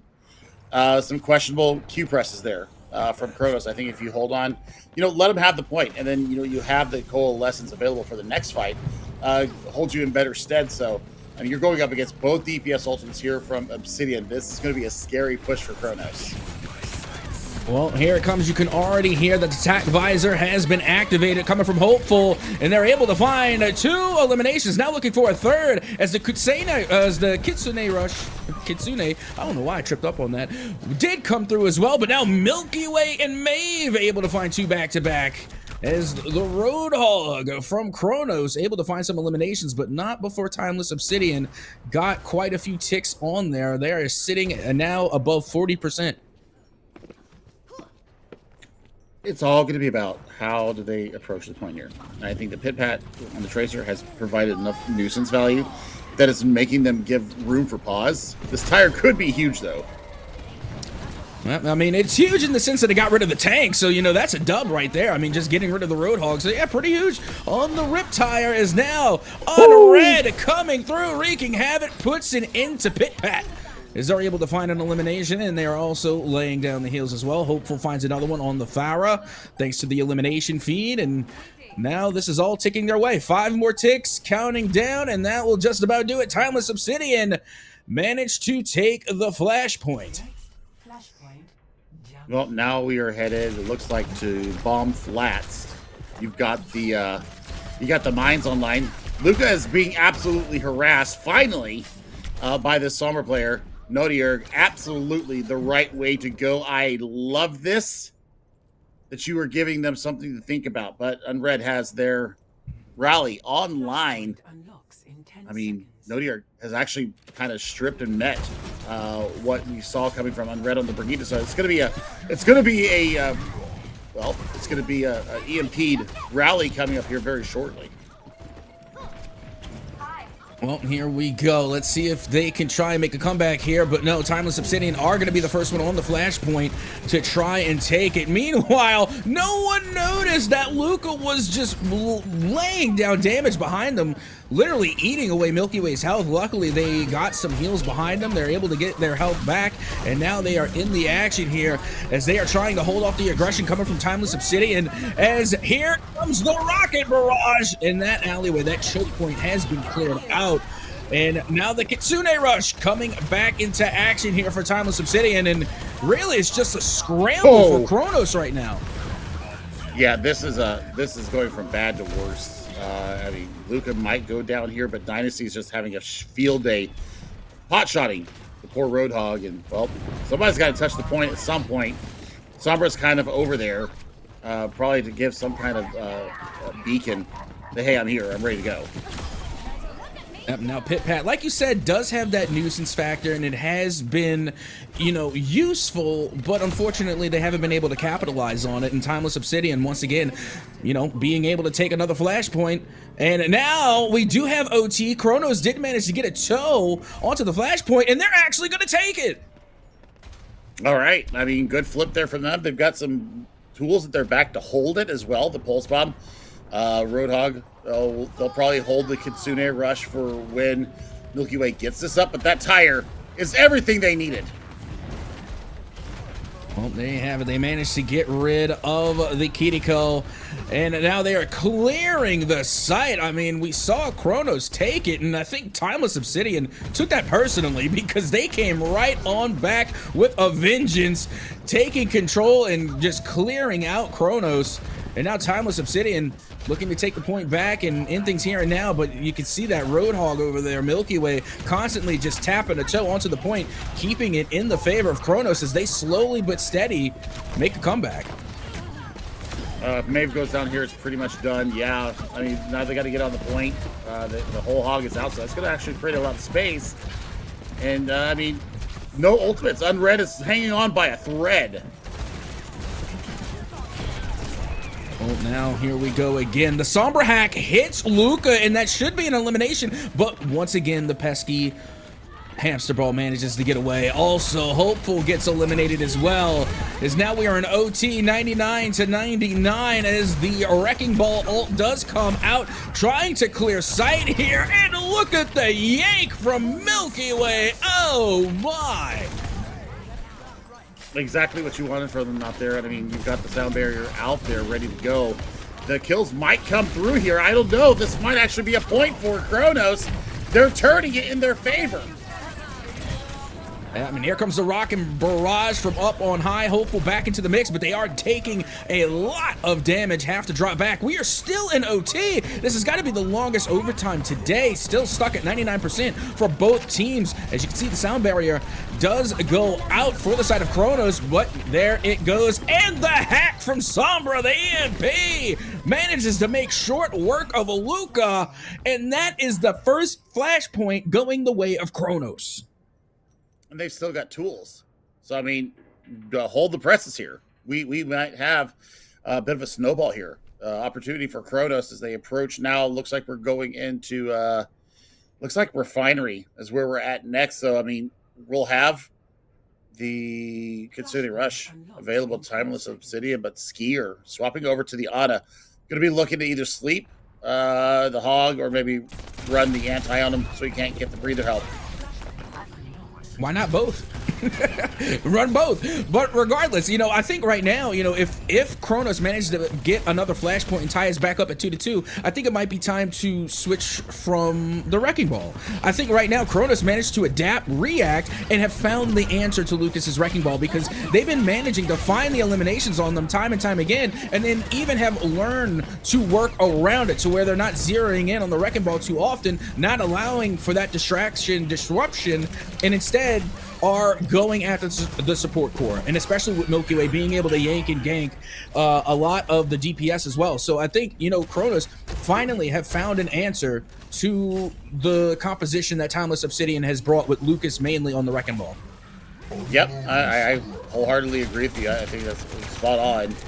But the fact that they are having such a hard time being able to confirm the kill on Lucas while you stay with it, it is still the disruption factor in the back. So, I mean, Skier should be, you know, the major point of what they need to get done here. Oh my God, this is gonna be dirty.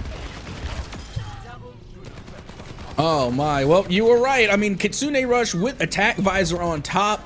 I mean, my goodness. Well, even though that was Maeve's Kitsune Rush, unfortunate, feels bad. Looked like, you know, anything that could have been gained from it was just eaten away by the attack visor, as Timeless Obsidian now looks to take the lead back, as they are coming back, as a matter of fact, slowly but surely trying to even the odds and then take the lead over that 65 percentile. They have their own Kitsune Rush on and ready. Oh no, I'm sorry. That is actually the Pulse Bomb from the Tracer. My bad. But they do have the nanobots ready for Ana as well. Yeah, I mean, I'm wondering what their nano target's going to be. I would assume that you'll throw it on the Dynasty for the enhanced damage to the Soldier 76. Yeah. Oh my God, you're dead. You've got to be dead here. Yep.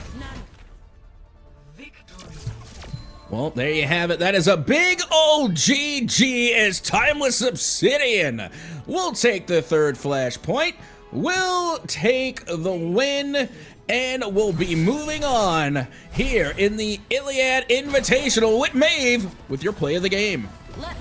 I mean, Maeve did all that they could. Maeve did all they could. They tried. Sometimes it's just GG's and you go next. And so, as we take a look here at how this went down throughout the whole day, it started off with a pharmacy combo, and it ended with a Roadhog on the battlefield, and well, all three maps going the way of Timeless Obsidian.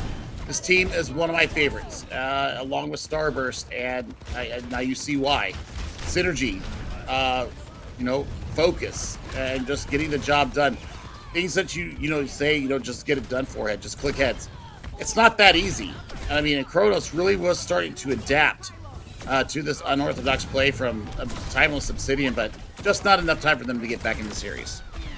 And I see all day today, and this is something that I often do a lot, and I've noticed myself doing it, is I'll give a lot of kudos to the tanks, I'll shout out the support core, but I gotta tell you, in this series, in this game, the standouts to me were Dynasty and Hopeful from Timeless Obsidian. Their DPS was immaculate. Every single time and time again, Dynasty and Hopeful just make such a great dynamic duo on the DPS. It felt like no one could escape them throughout the entire series.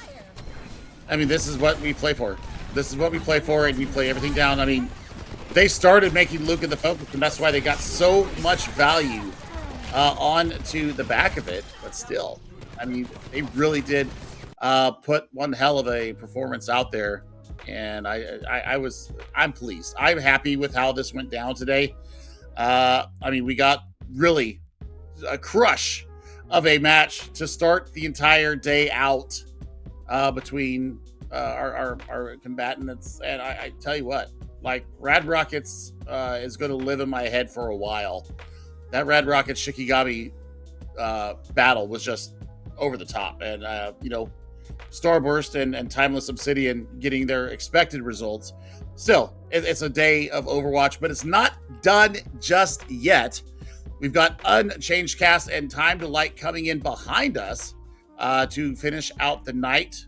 They will have a two set of games, I think, if I am looking at this. They got three. They got three starting at 6:30 p.m. So in about 35 minutes, they will be on. Oh, they're going earlier. Sorry, 8 minutes. I'm sorry, my bad. They will be on here very shortly. But I mean, that's okay. Any final thoughts for day number 1 for us? Honestly, just that my hopes have been set really, really high. I mean, we got to see an amazing game, some amazing teams, definitely teams I'm going to be looking out to for the future, for sure.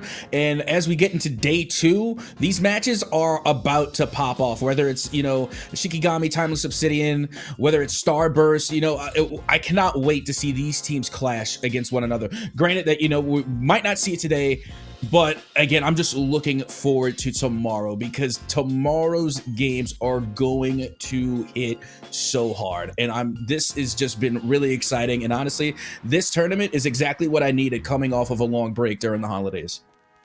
Agreed. Also, because the console kid in me is so very proud of him. Hopeful, you did a hell of a job, Lionel. Also, another console team is in another major tournament. Crazy 88s will be the last game of the night here on the A stream. There's also a B stream that will be coming up later on tonight with K-Wing and Ashen, and Loki coming up later tonight. So there will be 2 Iliad streams going on. Make sure you're following Iliad_OW on Twitter, and give us all the Iliad Invitational hashtags that you can. But for myself, Atsoka, Hippie, and Unfeatured in the back line, we will see you a little bit later.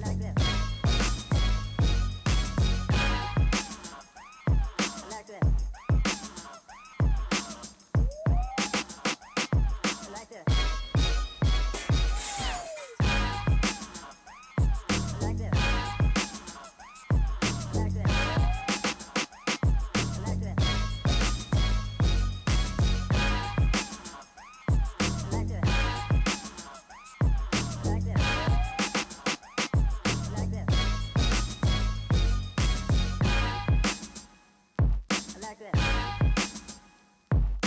I like this. I like this. I like this. I like this. I like this.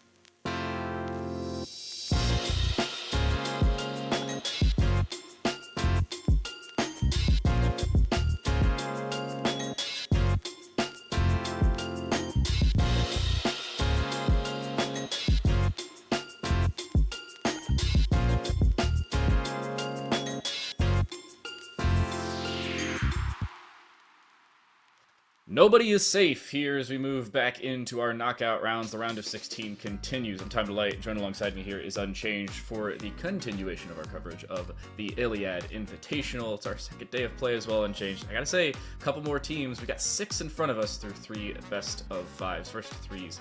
I gotta say, I'm excited. Yeah, I am too. Always excited for a single elimination knockout round. You know, you can't get any more high stakes than this. It's win or go home. It's as simple as that. Every team here wants to try and progress through this bracket. Every team wants to get a chance to be continue to be shown on the broadcast as they will today. So yeah, it's always going to be interesting. But this matchup, first thing first, for me and you today, is going to be Gilbert's family facing off against Pristine Esports. We can see on the stream here we have Gilbert's family's roster. Maybe some names that some people might recognize as we go over to it. Obviously, the likes of Apply and Muma are going to be names that the community know, but yeah, Erkmeister, TMA, and Gorilla as well backing them up. But it's going to be interesting to see what this team can pull out. They are going to be the team that more people within the community, I'm sure, will recognize the players from. I gotta say, I was a little surprised looking at some of these rosters, and our producer Hippie was like, "Is that the Muma I'm thinking about?" And our observer was like, "Yeah, it is." So that shows you some of the names. Even the production staff is well aware of the back end. By the way, shout out to our production staff. Well, I can't even shout them out properly. Hippie's running production, Unfeatured our observer for the day, and Fox and LaSmurf running our admin team, just to make sure all the teams can actually play and know who they're playing. In the meantime, we can take a look at Pristine Esports roster.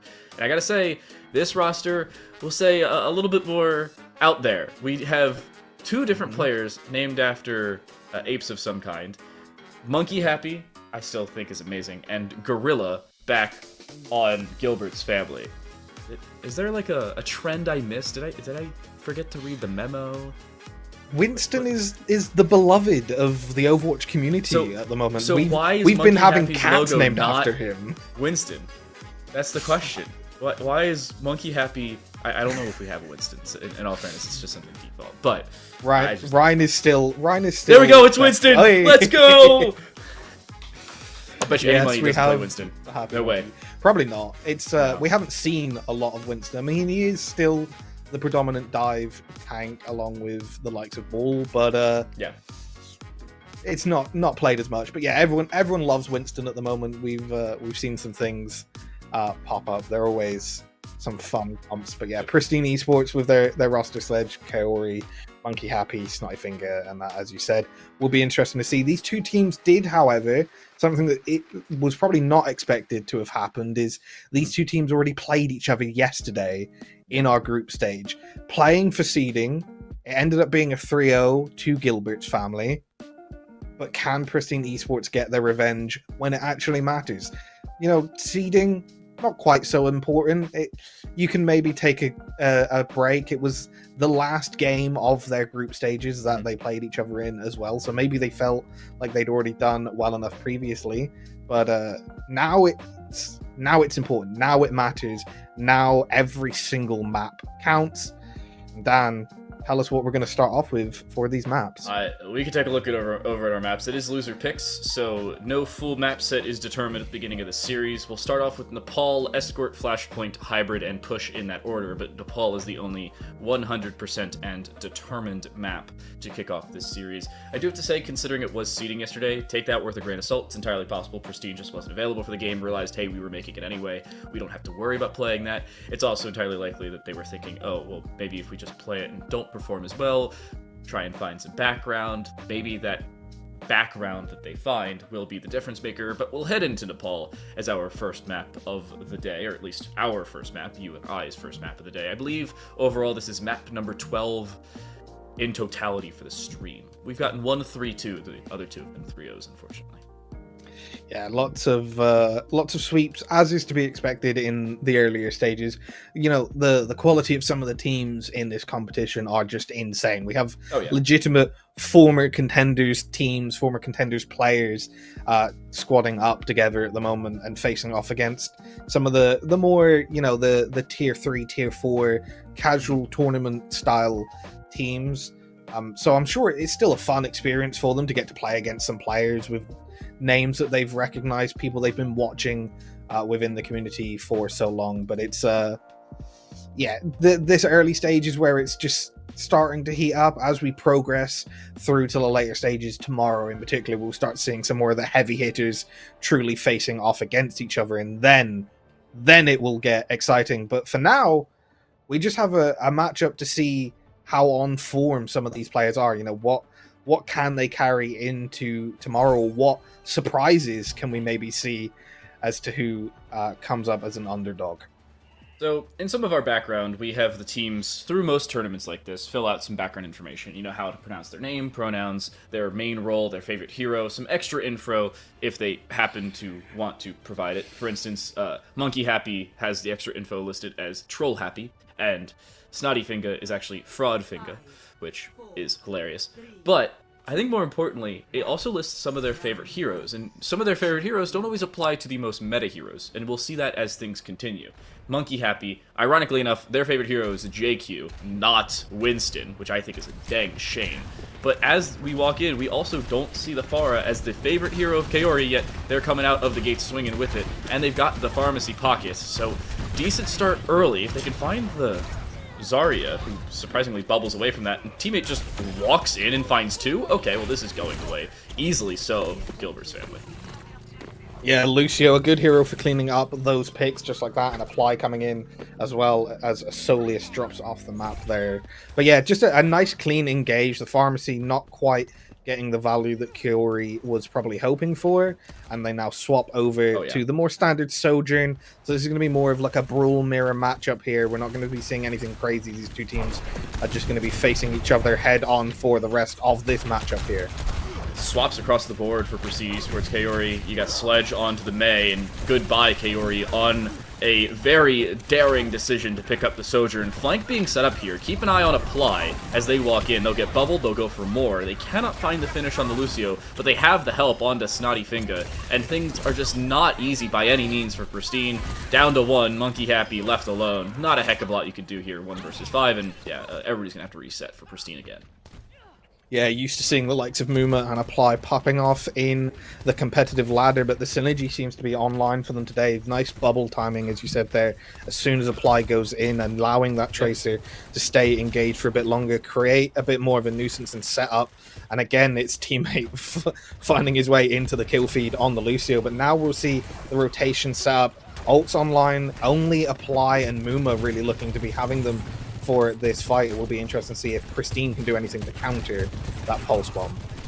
The problem I'm really seeing is Pristine hasn't been easily able to build up any ultimates. They do just now build up a very daring window early on, but completely countered out. Graviton Surge. Pulse Bomb is well thrown through here for Gilbert's family. It is a combination of who can press Q better, and early on it seems to be Gilbert's family, but Pristine Esports still seem confident for the time being. Coalescence popped fairly early. Apply will get healed, and they'll refocus at least on the Ramatra. On the outside of this site, nothing's easily gained by Pristine Esports. The DPS line dispatched of 91%. They may not even have time to get back and touch, and Monkey Happy needs to get away, but with only 4 seconds left, somebody has to get on the point. Somebody has to make it their main goal, with just 1 second remaining. Just barely will a Soleus do so, but that overtime wick does not seem like it's going to burn for very long.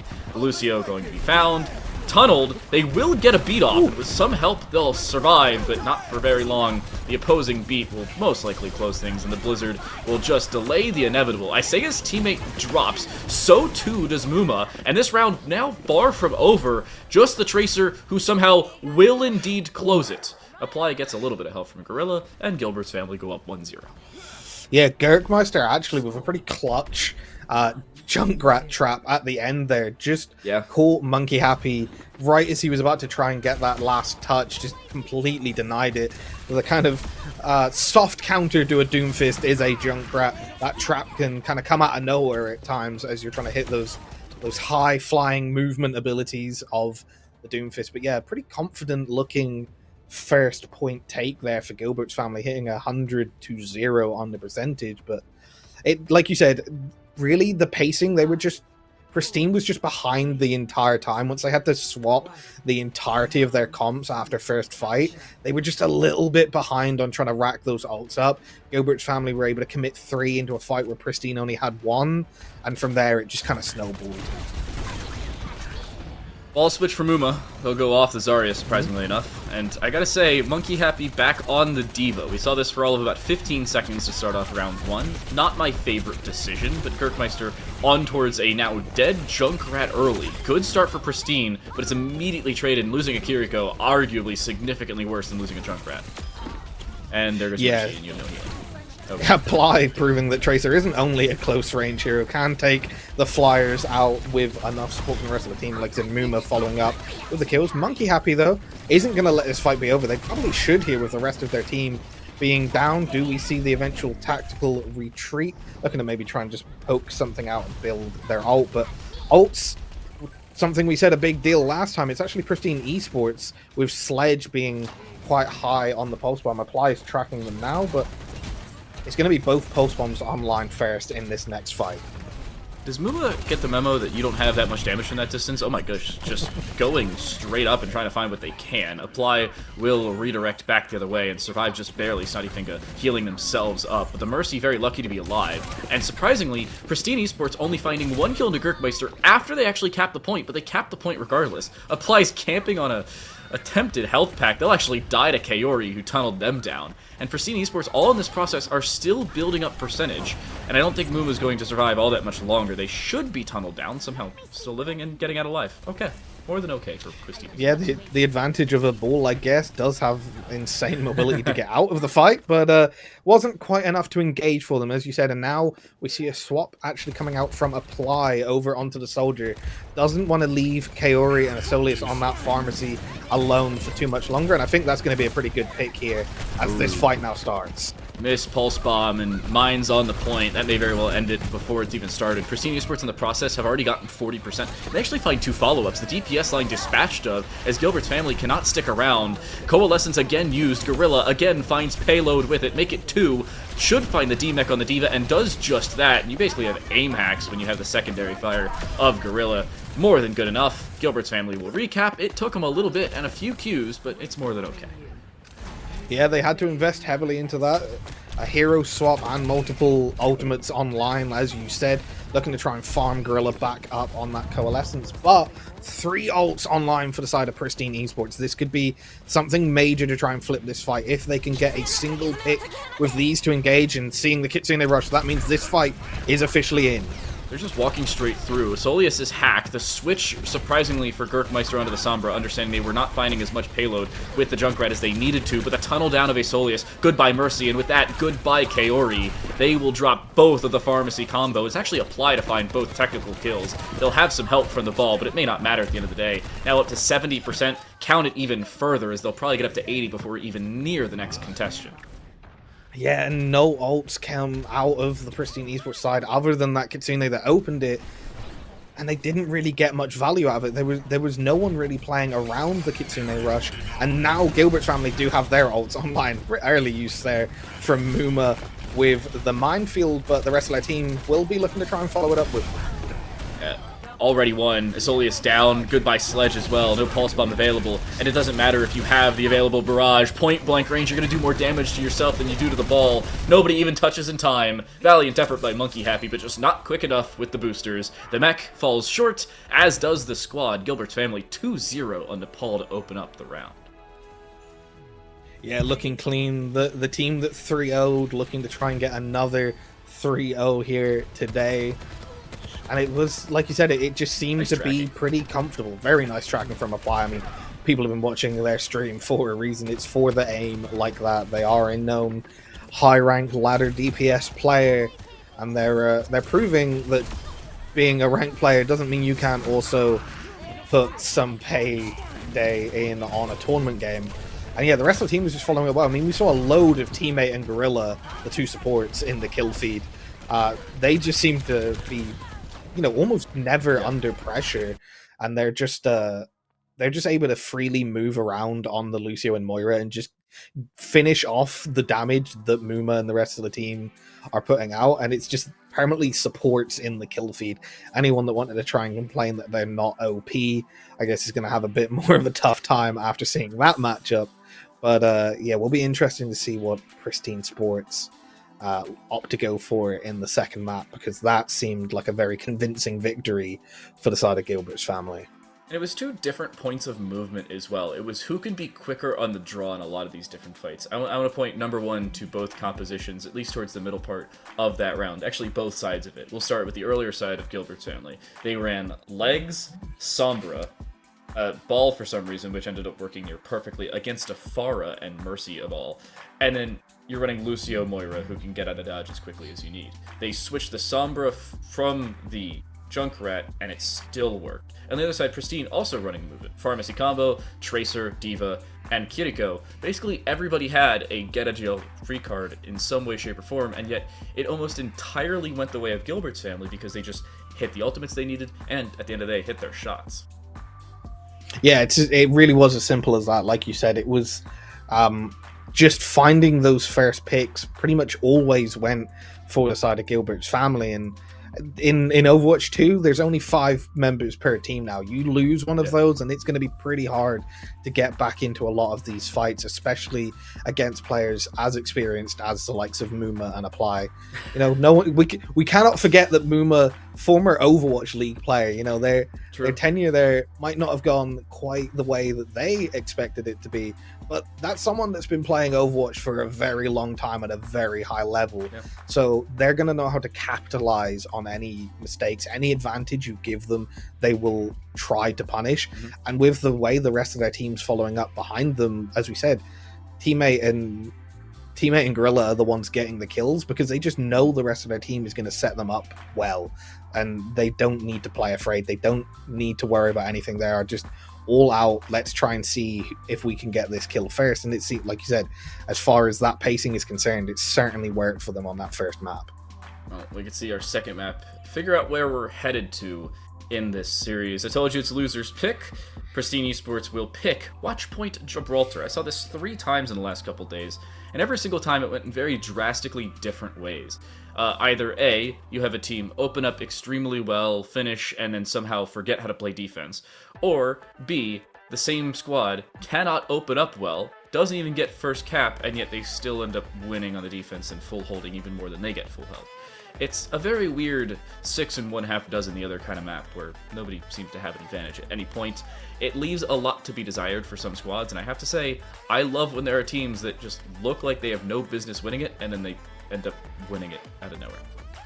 Yeah, it certainly is one of those maps where just because you're good at attack or defense doesn't mean you're immediately going to be good at the flip side.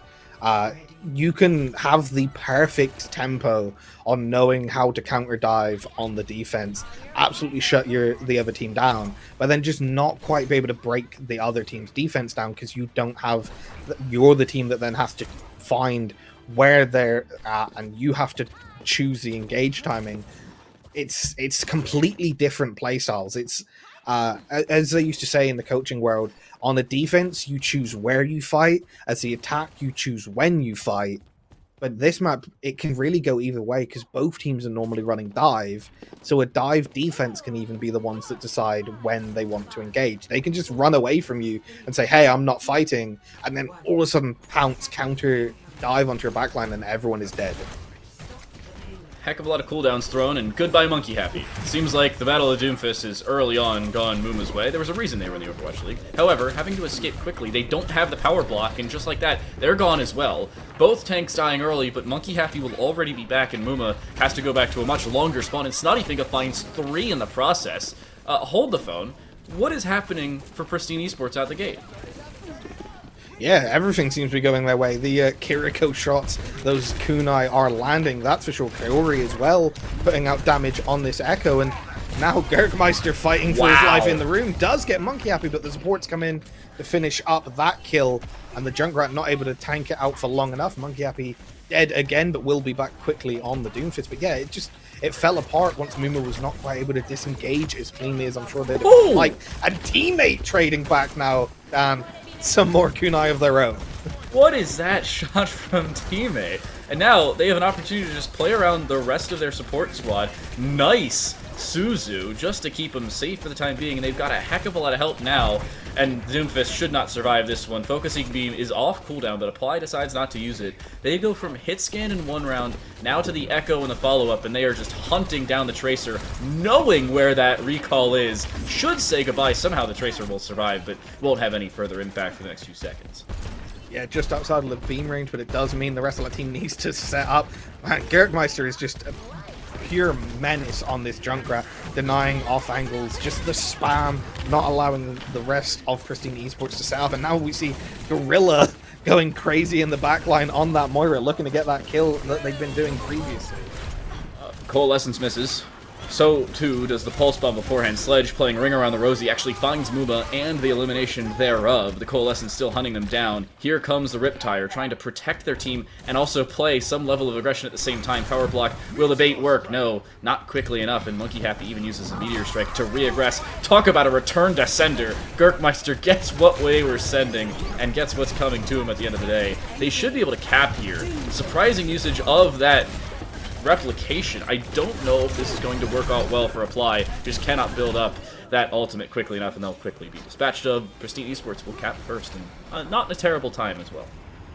Yeah, and just to know, in case someone's been living under a rock since Overwatch 2, copy doesn't, when you duplicate a tank, it doesn't give you their full health pool anymore. So just because they copied the Doomfist, it's still only a flat 300 HP. It's not quite as good at stalling points out as it used to be. That 300 HP, you're going to get burnt down really quickly. Talking about getting burnt down really quickly, Kirkmeister finding his Soleus on the Junkrat there. I still hate the fact that duplication doesn't give you full HP. I vote change it back.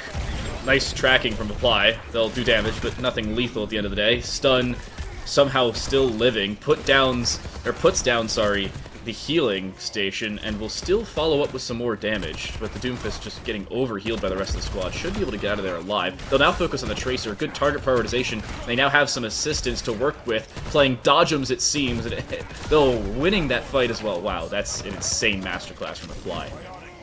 Yeah, it certainly got helped out. Gertmeister just giving them that skeet shooting range effect there, bumping the Doomfist up in the air for some nice easy arced tracking. But yeah, well played there from Gilbert's family, able to anchor down, because Snifinger actually got quite an early pick there.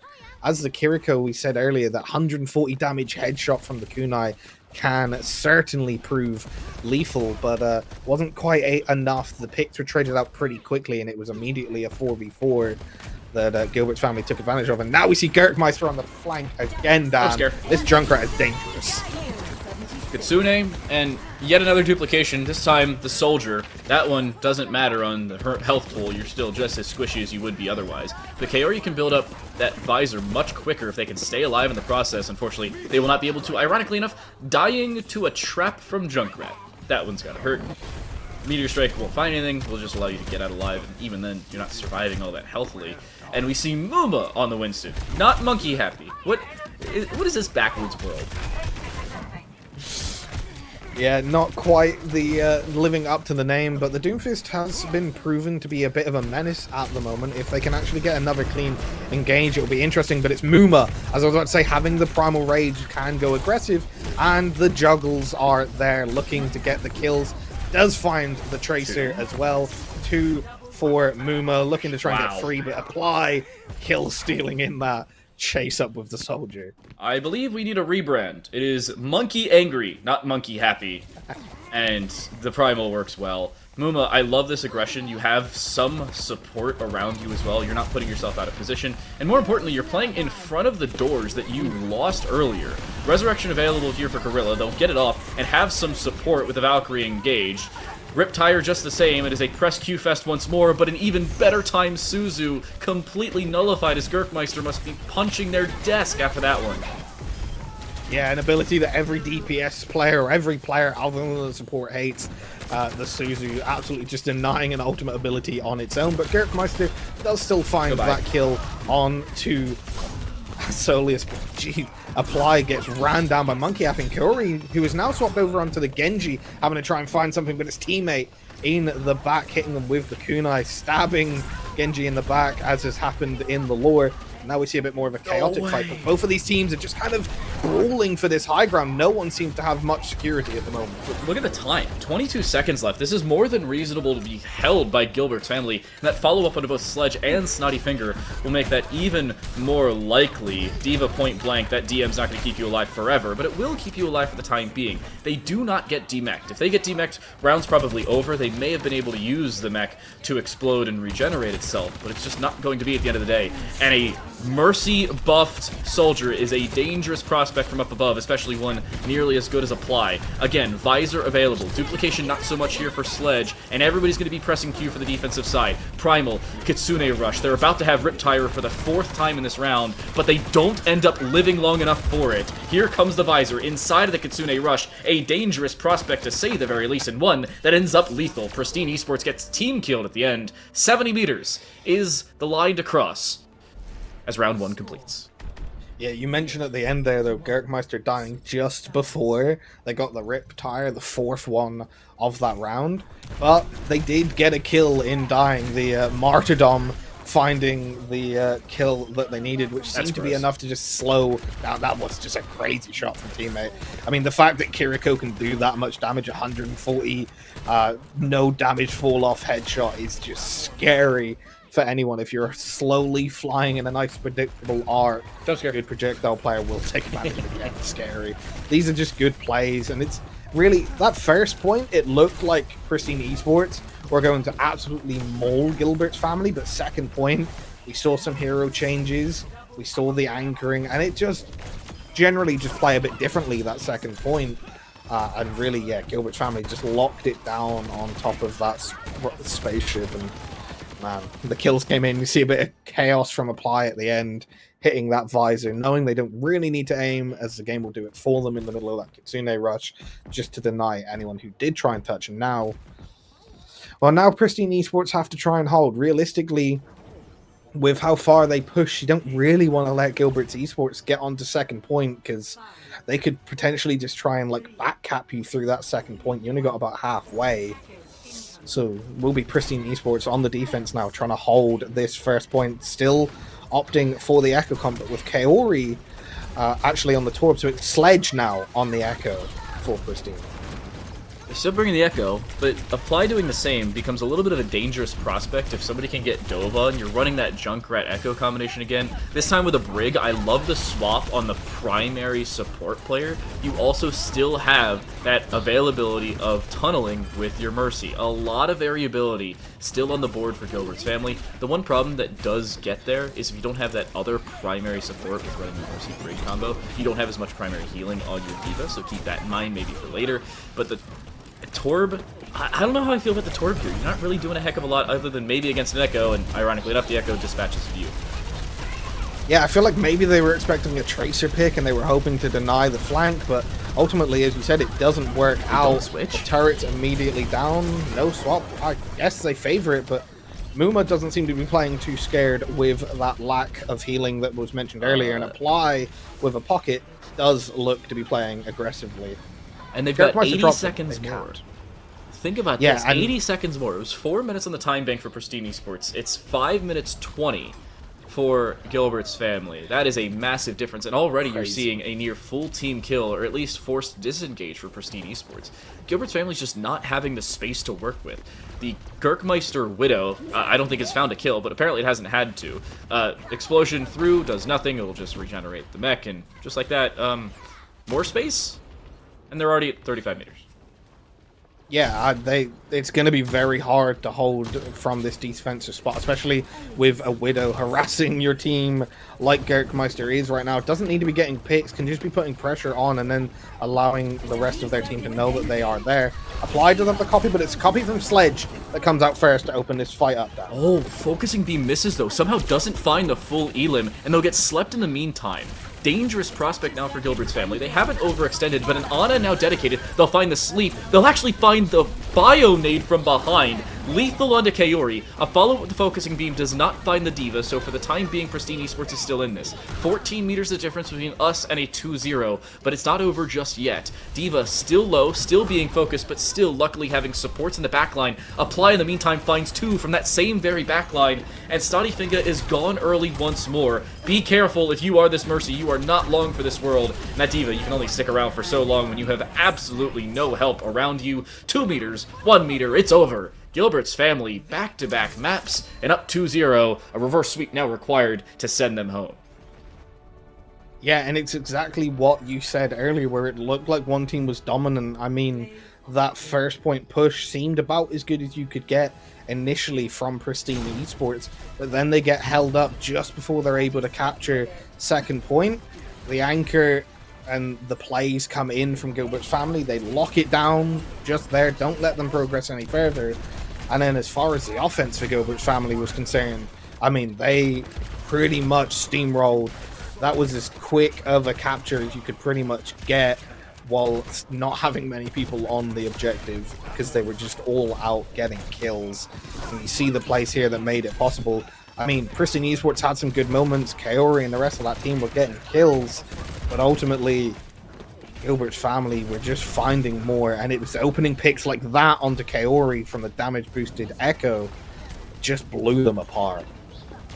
Well, map 2 done and dusted. You have to say it's a dangerous prospect. If you were looking at this from the Prestige Esports side, they do not have any points thus far, minus the one they opened up with on Watchpoint Gibraltar. The diversity of points comes back to bite them, as they had no sustainability on their defensive side, first or second point for that matter, and their attacking side was really only available and good out in the open. As soon as they got to more closed down roofing scenarios, they were just shut down as it stood. We'll find out our third map, and whether it will be the precipice to a sweep, or if this series is going to extend just a little bit when we come back from this break.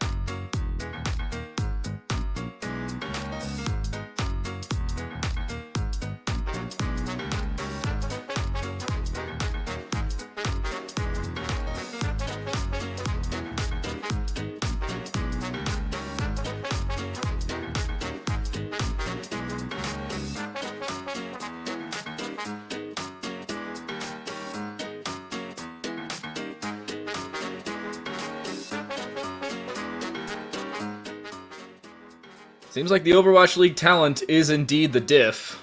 Gilbert's family up 2-0 to kick off our proceedings, the round of 16, at least our fourth match of the round of 16. Pristine Esports have some difficulties, and as we head into our third map, they've already lost Nepal 2-0, they lost Watchpoint Gibraltar 2-1, and it didn't even seem that close. Second point was just a wash on both sides. This is a problem that is developing from multiple fronts. I'm Time to Light, joined alongside me on the other side of the screen is Unchanged. I have to say, into our third map, this may very well end things before they have seemingly even started. Yeah, it might. This could just be the end of everything as we move over to Flashpoint for these two sides. It's going to be Suravasa picked by the side of Pristine Esports. It is loser picks, as is often the case in tournaments like these. Suravasa, an interesting map, but I feel like from what we've seen so far, Gilbert's family just looking too good on the punishes. You know, it might take them a little while to figure out exactly how Pristine Esports are trying to play the map, but once they do, they seem to absolutely just lock it in, and it becomes a bit of a snowball from here on out. So yeah, hopefully Pristine Esports, you know, always love to see an underdog and would love to see a reverse sweep for sure, but it looks like this is kind of the end is nigh for them here, and Gilbert's family are just going to look to take the 3-0 sweep as they did in the group stages yesterday and progress further into the bracket, getting their way into the quarterfinals starting tomorrow. Will be interesting to see then who they match up against, and just how much more difficult some of the matchups can be for them, because yeah, they seem to definitely have the talent advantage here, Dan. This will be the first time I'm casting a Mauga, should it be stuck all the way through. I haven't really made up my mind on Mauga. Seems to be a fairly decent hero if you have a heck of a lot of support, but if you're kind of on your own or you don't have as many supporting heroes, things become a little bit more difficult. We'll move into the point, and already Gilbert's family kicking off with a decent bit more damage. Sledge with some help, and already a nice shot onto apply. Say goodnight to your locators, and Kaori in the process burns, but luckily will survive, and Isolius will take care of said Mauga. Goodbye early. I think we're going to see some swaps fairly quickly for Gilbert's family. I wouldn't be surprised. Yeah, I would be surprised if we didn't an immediate, as you said there, apply onto Latracer Muma, onto the Wrecking Ball that we saw previously, Gerkmeister onto their standard Junkrat that we've seen the most from them, and this is much more of a standard comp from what we've seen in this matchup so far for the side of Gilbert's family. Will put them at a slight disadvantage on those ultimates, and hopefully Pristine Esports can take advantage of that. But coming into this fight, it's immediate pressure coming out from Gilbert's family, and they don't find the first pick though. The flank through from Apply just doesn't work early. You're taking a 1v1 of the Kiriko without any support or anybody to throw the Kiriko off your mark, and point blank, if you hit a headshot and a body shot, you're gone. So it's a quick and obvious turn in terms of momentum. Muma is very lucky to be alive right now. They will escape and survive. Gorilla will do the same. But for the time being, Gilbert's family have basically one more contention. Yeah, it's going to be one fight for this objective. It should be, at least, with how quickly these Flashpoint objectives tick over. Yeah. And it's going to be a kind of testy one for Gilbert's family. No ults online for either side yet, but it will be close. As we see Snottyfinger dropping low, Muma rolling in, gets that first pick, and there is the fight opened up for Gilbert's family. And that's basically it. Gerkmeister will follow up. A missed Suzu wasn't lethal, but it certainly didn't help at the end of the day. And Gilbert's family will get on the board in this first point, but they will not disallow a 99%. So Pristine Esports, a single fight, and a couple ultimates away from closing this one, and they've already got 3 check marks, plus a couple more on the way.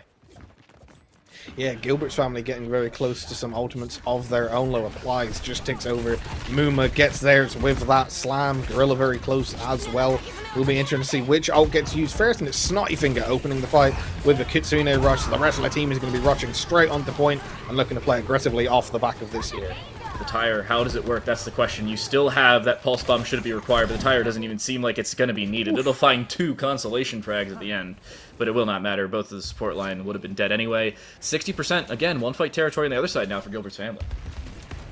Yeah, it really is going to be by the time they get this. And no, I saw that Stargate coming, but I was hoping someone could help get Sledge out. But the Genji going down that late. Now look at the aggression here from Gilbert's family. They Cole really used, want to make sure that Rampage no one used. can get on.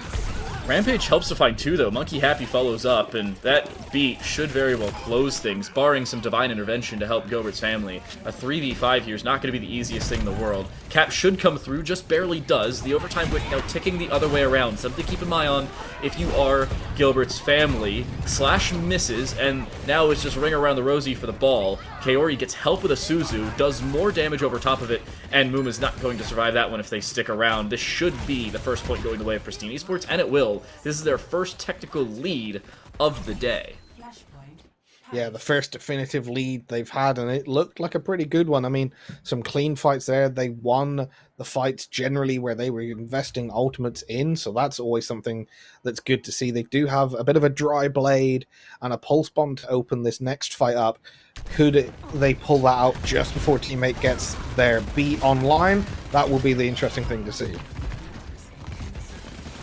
We're just walking through. Somehow the melee isn't lethal. Teammate very lucky to be alive. Finally is dispatched of by Kaori. Good pulse bomb as well. Follows up onto Gorilla. Make it 3 for Kaori. Talk about an individual pop-off potential in a 5v5 game. They are just that. Now trying to find the ball who's hunting for health packs. They won't go for the kill. Instead, they'll make sure they cap. And first point, again, caps for Pristine. Yeah, and again, just some really nice individual mechanics. Clean tracking, gets the pulse, and then finds the dual wind onto apply. Kaori got to be feeling on top of the world after making a play like that for their team. But it's over very quickly as immediately this ball comes straight back out and back into fight. The pulse bomb landed and apply gets the first kill here. Yeah, but Apply immediately turned back on. Blade through, finds one, but just barely won't be able to find teammate. They find at least the sound barrier, and Muma finds the slam for damage. Follow up with healing. Will the kunai knives be lethal? They will help a Soleus be just that. Sadifinka, still lucky to be alive, will not be anymore. Teammate finds a flank of their own. But still, point ticking for Pristine Esports, and it is player advantage for them just the same. Finally, it seems to be going the opposite direction, but Apply needs to focus down this JQ with the rest of their team, and just now they'll start to do so. Very little help, unfortunately, for Monkey Happy out in the open. They should fall. They get help with a sound barrier, but that is just delaying the inevitable. As the big purple man once said, I am inevitable, and it seems like Apply is as well. Yeah, Apply and the rest of that team. It was a nice looking beat, as you said, kept them alive, but really ultimately just delaying the inevitable. There wasn't enough damage following up off the back of it, with it just being the tank and the 2 supports in that fight at that moment. And now we see the other side of things, where it's now Gilbert family with point progression ticking over and with the ults online. What can Gorilla with this Coalescence and Gerkmeister with this Riptire do to open this fight up as Muma initiates the engage? And there is that Riptire, and interesting to see what kills can come out of it, or if everyone just dies first. Somehow Kiriko survives as long as they did, but it really didn't matter at the end of the day. Everybody else falling around Pristine. Again, final touch scenario for them. They will only have a Rampage. They're not close enough to anything else to build it up. This is a problem for them going into this fight, and I don't think it's one they're going to solve on this point. More than likely, they'll end up losing this, whether it's to the Coalescence, an extra Pulse Bomb, or even just opening duels. It seems like more of a dry fight for Gilbert's family if they can afford it. They don't want to have to expend any more ultimates than they've already used, and dropping down Sledge early, they'll put in the Coalescence, but that seems to be the extent of their commitment to this Palace point. That may very well do it as well. Good attempt through. They find the Pulse Bomb stick on the Rampage, and it goes fluidly. Gilbert's family, they'll tie it up at 1 apiece. Yeah, very nice stick. I don't know if it stopped them midway through the no, they went straight through. Rampage. They went straight through, but it did at least secure the kill, which really, that Junker Queen in your backline with the anti-Apply would have been a bit of a menace, so getting rid of that is exactly what Apply would have wanted to have done, and did manage to pull off. And now we see them moving over to this next objective, and we see a swap from Monkey Happy, but a boot from a Soleus finds Muma, getting them off the map. Now this is going to be a nice engage. Snotty Finger, both supports getting the opening picks, taking down 2 key members of the Gilbert family squad. Snotty Finger finding a second, and man, that is a quick fight win and take of that objective once again. Pristine Esports opening up this point. They're so good.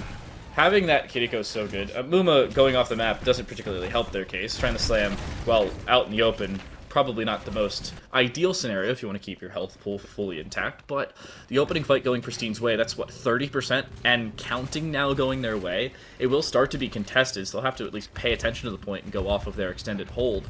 But for the time being, Gilbert's family just don't have the space to work with. Mines have been built up, as has the Riptire, something to keep in mind on if you are Pristine Esports and properly alt tracking. There goes that Riptire. It will send itself through. Snottyfinger finds the Kitsune Rush, but jumping up and over is the Riptire. Watch for the timing on it, though. It'll go around. It won't even find damage, much less a kill. That's a terrible start. This switch to the Orisa not doing a heck of a lot either, but it won't have to. They're preventing enough, and with a late sound barrier, they're more than comfortable on and around the point. No mines to follow up on that proper slam around, and no pulse bomb either, as Apply's dispatched of.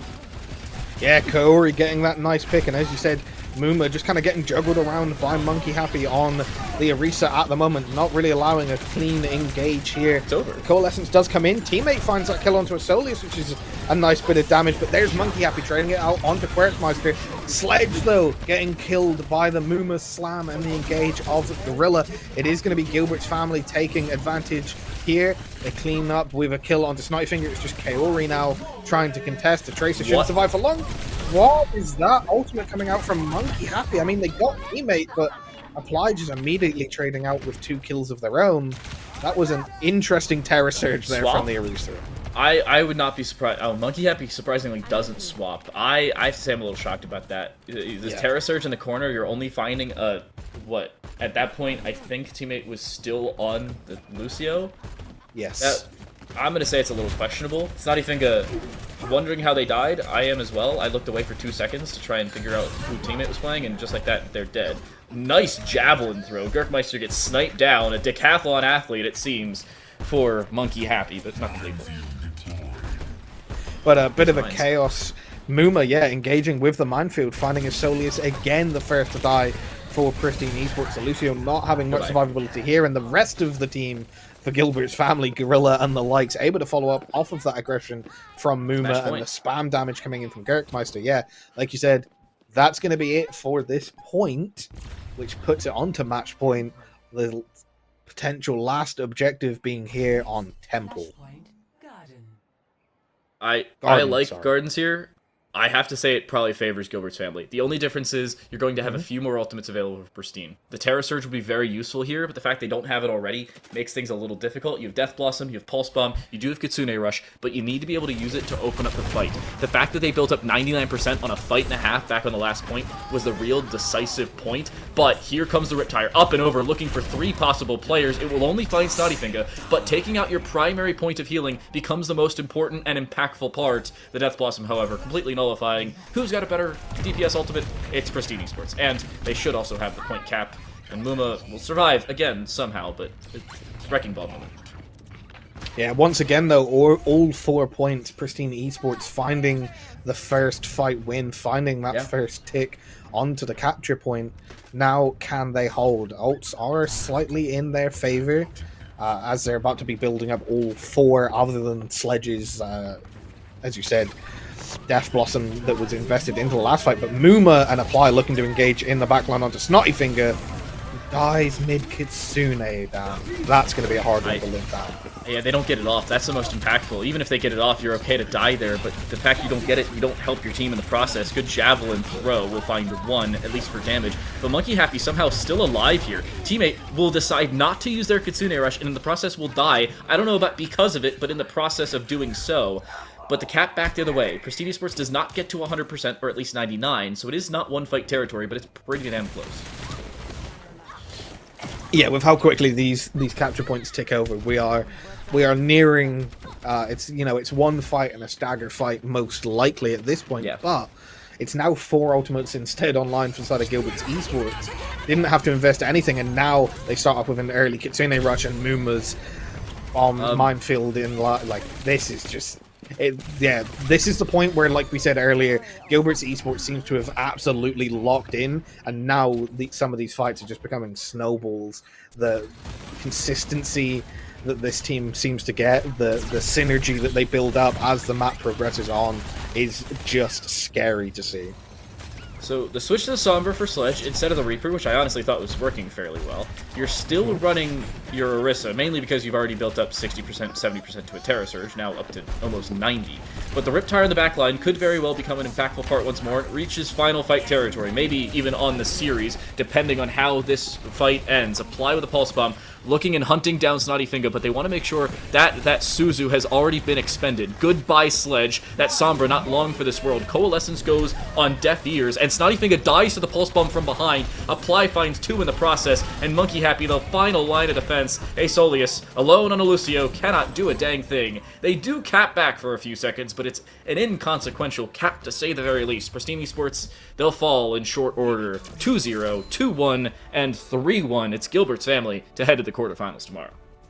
Yeah, they looked a little bit shaky at the start. I thought maybe Pristine Esports was about to start that reverse sweep and kick that off, but not quite. As we said earlier, Gilbert's family maybe takes a bit of time to figure out what their opponents are doing, but once they do, they absolutely lock in. And I mean, thanks to plays like this, it was made tough. Kaori absolutely popping off in moments like that, and the rest of their team doing so as well. Certainly saw some huge plays from the likes of Aesolius and Snotty Finger as well in that support line, but not quite enough to get the better of Gilbert's family, who ultimately make more of those impactful plays and end up with what is pretty much a relatively easy 3-0 sweep to help them progress into tomorrow's quarterfinals. So yeah, that's it for this first matchup, I guess, but we've got plenty more games coming up still tonight.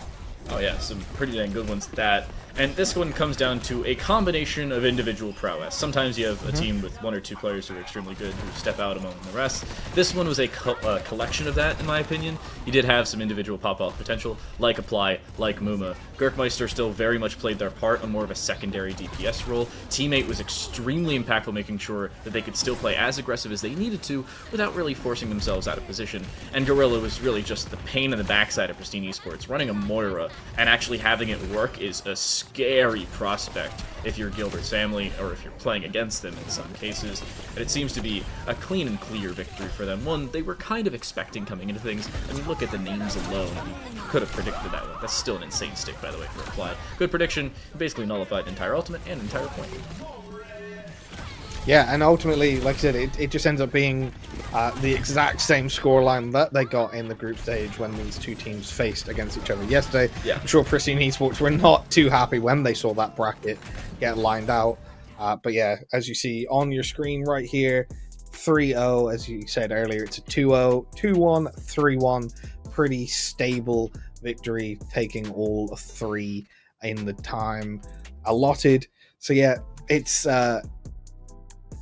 was as easy as that. I don't think there was really any surprise. There's not a huge amount to talk about from this matchup other than Gilbert's Esports have set themselves up nicely progressing into the tournament.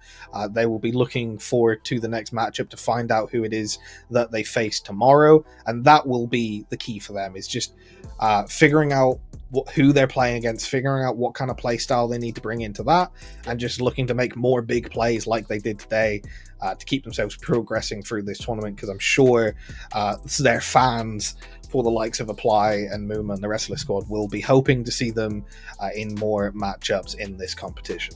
Yeah, I gotta say, in tournaments like this, as the cone of a bracket shortens, the teams quite literally get closer together in our bracket graphics, and usually actually do get closer together in terms of skill and scoreline towards the end of the day. This one, I mean, the most you could say about it is that it's over fairly quick. That's the TLDR of this series. Again, 2-0, 2-1, 3-1. Didn't even seem that close in some stages. Watchpoint Gibraltar was a masterclass by Apply individually. Muma played an extremely good supporting role, basically forcing the rest of Pristine Esports away. And there's not a heck of a lot you could do if you're on their side of things. Luckily, I'm not. I'm just casting. Speaking of casting, we've still got 2 more matches to cast here, at least on the A stream. Don't forget, we also have a B stream running for the 2 matches that originally weren't scheduled to be streamed and now are scheduled to be streamed. Twitch.tv/ILIAD Esports 2 if you want to check those out. They start in about 30 minutes or so. That's about when we will start our second to last game, our penultimate match of this one. Bonsai Buddies taking on Artemis. And don't forget, you can tweet at us or X at us. I don't know what the adjective or verb is on that website now, but follow us at ILIAD_OW and tweet using hashtag ILIAD Invitational. You may have a chance to show up on the stream, like unfortunately the squad that dropped earlier did. So hopefully we'll see you on the stream. If we do and you win, we'll see you tomorrow as well. But for the time being, we'll see you for our next round of 16 match in about 30 minutes or so. Stick around.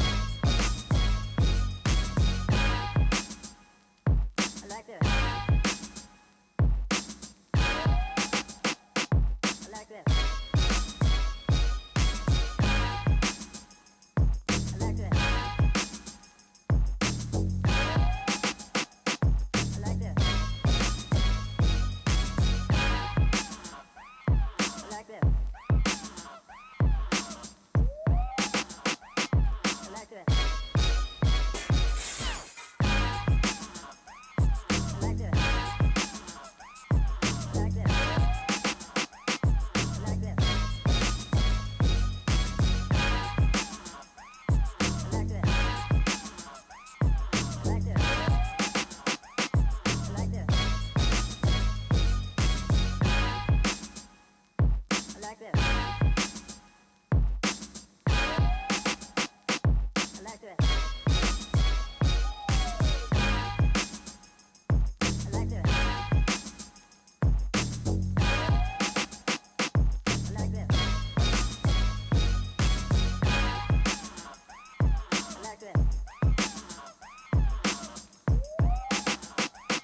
like this.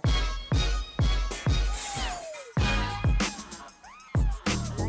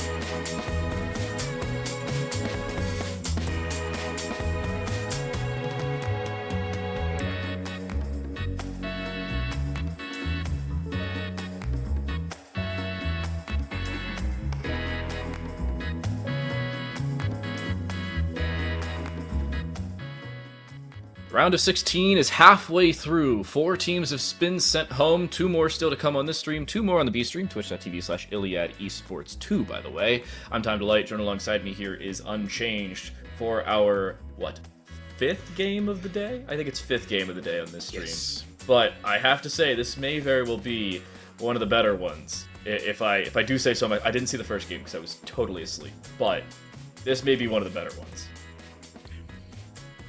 I would say that it certainly can. It has the potential to live up to that hype. I mean, Bonsai Buddies are last tournament's champions, so they're looking to obviously come back and try and storm the bracket just as aggressively as they did last time, with Zomba looking to probably make even more plays on the Sojourn and Tracer, just as they did last time around. So obviously this is a very good roster. I don't know if anyone recognizes the people that are on it.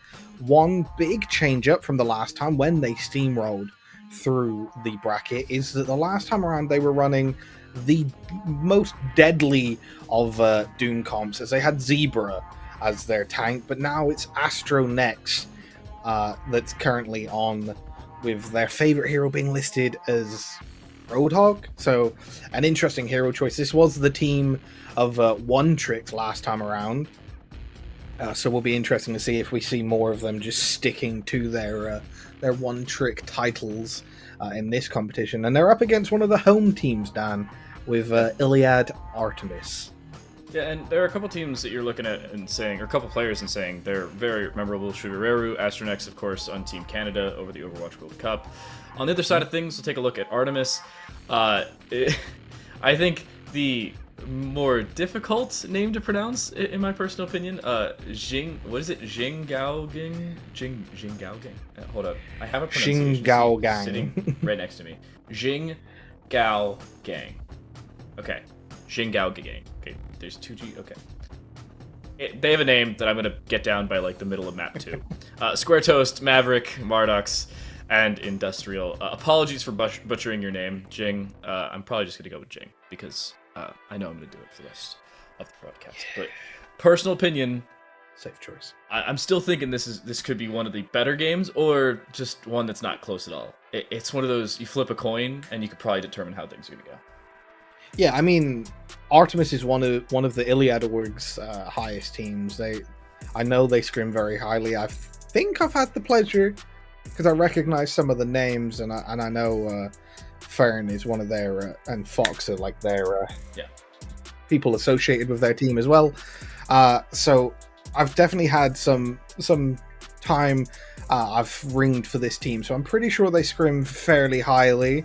I don't want to put the meme out there and say, oh, we scrim 4 or 5, but I ironically do think that is about where they scrim.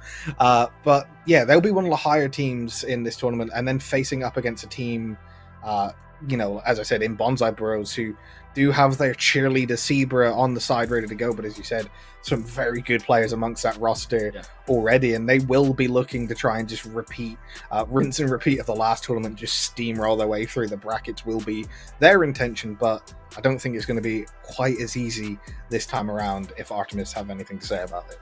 You have Hanbei, former, what is it, Rift player, Wichita State University, not Washington State University player. That's where I mostly recognize their name from. And of course, they've played across some other contenders tournaments. But enough about the individual teams. Let's see where these teams will take one another on. I have to say, this is actually my first look at Samoa since the map came out as a caster. I've played it like 25 times in-game, and honestly, I'm a massive fan of the map. Actually, I think I've seen it one time before in some collegiate game. But probably one of my favorite maps in the pool now, as it's been added. It's exciting to see the variability in terms of compositions that are viable across the different points are still very much there. And honestly, I'm just a fan. I like it. Yeah, I love the map design. I love the color scheme for it, everything. It's certainly a very good map. It does tend to favor itself, as most control maps do, to more of the Brawl mirror. You tend to see a lot of the Ramatra and Queen and such being played on all 3 points of this map. But there are certainly some spaces where the monkey comps or the balls, as we've seen some teams pull out, can certainly be annoying. There's a lot of the good flank routes still available. It is It is kind of your standard fancy-looking control point, or control map in general, but it does have three very distinct points as usual, and they are all fun to watch the way that the teams try and navigate their ways around it. As, like you said, with it being one of the first few times you've seen it, it is still a relatively new map that teams have probably had far less time and scrim experience on than a lot of the others in the Overwatch map pool. So, mirror in terms of even the way to get out of spawn. Hanbei going to go onto the Kiriko, mirroring Marduk's. Not a heck of a lot that's surprising here. The JQ out of spawn as well. I like the JQ, at least first point, but things become a little bit more contentious as we swap. Zamba on the flank needs to be able to do at least damage or distract long enough, and we'll have some help to drop down Jing. Already a good start. We'll have that direct contention with the opposing Tracer, but in the meantime, they just stop worrying about them, and will help the rest of their team make it 3 going the way of Artemis out the gate, and already we see a pretty good start. And what was Zamba doing? Were they like making sure their crouch key worked? I think there was a slight misjudgment on where that health pack was, but it was a matchup v matchup fight there, with the DPS duel being won initially by Zomba, then Kai gets the kill onto Sol, Astronex immediately then trading it out onto Maverick, but now it's Paincare looking to set up this fight on their Tracer. Paincare can only do so much though. They're quickly dispatched up by K41, who's traded just the same by Jing. And seemingly that early control by Bonsai Buddies, as much as it was still there, they couldn't find the clear and obvious advantage they were looking for. In the meantime, and while all this has been happening, it's basically been one extended and long and drawn-out fight. Zamba finds the opening of the Soul this time around as the 15th iteration of the extended fight goes through. Pulse Bomb built up, it'll be thrown through. Nothing done off the back of it, but still a follow-up here for Zamba. One picked up, looking for a second, again onto the Sojourn. They find damage, they'll even find a melee, but they will not be able to find the full elimination, and the cap should be there just about for Artemis after especially the Kitsune Rush. They will cap back after 50%. Yeah, had to crazily commit into that fight at the end. Yeah. The staggers from Bonsai Buddies were insane. Just keep stalling more and more of that capture percentage out. It really was just, like you said, one long, drawn-out extended fight. It was pick for pick going each way for these teams. Artemis had the advantage, but Bonsai Buddies still had the point for that entire time. Shugureru having some difficulties opening up, at least in the earlier stages of this one. Early deciding of the overclock, finds one at a Hanbei, looking for a second, cannot find it, but Shugureru, there we go, the activation. Soul, however, the one taken out in the process. Zamba somehow survives in this, and will still try and take out Paincare, but will not be able to do so. The 2v1, the DPS, will go away Artemis, and again, a fight goes their way. Yeah, Zomba's Tracer, one of the true menaces from the first iteration of the Iliad Invitational. Still looking to be dangerous, but the team around them not looking quite so. Zomba often being the last one left alive, but the rest of their team is kind of falling. Artemis are looking to take these engages aggressively, and they have the ults on their side, but now it's Shugaru, as you said, opening up with their... Overclock? Overclock does damage, but doesn't really find all that much lethality. Follow-up from K41, though. Paincare not able to get out of dodge, and at this point, Shugureru didn't really need anything past the damage of the Overclock. Maverick falling early didn't really help their case, and just like that, a quick reset of Artemis. Bonsai Buddies will find the cap. Soul, I thought, was going to change heroes, surprisingly, on the Lucio, but you don't change Lucios. No, just camping that spawn point, ready to get their team back into the fight as quickly as they can. But Bonsai Buddies able to save quite a lot of ults in that fight. Will still have plenty online, and it will be Zomba probably looking to land this pulse bomb first to see if they can open up the fight for their team. They need the pulse bomb, they need an opening. Maverick already low, they could be the focal point. Kitsune rush early. It is not available thus far for Bonsai Buddies, and a missed pulse bomb into a death early for Zamba. Things becoming a little bit more contentious to say the very least. All 4 players caught inside of the rampage, but a return sound barrier used to at least nullify the damage for the time being, and it does just that. Artemis do cap back, do create a decent bit more space. Astronex forced out of the open, commanding shout just to stay alive. In the process, they've thrown out a rampage of their own that has missed everybody. Nobody caught at all on the opposing side. It completely whiffs, but it may not matter. Kitsune rush to open up. They will be able to cap. The question is, will it be able to close out the game? Will the overtime wick tick through? The answer early on, yes, but how long does it stick? That's the real question. Dispatched of his Paincare, Jing just the same, and Marduk's no longer for this world. Bonsai Buddies 100 to 85 to open up this first map of Samoa. Yeah, Artemis proving to be a true challenge for them. That was a good fight. Both teams had their moments, just a little bit sloppy on some of these, not quite able to clean up some of the damage that they were putting out for the side of Artemis. A lot of people getting out with low HP on the Bonsai Buddy side, and that was ultimately where the deciding factor was. Just some more security on those kills, some slightly bigger ults at times. And yeah, to even be able to win off of a whiffed JQ Rampage, that's a big deal. I thought that was going to be the fight turner when Astronex missed that, but Artemis just not quite able to capitalize, didn't find the kill onto LeJunker Queen or anyone else soon enough, and wasn't able to take advantage of the whiff. But we see a bit of a swap here as both teams are now on the Ram comp, so interesting to see what kind of tempo the teams are going to play here in this slightly different iteration of the Bull comp. That's one thing I have seen is on Volcano, Ram seems to be a heavily bit more favored. DPS line can really be as you please. There's not one singular set that really combines for anything better. It does seem to be the Mei that is the overwhelming majority, but combine that with a Kiriko and or a Baptiste and you're perfectly fine. Both of these teams playing a little bit more of their comfort comp, nothing mirrored just yet, but also nothing wildly out of the ordinary. Maverick will stick around, but can't say the same for Pankar as they are quickly dusted down. K41 with some assistance here, and that may very well do it at this point. Losing the early Mei, just no damage and no sustainability off the back of it. And yes, Maverick will stick around. Yes, they will have that immortality field thrown to them, but that's about it, to say the very least. And Artemis will actually cap first. I didn't notice that originally. 20%, make it 21 actually to go their way, but Bonsai Buddy's cap back.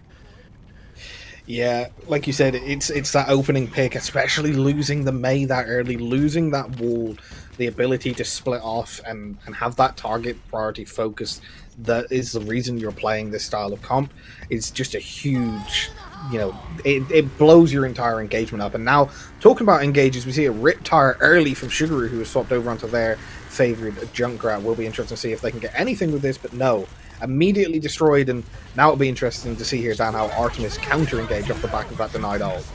Senior Rush on one side, almost building up the full bore on the opposing side. Everything seemingly dedicated on both halves, but the question is, how long is the sustain for Artemis? Maverick winning the duel against Samba, but it is brought back directly upon them, and the tunnel vision getting the better of Artemis early on. Overclock, I don't think this one's going to be all that fruitful at the end of the day. Yes, you find one onto the tank, surprisingly enough. Almost a second. Somehow K41, not dead, will be dropped down. And wildly enough, it becomes a 1v1 on the point. What is going on? Maddox up against Hanbei, close range. Kiriko has some support now from the Mei, and at the end of the day, Artemis do not immediately cap, and in the process, they also cost themselves so much time. An extra almost 30% with a Blizzard now being dedicated. No longer for this world is Maverick, even while being completely tunneled down. The opposing attempt at the Blizzard will not become fruitful, and that should be all for the Sojourn as well. Despite Marduk staring straight at most of their line, anybody they look at seemingly dies in the same process.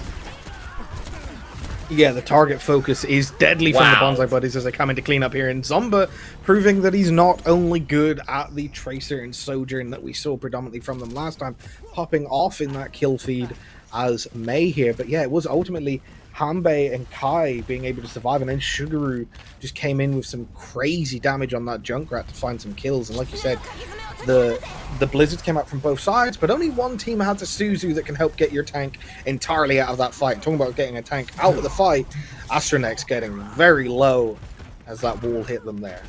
Astro lucky to be away. It should be all that she wrote, at least for this one. Low HP for Maverick, but they are healed up quickly so. And the amplification matrix there just the same to keep them sticking around. Where the heck is this Riptire? It finds only the immortality field, of Marduk's. Will do damage on Dejing as they have to disengage, and just the combined annihilation will go through. Artemis again, in the middle of a fight, actually capped the point, but can't stick around long enough to hold that cap for any more than 15-20 seconds. That seemingly was the way Samoa crumbled, at least for them, inside the volcano. 2-0, and a fairly clean one at that, all things considered, for Bonsai Buddies. Yeah, they certainly seem to have the very good target focus there. They were just able to burst down targets one by one. A big part of that is headshots being landed by Zomba on this Wow. May. Some crazy flicks there from the hit scan player on a projectile hero. Obviously, that's going to make a big difference in these fights. But Painkare and Jing on the other side were doing a lot of work as well, just not quite able to sustain for long enough and not quite able to find those kills in those key moments. And like I said again, it's the cleaning up of stuff that's a big deal. They just weren't able to get that cap soon enough because they weren't able to kill Hanbei and Kai with enough time. And it allowed the rest of the Bonsai Buddies to then come back into the fight, and they just seemingly just blow up the Artemis players so much faster. Whether it's just the difference in headshots being landed, I mean, that's unfortunate when Sugar Eru is getting a kill from the death on the sliding Jing. But yeah, it's those tidy ups, those ends of fights, I think, are the biggest deal. And a lot of this, Bonsai Buddies are just able to stall out points for so much longer. Artemis just aren't able to find those last 1 or 2 kills to truly finish them off. It was when Bonsai Buddies are fully committing themselves to the fight and actually dedicating ultimates, they win it fairly cleanly. When they don't have that same ability to do so, they extend the fight long enough, sometimes 20-25 seconds, even while keeping marginal players alive at the end of it, just to make sure either A, the rest of the team can come back, or even if the cap goes through, it doesn't end up for as much. 2 full caps, by the way, for Artemis, totaling about 26 seconds of full capture time. That not including the first capture of 21% going there. I think it was 27 seconds overall. But it was a very definitive victory for Bonsai Buddies. And honestly, the 2-0 didn't even seem that close. The 100-85 first round was a little bit more contentious than the second. But as we move into our second map of Transition,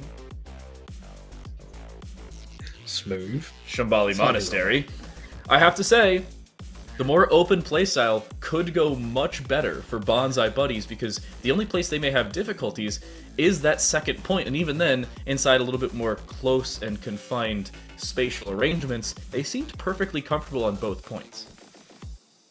Yeah, neither playstyle seemed like a major issue for them. There was arguably slightly more sloppiness on the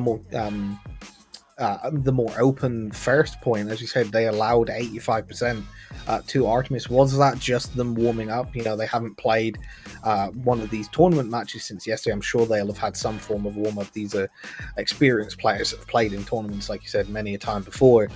But maybe just a slight bit of sloppiness and then they pick it up. But Shambali is an interesting map, as each point has varying levels of how you can play each playstyle on it. Dive is viable on all 3 points, but slightly less so in certain areas, particularly as you get to that second corner of first point. Dive becomes quite difficult to get the right angles on. Brawl gets heavily favored. You see a lot of teams really stall out on that second corner of first point. And then as you progress your way through the map, things start to open up a bit more. But there's so many just small choke points on this map where you really see teams just anchor it down on the defense. I'm sure that's what they'll be playing for. But from what we're seeing right now, I'm not going to be expecting much in the way of dive. It does look like it's going to be the pretty standard Ram Brawl v Brawl matchup. And once again, we have these DPS matches. I just noticed, though, Astronex rolling out on the May at the moment, and Sugar Eru, the Junkrat player previously, is now on the Ramatra. So a bit of a change up of roles here for the Bonsai Buddies. We get them in the right order, though. It's really awkward to look at, like last map, it was the Kiriko second in order. Come on. OWL order, people.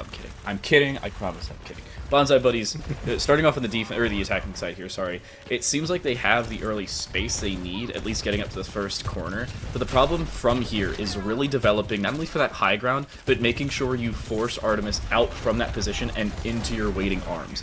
Early on, Shigeru taking a decent bit of damage, already forcing out Annihilation, and forcing out a decent bit of utility off the back of it, and they will, forcing out Nemesis for him, forcing out a decent bit of utility off the back of it, and they'll already fall early. That should probably be the rest of the team falling in short order. Immortality Field gone, so too will your maybe in the next few seconds. Great start for Artemis. Already 50, almost 60 seconds gone, and you've won a fight cleanly. cleanly and with potential staggers coming out here. Yes, they do find Hanbei at the end, so there's a stagger as well, so that's even more time that's potentially ticking off the clock as the Bonsai Buddies have to wait for their support, their flex support hero, the main healer of their team to come back. They can't really commit fully to an engage, but Sugareru, as you said, got that Ramatra form forced out so early and forced into a corridor that they didn't want to be in, and now Artemis full commit to this next fight as well. Oh, what a good immortality field, basically countering out the entirety of that amplification matrix. Maverick getting healed up very well in the backside here, has already built up the Annihilation, but Sugareru 30% behind them. Zomba dropped down, Jing popped the overclock in the process, trying to hunt down the Mei, somehow finding nothing in between a rock, a hard place, and 3 or 4 different members. Sugareru will fall, but now the Blizzard used in front of 3 or 4 different players, the immortality field, and surprisingly enough, the Annihilation is what keeps Maverick alive at the end of the day. And just like that, now 2 minutes gone for the Bonsai Buddies attack. They've gotten nowhere. Yeah, they did force out some big ults there. As you said, 3 ults used in that fight. Marduk's popping early, already back to 50% on the amplification matrix, but Maverick and Jing at the end of that fight popping 2. And the long respawn, as we see Jing coming back, it's already really low, has to reposition with the rest of their team, but it's Zomba going down first to Pain Care, who seems to be popping off on the Mei this round. Dunbury used late here. They want to pop the Annihilation off the back of it, but the problem is you have very little support on the front side, no DPS line, and no seemingly supports in the front half either. Sugareru will be dispatched to follow up onto K41, and yes, you do commit a lot. Sound Barrier, Annihilation, Amplification Matrix, even a Blizzard a fight ago, and you found nothing. Now's the time for switches, and Sugareru knows it. They'll swap, and fairly early, all things considered, or fairly late, sorry, all things considered. Yeah, but they got enough picks there that Artemis are going to be forced back. They're not going to be able to hold this aggressive position on this first corner that they were previously. But instead, they're going to be looking to lock it down on this second bend. This corridor here is really where things start to get difficult for the attacking teams normally on this map. But it's Zomba actually on the attack, finding that first kill. 1-for-1, Bob versus Blizzard, and you have the follow-up with the Nemesis for Maverick. Again, not even needing the Annihilation to follow up with heavy pieces of cooldowns. And just like that, down go Bonsai Buddies. They're again having problems. Astronex will make the late switch onto the Genji here, after not even having the Mei ult of their own. And limited time, 30 seconds. You're looking at one long fight for Bonsai Buddies. Yeah, this is single fight or like scrappy contesting fight territory. That's a good start. Zomba, Maverick, that's a huge hit. That's a crazy start for them. Now the overclock having to be forced out, they have to care. Jing can obviously pop off with that, but with the rest of the team and Sugar able to push in here, it's going to be hard for Artemis to hold. They're going to want to back up and try and help them get their tank back. Yeah, this is very smart disengage. They want this one last fight, this one last hold with their tank here. You'd much rather give up an extra few meters rather than the point itself over a level of over-aggression. Here's that Nemesis form, Annihilation available for Maverick if they need on the later stages of their health pool, and they'll pop it in the middle of everything. There goes the Kitsune Rush. It finds very little, no support whatsoever. The support's taken care of, and everybody forced away from the point. Not a heck of a lot you can do if you're on the attacking side. It goes from a clean-ish 2-0 to a very dusty first point of Shambali. They don't even complete the first point. They get 95.5 meters. That's about it. Yeah, maybe some slight overconfidence on the hero swaps here, changing the roles around, but certainly look much, much stronger from Artemis, and I have to applaud them for the really smart play there, like you pointed out. Backing up, bend, don't break, really is the answer to how you hold in Overwatch, and they did just that. They saw their tank die, they invested enough to force Bonsai Buddies back, but not a full committal. They backed up, they reset, Maverick came back in, and then they full committed, and Maverick, with an incredible play, as you said, with that Annihilation into the backline, kept themselves alive, kept the pressure on. Absolutely crazy that they were able to rehold that. I thought for a second that they were going to end up full committing after Maverick dropped and they weren't going to hold, but just very smart play. And now we'll see Bonsai Buddies, what can they do on their defense? They really need to put on a good show here. It was a difference in measured aggression. Bonsai Buddies in some of those fights, yes, lost members earlier, and then forced some ultimates off the back of it. I'll throw you back to about the minute 20, minute 30 mark where they dedicate a sound barrier and the annihilation because they were going to switch Sugareru anyway. And yeah, you do some damage, but you don't get a heck of a lot out of it. That was the problem. Yeah, you force them back, yeah, you get some meterage, but it doesn't give you the point at the end of the day, and that was the problem. They didn't get enough space off the back of their openings. What's the call here for Artemis? A much closer hold to start things off for Bonsai Buddies, but what's the early call for Artemis? Can they clear out enough? Sugareru on towards the Orisa to kick things away, and it does seem to be working. Well, it did seem to be working, and nothing past the opening. Already an astounding start for Artemis, and yeah, there's not a heck of a lot you can do with your Bonsai Buddies. This defense, not a good start in comparison. No, this certainly looks like this is Artemis's map. I'm starting to understand why they picked it. They've already got Jing up, looking to try and get some damage out. I mean, not much you can tell from just a single fight, but that was about as clean as you can get.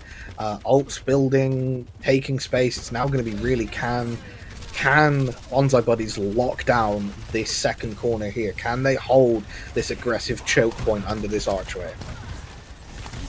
Again, fairly forward position. Bonsai Buddies are a fight and a half from closing things, or getting things closed on them, and almost guaranteeing a fourth map at this point. Immortality Field gone early. Sugareru between a rock, a hard place, and about 3 tanks, it seems. They also have a heck of a lot of healing focused on Maverick, but somehow they do still survive in the cubby. Can they get out? That's the real question. The answer seems to be an overwhelming no, but an Amplification Matrix out in the open here gives an opportunity to play off of, especially now with the Terra Surge dedicated, but they don't find enough off the back of it. Blizzard in the process, while everybody's frozen. It's a game of freeze tag for Astronex. How much damage can they do off the back of the Q? The answer is not enough. They do, however, have support, and Artemis will be shut down for the time being.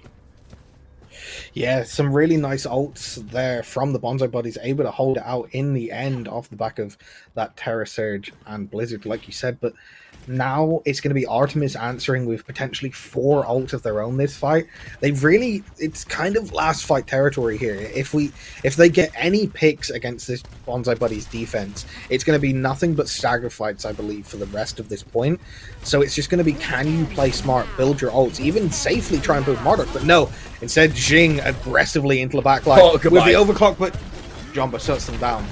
Jamba casually drops the doppelganger diff and will force Artemis back. 90 seconds left and about 33 meters still to go or so.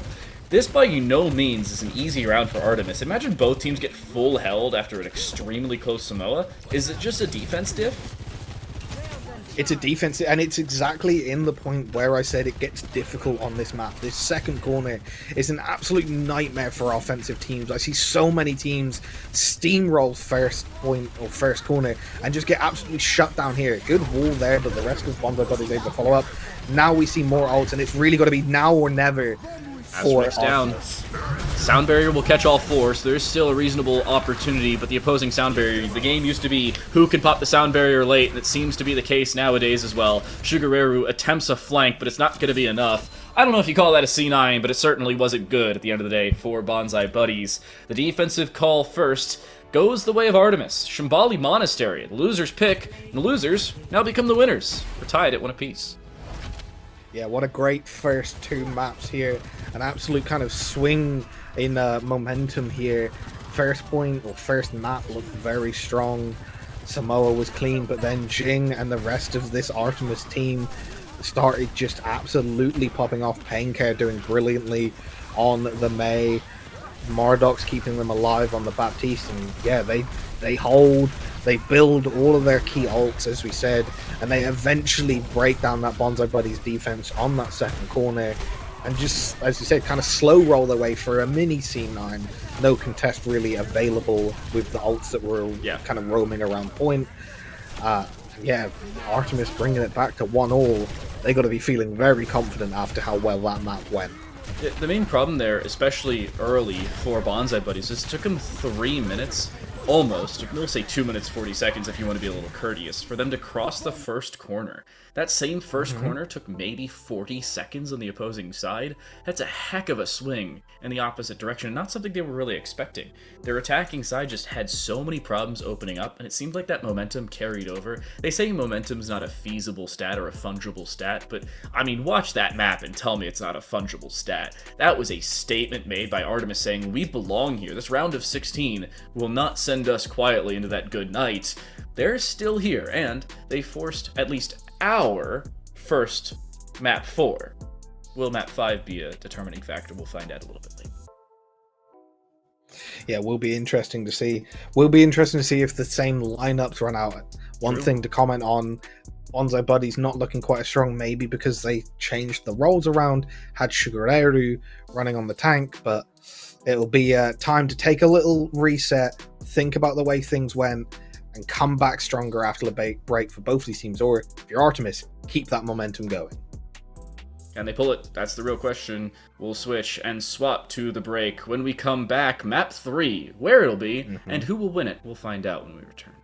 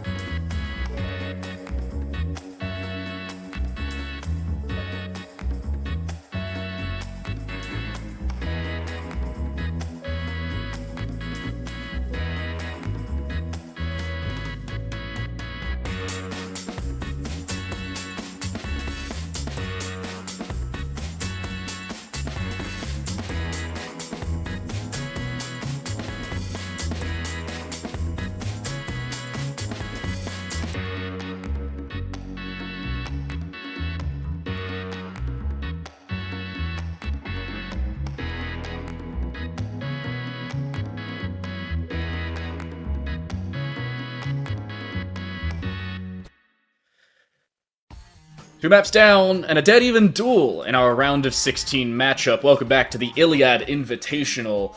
I'm Time to Like, joined alongside me here, at least virtually so, across the pond in like 5 more time zones, is Unchanged. I gotta say, a little bit of a closer affair than maybe we were originally expecting coming in, but I said it was gonna be a close game. I love being right, especially when it's about close games. Our third map, for the time being, looks like Servasa. It is Servasa. I'm not like reminiscing or hoping in one way or the other. It is Servasa, but I really wish it was New Queen Street. Not New Queen Street. New Junk City. New Junk City. Yep, that's the other one. Yeah. I swear all the new map names, there's so many of them that are so similar. They're just trying to make it hard for us casters. But yeah, Servasa being the map pick and it being Bonsai Buddy's map pick as the losing team from the last map. As you can see, 1-1 for both these sides is just about as close as you said it could get. Will be interesting to see if Artemis has been able to maintain their momentum through this little break that we had, or if Bonsai Buddies, that gave them some time to reset, rethink, and get themselves back on the pace that they had been in previously. Or are we going to see the home team of Iliad Artemis upset the reigning champions in this competition? My other question is, are we going to see everybody back on their usual roles? Usually right now I'd say Suguru is on DPS given their current position on the team, but they have not been properly set up. Looks like they will be on the DPS role. I'm a fan of them back currently on the correct role, we'll say. But the problem for them is maybe not having that definitive setup that we've been looking for. Back in our previous series, we saw Suravasa, and honestly, any tank was basically viable. Surprisingly, we didn't see a Doomfist, but we saw it earlier in the series. Here, we're seeing Maverick on the Junker Queen, Maverick on the Ramatra. Jeez, I can't talk about anybody before spawn doors. And Astronex mirroring them. It does seem to be a full mirror across the board. Hanbei even picking up the Baptiste alongside Mardux this time. Yeah, surprised to not see anyone opt to TP out of spawn just to get that slight advantage. It can often be a big difference if you're the first team to make it on, but inside it is, as you said, pretty much just a clean mirror match for both these teams opting to walk their way onto point and trying so you can get the better split off with some of these walks. Maverick had a much worse start to this one, especially considering they've already used that Nemesis and were caught out in the open because of a very good segregating wall. But for the time being, it seems to be about even. Artemis have lost first cap, and we saw first cap actually lose every single point except for one back in our previous series. That doesn't seem to be the case, at least not early. Astronex will do a decent bit of damage, follow up on a Maverick, and without the health pool, that seems to be the rest of the team following up on deaths as well. Nearly a team kill. Soul will survive, but an inconsequential life at the end of the day. Yeah, like you said, it really was just a slight positional difference. The tank aggression from Astronex able to come out much more after a lot of Maverick's health pool gets forced out by that segregating wall. Will be interesting to see if they opt to just engage the same way or if they take a slightly different rotation. Looks like they're going to be going and opting for a different rotation, looping around the far left side of the map here for Artemis and looking to take a longer sightline, and that is exactly why. Oh no. Because they were hoping to try and get a pick through that window. Instead, Mardux dies as soon as they block it. And that's the first point. At least it most likely will be at the end of the day. Soul will get back and should be able to at least be in the conversation to recontest. And down goes Zomba, but in the process it doesn't matter. Astronex finds 2, and with help from Hanbei will follow up onto Maverick. First point goes away of Bonsai Buddies out the gate. And you have to say that positional advantage early on has been helping them in spades. Forcing out so many cooldowns from Artemis in the earlier stages of the fight becomes the difference maker. Yeah, they're certainly looking much stronger and much more confident with Astronex back on the tank. This Ramble is a chaos, and here we see the Blizzard coming out, but immediately someone else dying when they pop an ult. It's Sugar Eru, first one to drop here off the back of that, and Hanbei, though, able to trade it out onto Jing, so both DPS down for each team. It will be interesting to see who opts to take the more aggressive push here, as we see Bonsai Buddies backing up to get that first cap. Astronex popping Annihilation inside of the Blizzard, no less, and they're caught off guard. A massive ult dropped. They will cap first, but the question is, how long does that last? The answer, not very, as Hanbei will fall. That should be a disengage from Bonsai Buddies. I wouldn't hate them backing away, giving up point control, and then trying to survive for a quicker recontest, but yeah, never mind. Losing their DPS line doesn't particularly help, and Artemis are more than happy to take this in their stride. Yeah, I feel Zomba got slightly baited. I mean, we saw how low Jing was 34 HP, realistically, only 1 or 2 shots away from death. Zomba thinks they can follow up, doesn't quite slide out, and then manages to get traded out by Jing. So yeah, it's going to be more time ticking over in favor of Artemis. And like I said, it was just a slight ultimate diff there. Getting frozen was not what they wanted. And now we see a bit of a map flip here and another early, as you said, early window here. Fairly quick, and more importantly, the fact they built it up that quickly, even after losing in the earlier stages of the previous point. Jing, nice opening onto Zomba. They do force out the sound barrier, which does extend to the full squad, and the Annihilation used fairly quickly inside the fight itself helps massively in the favor of Artemis. They may very well be able to close out this round themselves. With the help of the sound barrier, they almost definitively will do so. It comes down to a Herculean effort required of Astronex, of which their heal will end up being that break. Artemis, they tie us up. 1-1 in the series and 1-1 in the points on this map. As you said, huge plays from Artemis. It will be Bonsai Buddies, though, that should get the first tick on, or the first fight on the point. But look at this rotation here, looking to try and cut them off. Artemis have found 2 members in the backline of the Bonsai Buddies. If they can get Kai or Sugar Aries down here, it's going to be a really interesting first fight. Bonsai Buddies do drop first. It is Sugar Aries getting split off by Mardox and the rest of the Artemis team. And now they certainly have the advantage coming into this third point. Just gonna push off the back of this, though. Oh, that's how much. One picked up, maybe a second. Railgun misses. The follow-up will not. Jing makes it 2 more. And Artemis, clean as can be after the early loss on point 1. They looked pretty clean to open up Palace as well. Man, that was just Bonsai Buddies being just that little bit split because of how late Sugar Aries had died. Kai going back to pick them up and then just getting absolutely split off. Another really early amplification matrix. I guess this is just a zoning ult to try and win more time over and maybe tick some ults and force where Bonsai Buddies can push from. But yeah, that was an incredible rotation from the side of Artemis to catch Bonsai Buddies off guard in that last fight. This is for him. Use... Jing should get out and does. Blizzard used as well, tries to force as much out as they can. Immortality Field does become inconsequential though, and an attempted cap of the point also not going their way, with the Lucio just delaying on and around.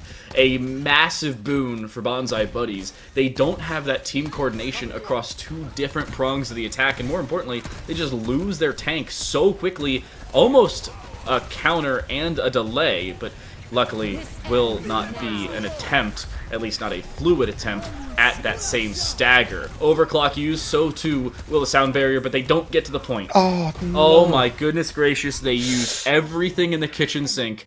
They press Q 3 times and don't even touch the point. Congratulations, you've team killed and nobody cares. Yeah, that's going to be a painful one. Hopefully they can get a bit of a mental reset before they get onto the next point, because that's going to be a hard one to take, knowing that you'd invested so much thinking you could get onto that point and just being forced off, just being slowed down enough by the likes of Maverick with the body block and with that Ramatra, that ability to slow them down. Now 3, about to be 4 ults online for Artemis. Surely this is just a 3-point win here. They, like, Bonsai Buddies are going to do everything to play defensive to try and counteract these ults. Overclock does basically nothing, though, so at least one of those ultimates is countered out and nullified for the time being, we'll say. 100 does do damage, but nothing lethal into Zomba, as they'll stick around. So too will Kai, and Kai lucky to be alive at the end of the day. But look at the time. Look at the top. 21% already picked up and still counting at this point. Amplification Matrix and a pretty dang good win at the end of the day. Helps do damage, it helps keep everybody alive. There's an Annihilation, there's the W key, but Astronex walled off, still finds Pankar in the process, looking for more, possibly onto their counterpart of Maverick, but will the Annihilation be used on the opposing side? It seems like a late call could be dedicated, and it will be. one for damage, looking for a second for lethality, and they'll find it, but somehow Astronex's still alive, finally dispatched up, and in the same process, it's still been 70%, all sticking around. K41, the only one to find lethal damage at the end of the day, and will fall at the end. No ultimates other than a sound barrier for Bonsai Buddies, and they're on last flight. Yeah, this is crazy. This could be the map win already for Artemis. If anyone from the side of Bonsai Buddies gets stagger killed here on their re-engage, it's going to be an absolute nightmare. We see the Doom come out, does get that overtime wick ticking down, but look at how low Astronex is already, and the rest of the team now having to stagger in off the back. Sound barrier, but a blizzard to counter. K41 should be okay with the sound barrier buff that's attributed to them. The switch towards that Sojourn, or sorry, the Tracer will help, but nothing that will turn the game on its heels. Artemis, 3-1 in a statement. They look terrible in point 1, and after that, they looked like they could do no wrong. They'll take the lead here in our round of 16. And there's an incredible bit of play. We had the question mark, they may have won the last map, but our question mark was ultimately that they won the last map with Sugar Eru playing tank for the Bonsai Buddies. This time around, Bonsai Buddies come out with their core roster on all the roles that they want to be on, and Artemis, in the end, like you said, other than that first point, absolutely just pummeling them. They got punished. I feel like some of the fights got in the heads of the Bonsai Buddies, particularly when they got caught off on that third point rotation. I think from there, it almost seemed like they were mentally boomed. They just lost all of it. There was no coordination on the ults. They were investing late on lost fights. They didn't get the touch. Just everything that could go wrong for the Bonsai Buddies did. And it's really interesting to see that coming from what was last season's reigning champions. ILIAD Artemis looking to be the strong side here, looking to hold the fort down as the home team. Man, they got to be proud of themselves here after that fight. I gotta say, I am as well, especially after the last part of that round. They kept things so consistent in their favor, and more importantly, they kept things so easily redundant. Usually redundancy, in most scenarios at least, is probably not the greatest idea. If I say the director of esports directors, kind of redundant. But if you have some redundancy, making sure people can stay alive at the end of the day, you have a Blizzard to protect against an annihilation from an opposing Ramattra that's already been over-dedicated. That redundancy, more healing, more sustainability, and more importantly, more trades in your favor helps rather than it hurts. And honestly, Artemis took full advantage of it in a proper direction. I loved that play. And honestly, it worked perfectly in their favor. Yeah, like you said, everything just went right. They did what they needed to do, and that's all you can ask for a team playing at this level. I looked at this matchup and I agreed with you when you said it was going to be close, but man, I would not have guessed that Artemis would be coming into map 4 with a 2-1 lead and the potential to clinch this matchup and knock out the reigning champions from this bracket. Artemis really at the moment looking like the team to beat in this competition. So map 4, Watch Point Gibraltar. I gotta say, a fourth map here, I'm a little surprised to see that decision. If I'm Bonsai Buddies, I don't know about a Watch Point decision. They just haven't had that. At least not the same opening prowess they've had since the start of map 1. I gotta say, I don't know how I feel about this decision. I mean, we talked earlier about how kind of flip-floppy of a map Gibraltar is in our earlier series. We mentioned that the defense and attack, you can play it with the same play style. You can go all-out dive, or you can play it completely differently and play like full aggro dive on the attack and then just go full counter dive on the defense. Like, this map opens up any play style available, predominantly dive based play styles though. But one thing I will say for maybe backing the Bonsai Buddies decision here is Zomba is predominantly known, as I said earlier, as a Tracer player. They were a previous Tracer one trick, has a lot of and the likes, but Tracer is an interesting pick for them in the slightest. They land some huge post bombs the last time this tournament happened, so I'm sure that plays like that will be what they're looking for, and maybe just to move away from the Brawl comp. I mean, it's been pretty much Brawl Mirror versus Brawl Mirror on every other map so far, and they're down 2-1, so I guess moving away from the Brawl Mirror, not the craziest decision to make in this situation. Yeah, we're also not going to see Watchpoint Gibraltar. That is not a hybrid map. I was looking over at the map pool and like, wait, isn't Watchpoint not hybrid? I was thinking about it, like, It's is just there pure a different escort. alteration? No, it's just escort. So we're going to Nimbani. Yes. Shigeru said Watchpoint, and we've already seen Watchpoint once today, and our observers thought nothing of it, and understandably so. Just autopilot. And we're halfway through our fifth match of the day? Yeah, fifth match of the day. Understandable. It's okay. Everything's fine. We're going to Nimbani because it's actually a hybrid map, not Watchpoint Gibraltar. I was very confused. It is the dive hybrid map, though. So That's I guess true. they're sticking to the fundamental in the sense of they are opting to want to move away from the brawl mirror. They don't want to keep forcing this. They do want to probably force a dive matchup. So it will be interesting to see if Maverick on the Diva on this defense, but Maverick and the rest of their team on this defense can they match up at the same level on a completely different team comp. This map, these fights will play out very differently to what we've seen from the last few objectives, and the attempted pincer maneuvers that we even saw from Bonsai Buddies on Flashpoint can be much more viable on a map like this.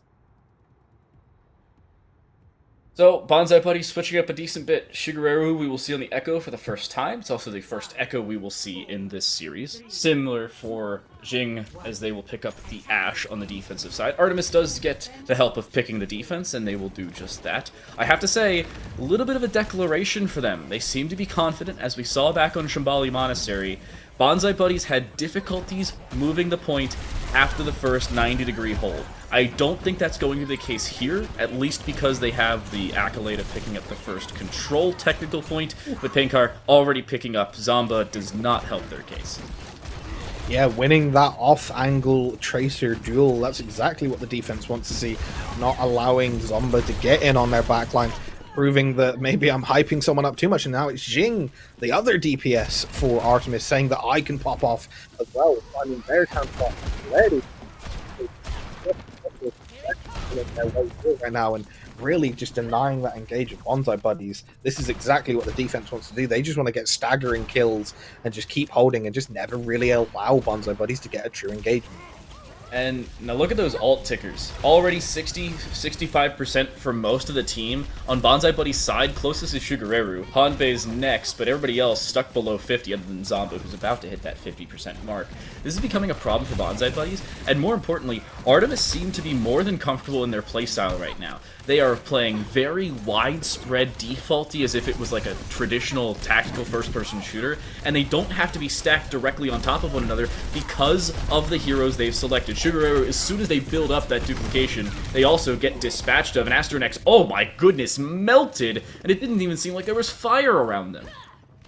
No, that was Jing with a really nice coach gun to get themselves away, and immediately upon Astronex being displaced, the call-out was made, the dive came in from Maverick and Paincar, and like you said, they absolutely melted. That was from over half HP to dead in the blink of an eye for Astronex there on the Winston, and again, just resetting this fight. The copy comes out, there's ults already online, Bonsai Buddies looking to make this aggressive Zomba, and Astronex getting the kills. That was really early. Mardox and that able to try and keep themselves alive, but not for very long.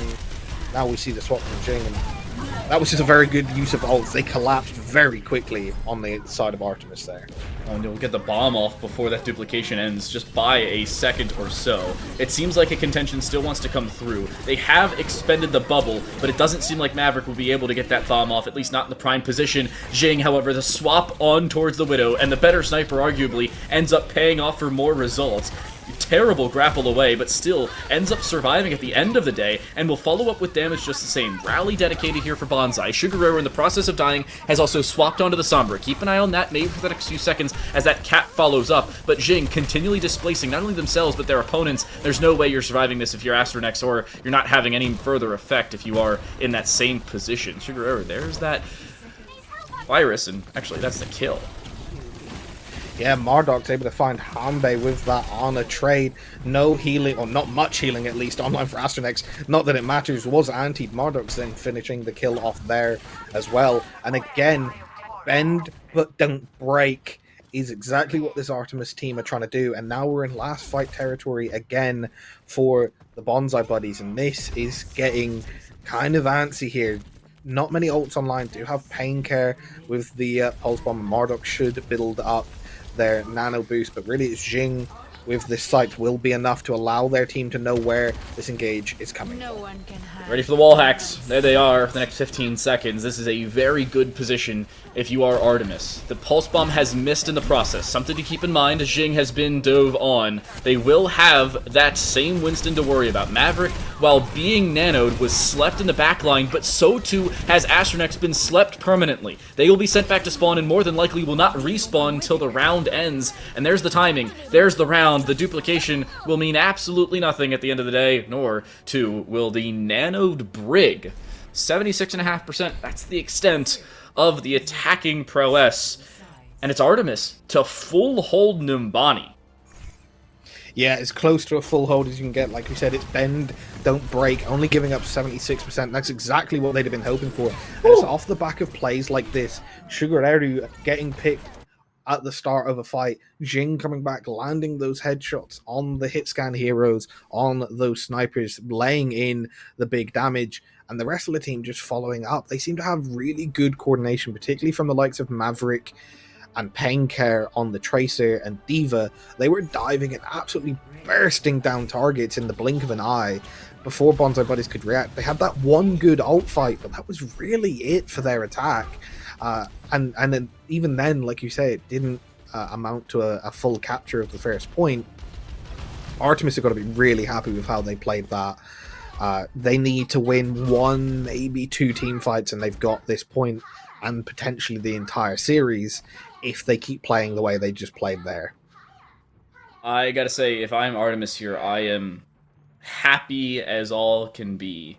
You're running an Echo Tracer on your attacking side, you're sticking with the D.Va, and now you have the D.Va mirror on the other half. Sugareru has switched on to, I believe, their 5th individual DPS hero, not even counting who they played back in map number 2 on the tank side of things. I think they've even added a few DPS heroes to that same counter. Kai is sticking with the Brig, so too will Soul, as everything seems to be mirrored, minus that projectile DPS, and that may very well be the difference maker in this individual round. Astronex Anti will have to get the heck out of dodge and will do so successfully. Nothing too worried about there. But Maverick, point blank with them. Zomba's the one that wins the Tracer battle, at least for the time being, but that distraction should be good enough to force Artemis back, and it will. Yeah, the defensive Tracers certainly seem to be winning the duels so far.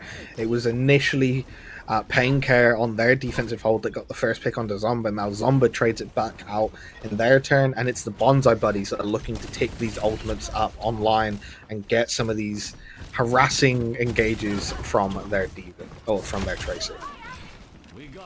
Shuru follows up. Nice little set of flurry bolts, and we'll find at least damage and then a follow-up onto Xing.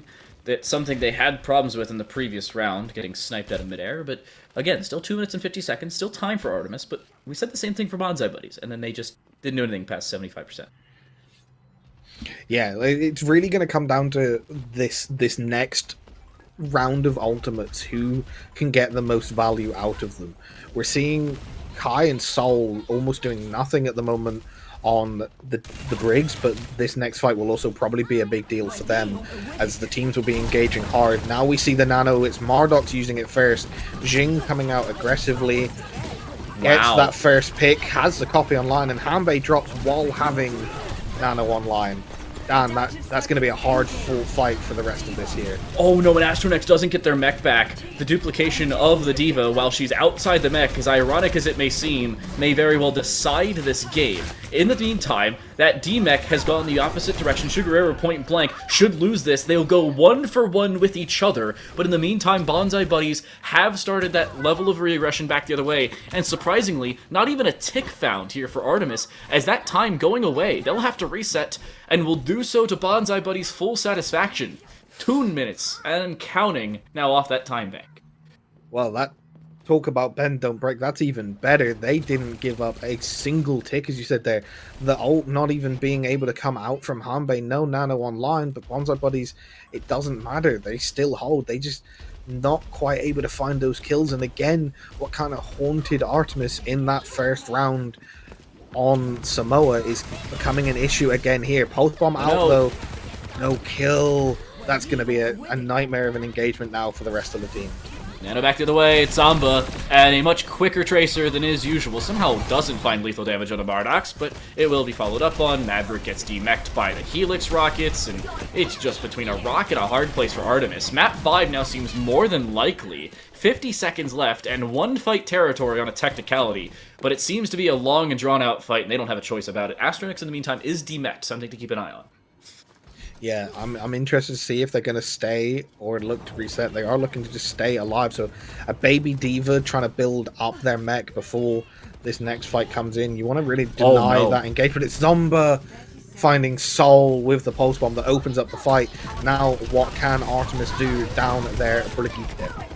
Oh, and with losing your Brigitte, you also are losing that same availability. Jing will try to dedicate and duplicate that Diva once more. They'll find the follow-up onto Hanbei with help from, ironically enough, the other Diva. They'll pop the mech inside of everything, and with just time ticking away, they will be able to recontest, but no!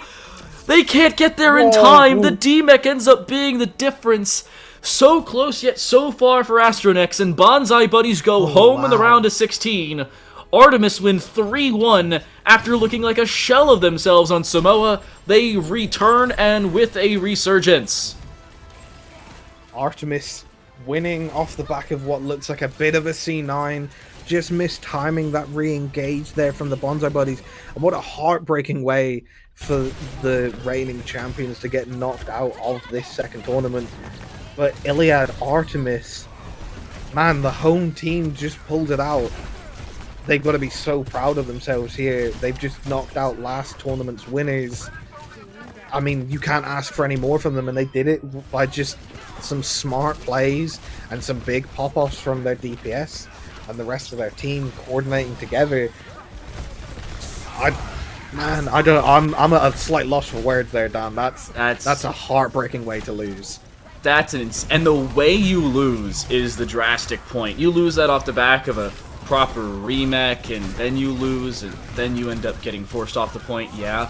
But a slight mistake, and one that on its own seems to be a null and void point. But at the end of the day, it's what decides the game. Suravasa seemed to be Artemis's map, and I feel like Suravasa alone was the real full description of this series in one map. Where, yes, Bonsai Buddies kick away well. They have an outstanding start. They look like they can do no wrong on point 1. Similar to Samoa in the series. And then Artemis are like, oh yeah, we don't make mistakes in this game. And just follow up with the full series.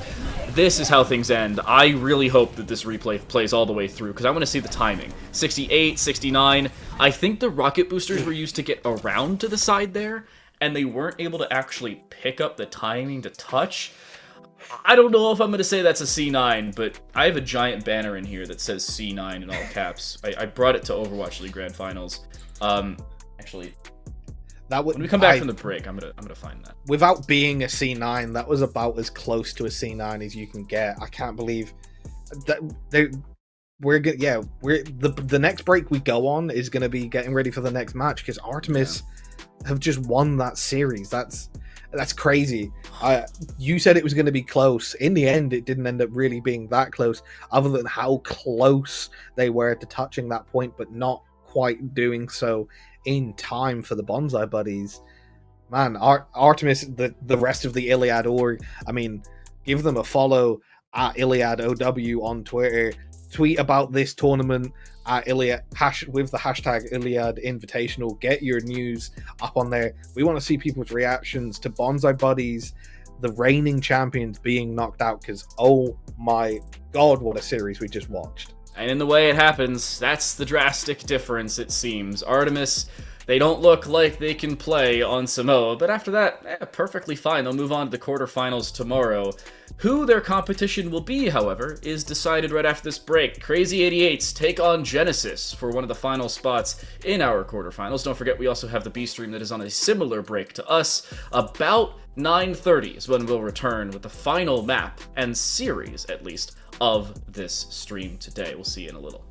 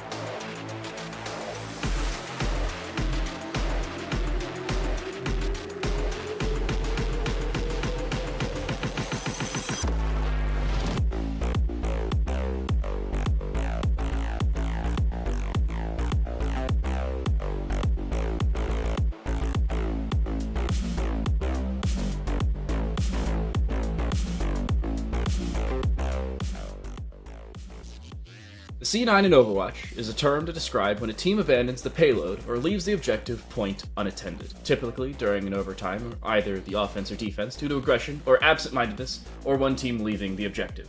The C9 counter, as it was at the Overwatch League Grand Finals, grows ever further. Thank you very much for joining us back at the Iliad Invitational. I'm Time to Light. Joined alongside me here is Unchanged. That's arguably the best introduction I've ever had to a broadcast, and I honestly love it as it's our final game of the round of 16. Don't forget, we also have a B stream running as the other final game of the round of 16 on twitch.tv/the Iliad Invitational 2. Basically, just add a 2 to your URL bar and watch the other game.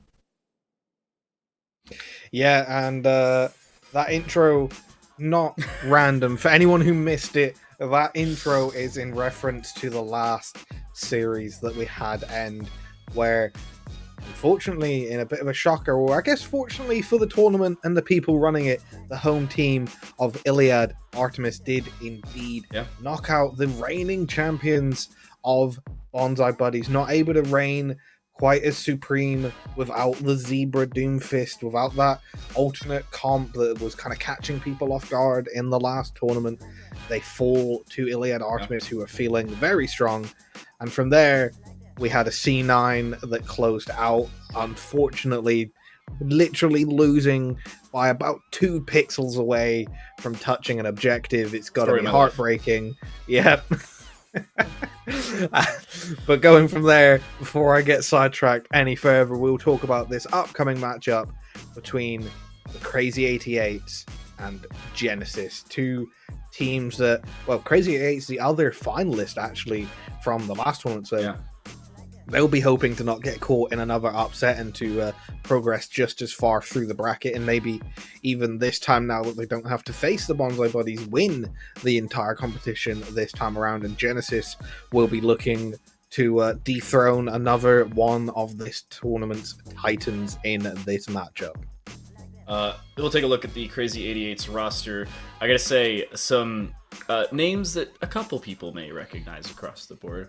Mellophobia, surprisingly not the inordinate frightening of something in particular. It's actually the 3rd studio album by the American rock band Cage the Elephant.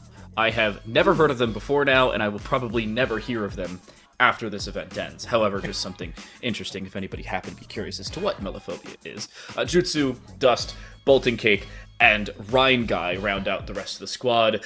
And I'm really excited to see how this game shapes up, considering these two teams will have an extremely difficult matchup tomorrow against Artemis.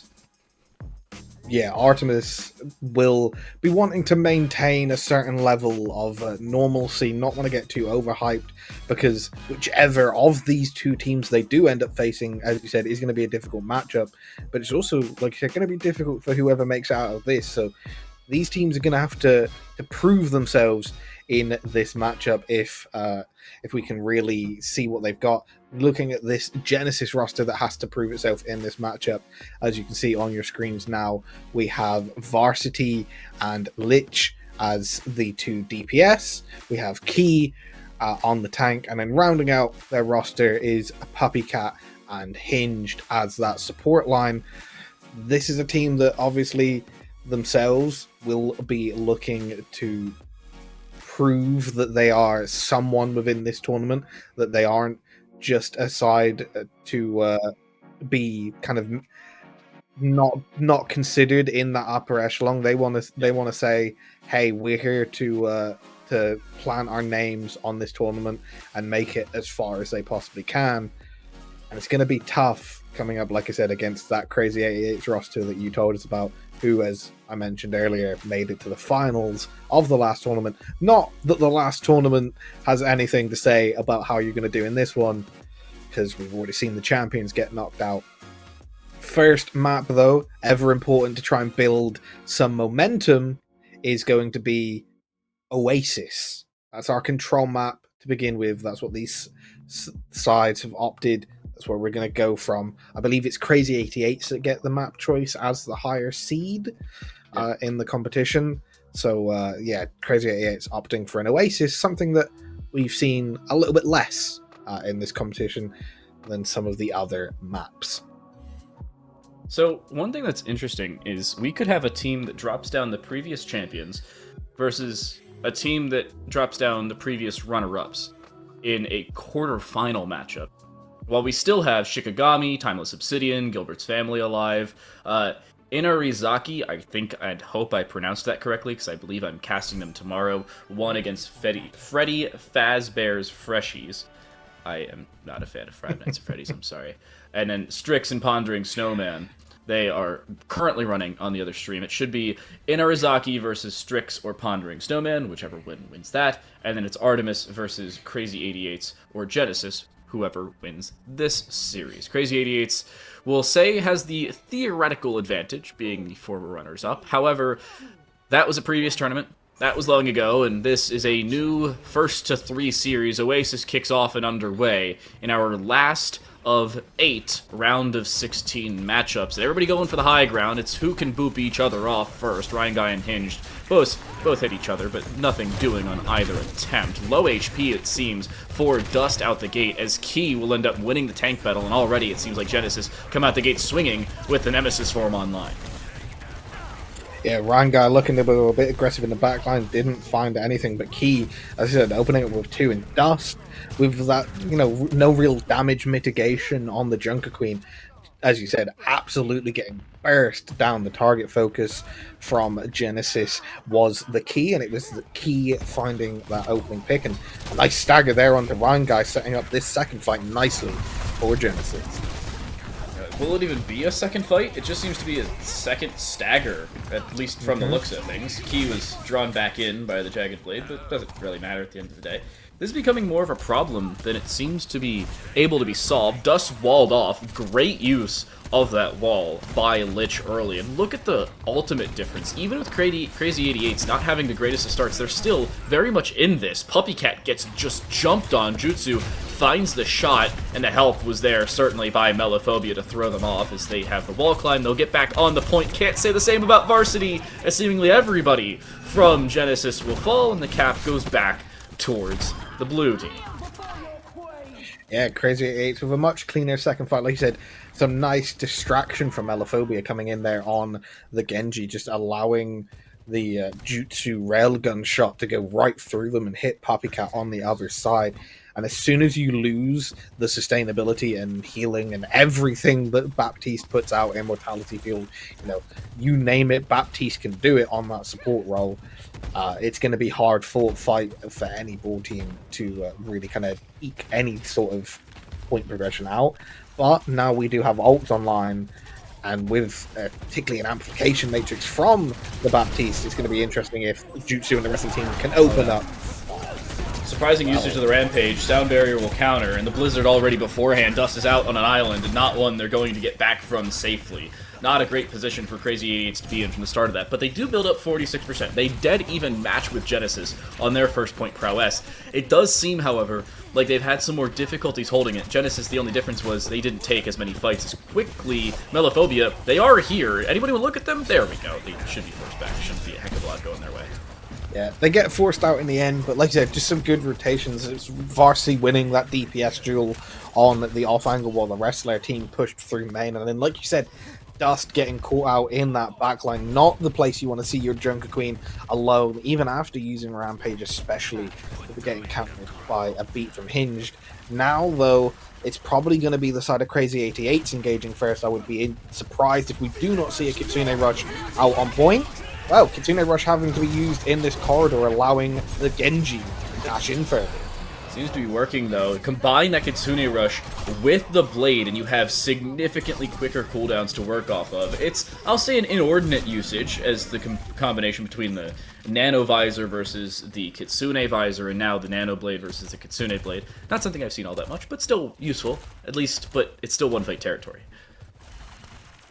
Yeah, it is indeed, and I guess Genesis wouldn't have wanted to have had to invest an ult into that fight if they'd seen that coming, but ultimately they do still have 2 and nearly 3 with Lich's Blizzard almost being back up and online.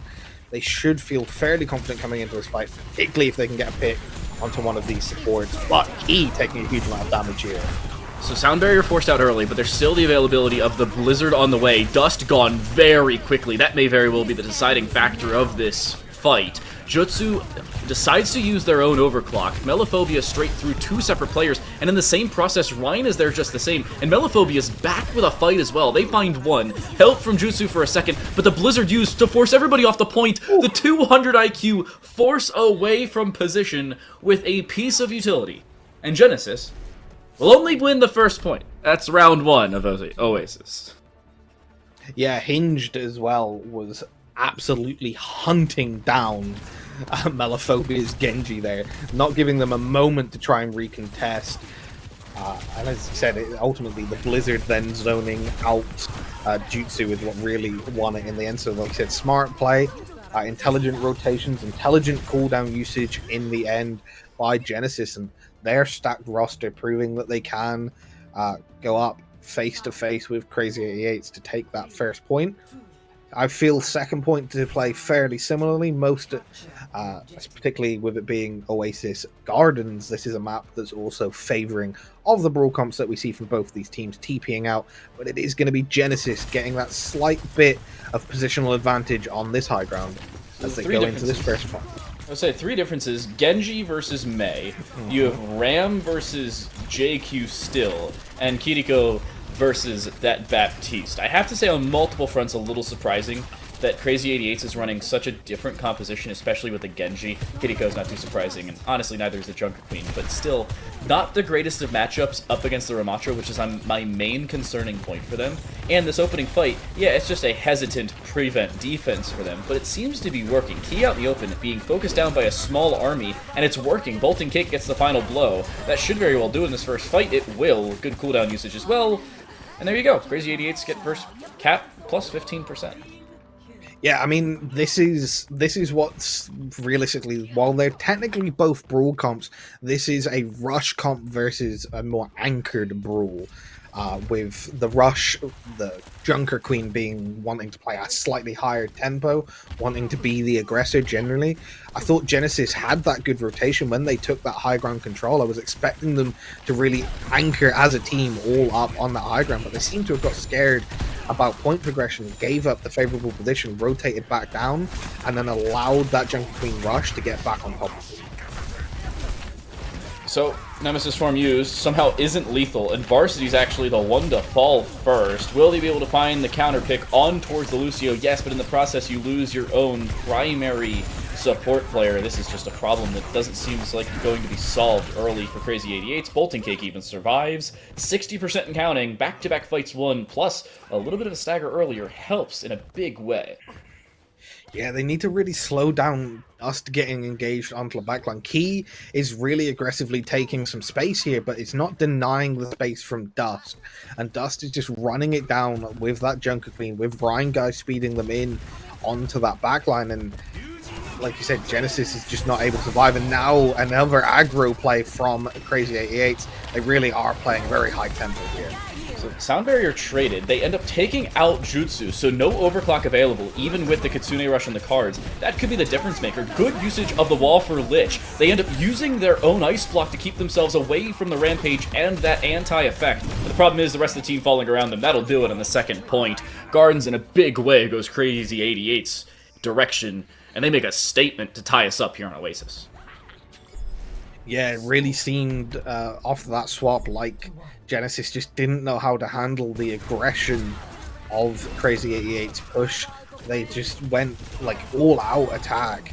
They were trying to stall out space, but they weren't taking anything the Genesis side. They weren't able to slow down the push from Crazy 88s, and even with ults getting invested, they were still just dying left, right, and center. So now we move on to City, a map that does, of all of these points, play very, very differently. Potential for a dive, but both these teams negating that and just running out on the same team comps. I guess if you're Crazy 88s, it's a case of if it ain't broke, don't fix it. I will be interested to see what Genesis can do to try and slow down Dust just running to their backline on this Junker Queen. The other question is, do they just try and control the low ground with the Ramatra? A lot of times you won't see them try to go for the high ground because of the tank selection. and that same rotation could just go against them at the end of the day. W key through. Lucio kind of left out in the open. Ryan Guy has to disengage and properly does so at the end of the day. But as the point unlocks, again, it seems like Crazy 88 has that same control they were looking for in the previous round, at least earlier on. But Varsity onto Ryan Guy. That opening could very well be the difference maker. Dust out in the open, Suzu will keep them functioning, but stuck between a rock, a hard place, and very dangerous Nemesis for him. That should do it on their life, and it does. Cap back for Genesis. They'll take the lead early. Yeah, again, it's an opening pick that just destroys the momentum. It's hard to play that heavy 5-man rush when you don't have all 5 of your team. True. The damage drops off so significantly that then the insane amount of sustain that Genesis has just ends up just slowly trudging their way through and winning that fight. And as you said, Dust got hit with a Suzu, but even then it was not long for the world after. That's exactly how Genesis need to keep playing these fights. They need to just eke out those little advantages. And that's another 10-15 seconds gone. Melophobia has to resurrect themselves from the spawn doors and get the heck out, making sure they can stick around. Jutsu, you cannot afford to die here. I don't care how much ultimate charge you want to try and build up off the back of it. Yes, you have built up that same level of overclock, but how much could it have been worth? 15 HP, again, would have ended the fight from the start. First railgun shot misses, second one is used on the back of the overclock, but they can't even get through as the wall goes forward. Varsity survives at the end of the day. Massive play from Puppycat to keep them in this one, and they have support from the back line just the same. Immortality Field keeps everybody involved, and the Kitsune rush back the other way here for Crazy 88's trying to keep them around. But that same sound barrier, the direct counter is through, as is the entirety of Genesis as they walk in. Blizzard to keep everybody away. It is a game of keep away, and it's one that Genesis is winning 75%, and they've taken a single total fight since the start of this round, and it's definitively going their way. Something they had difficulties back in the first round, they're having no problems with here. Annihilation there to counter out that Junker Queen rampage. It's not going to matter at the end of the day. Yes, Cap is there for Crazy 88's, but only in name, and name alone. I need to shout out Lich, who just denied the Kitsune rush from Bolting Cake with their wall. Midway through that fight, it was still only about 60% tick in their favor. I heard the Kitsune rush go out. I saw the flick from Lich, and they timed it perfectly. They blocked the entire Kitsune rush, which really was a big falter on Crazy 88's engage. Now a Dry Blade having to try and come in gets beat, but I mean, this might be enough to win it, but now you're in last fight territory, and you just have to invest the only 2 ults you have. On the other side, Genesis, this was a full dry fight for them, so it's something that you were honestly expecting Crazy 8's to win, and they do at the end of the day, but now where do you go from here? Nice little jump forward for Dust. The swap out of the Doomfist, though, I like it, but is it going to stick around long enough to be worth the investment? Because they would have had more than enough time to touch, but was it worth the Doom? That's the question. Yeah, I mean, Doom is simultaneously very good and very bad into this matchup. Obviously, if you get slowed and booped around as a Doomfist, it's very easy to not get as much value as you'd like, but at the same time, playing against a team that's as closely clustered together as Genesis is going to be on this comp, you can land some huge slams, and if you get a punch on all of them and you knock them back, setting up the damage for the rest of your team like he's about to do here, it really starts to fall apart. But it's still Varsity getting that first pick. Dust is still here, though, walking in with 2 more. Meteor Strike into 3 people, but they all had the help from the sound barrier. That was the saving grace. 50% as the sound barrier dedicated, so too is that amplification matrix, but the Kitsune rush on the other side, it's Crazy 88's more than enough sustainability now, as that they have that sped up ability to stick with their cooldowns. Blizzard will be used, but to very little effect. It's just a space creating tool, at least from the way it seems. Dust, good cooldown usage, will try to encroach onto Varsity, but they're lucky to be alive. Everybody looking at them, and down they will go. That could be the deciding factor. Annihilation on the cards in a few seconds for Key, but they may not even have the time to build it up as the rest of the squad on Crazy 88's falls around them. Ryan Guy down, Jutsu most likely soon to follow. They may be able to touch, but the overtime look will tick away without the ability to get on the point for Crazy 88's, and Genesis take Oasis in map 1. Yeah, they played much smarter on that third point. The target focus was there. The abilities, the cooldowns, everything just seemed much cleaner for Genesis once again on that third point. And like you said, ultimately, those swaps maybe not coming to fruition. I mean, Dust seemed to get some really good stuns, but none of it was off of the back of having any charge on the Doomfist punch. So while yes, he was getting a bit of CC, it seemed like more so he was disorientating where his team was engaging from while not dealing much damage themselves. So ultimately Genesis has sustained through all of that bombardment, came back with equal or more damage of their own, and just chunked away at that Crazy 88 roster. And yeah, very good first map for Genesis. They'll be looking to carry that smart playstyle from that first and third point over, and hopefully just forget about that second point, as it was just that was the outlier for them, I guess. See, now, the problem is if they forget about that second point, they also run into a problem where Crazy 88s, I think a good selection for them would actually be Watchpoint Gibraltar. Now, coming in, you obviously have a much better scenario if you want to go high ground versus low ground, but thinking about this objectively, you have the much better second point going the way of Crazy 88s, and it's loser's pick, so they get to choose. Watchpoint Gibraltar has much more fluid play between high ground and low ground. You don't have as much free roam in second point as I think you're hoping for on that same side of Genesis. And third point, yeah, it's open, so you may not fully complete that, at least on the Crazy 88 side. I do have some bad news. I can see the map. Let's show everybody else. It's not Watchpoint Gibraltar. I'm pulling a spicy call. I think 2-0 and a pretty clean win for Genesis. Yeah, I mean, they certainly, this is quite literally Ramatra's map. He was the progenitor of this map storyline, and he seems to be one of the most favored comps on this storyline, the Ramatra Brawl. Having seen the way that last map played out, like you said, I would have to favor Genesis and their Ramatra comp on this point. We've seen, though, just how chaotic in previous series Shambhala Monastery can be, particularly as we're seeing right there on that second point corner. That is an absolute nuisance for any attacking team to try and push through this choke. This is the area, this little alleyway here, that choke, these two arches are where the majority of attacks stall on first point.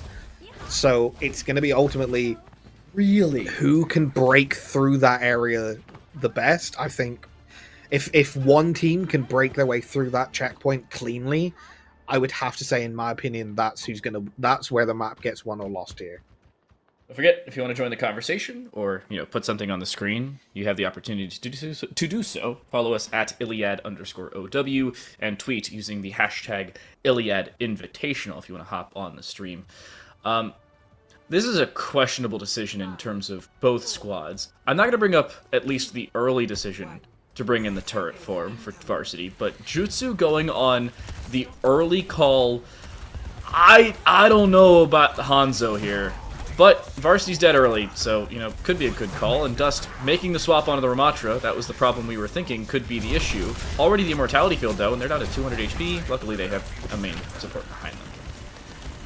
Yeah, and obviously Genesis not having the kind of damage that they would have hoped with Varsity dropping so early on the Bastion. No turret form, no tank melting ability, but the close hold is on. This is commonly how teams seem to play this first point, because they know, as I said earlier, that they can lose this fight and still regroup on that second choke. But slowly, inch by inch, Genesis seeming to take space away, and there's the picks going in their favor. Puppycat dying there doesn't really help their case, but they will have a fairly quick resurgence as soon as they respawn. This should be a problem for Dust, though. Just trying to hide, play Ring Around the Rosie with their own shield, but they're not long for this world. I like that call, though, for Crazy 88s. That's a minute gone, and they only lose, first corner and some change? That is not a bad showing for that first hold by any means.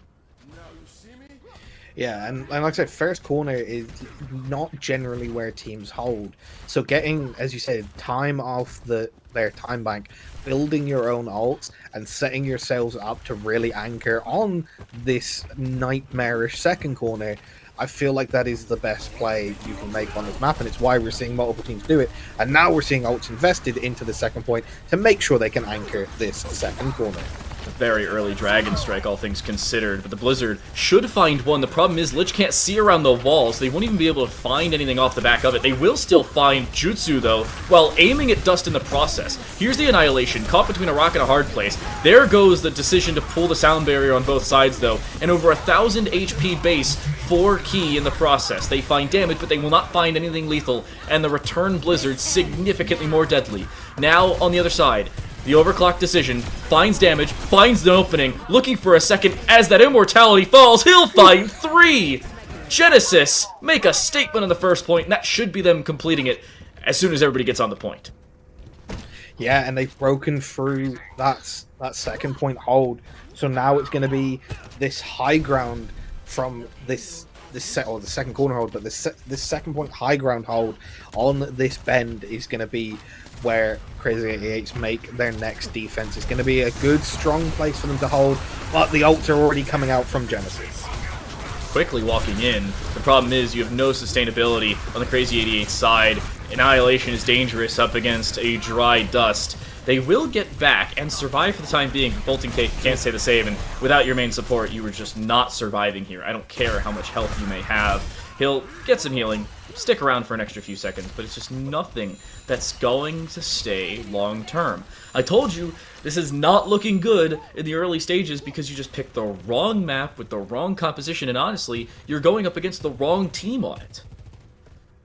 Yeah, this is just like I said, a questionable map choice from what we're seeing so far. Genesis looking really confident and comfortable on this attack. Do not have to run into Bolton Cake with the Amplification Matrix. That's always a good one for a defense to have, but the early wall and early Blizzard is going to find Dust immediately here. Everybody else still stays alive, though, and the return is there on a Puppy Cat, so it's not a reasonable nor even trade by any means. But it is still enough to force Genesis back. You can see their very big hesitancy because they don't have that primary support hero. They cannot afford to lose any more HP. Hinge just does not do enough healing, so that delay will at least allow Dust to come back, and more importantly, with the Annihilation intact, Recon will find some info. Return Blizzard is there as well, and there's no way out for Key as they're stuck between a rock, a hard place, and they're frozen, similar to both adjectives. This is just a problem for them, and one they're not going to solve. Key will die, so too will Puppy Cat again. And 2 minutes, Genesis are being held here in the second point. Yeah, this is a very strong hold. They have this high ground advantage, and like I said, even after losing Dust, they traded out that support, and like you said, there was just no way that Genesis felt confident enough to push into all of the damage that Crazy 88 still had online without enough healing. Now we see a very different rotation, though, down this slightly more narrow corridor. Does bait out that dragon early, and Melophobia tried to follow up with Dust. Huge wall from Lich there, just absolutely split them apart. That may very well have just lost them the second point. They will, at least should, still be able to touch here and prevent it, but the problem is losing so much so quickly. Look at the ultimates built up. Genesis, Overclock, Annihilation, Sound Barrier, Amplification Matrix, and Blizzard's right around the corner. Even if they are able to touch here and prevent the full cap of second point, by no means is it going to be a confident one. Dust does have Annihilation of their own, and a Sound Barrier is very much on the way, but it's the competition of who can press Q better, and the answer for the time being seems to be Genesis, regardless of what's dedicated. There's Dust, there's the Sound Barrier, but so too it comes from Genesis, and they have the overclock to follow. Bolting Cake just cannot do enough healing in the process. In the meantime, their tank will fall. More than a good hold here for Crazy 88, but they just cannot objectively do enough at the end of the day. 0.22 centimeters between Genesis and capping this one, and Immortality Field is just going to fall by the wayside. Outstanding take from Genesis. An expensive one, but a take regardless.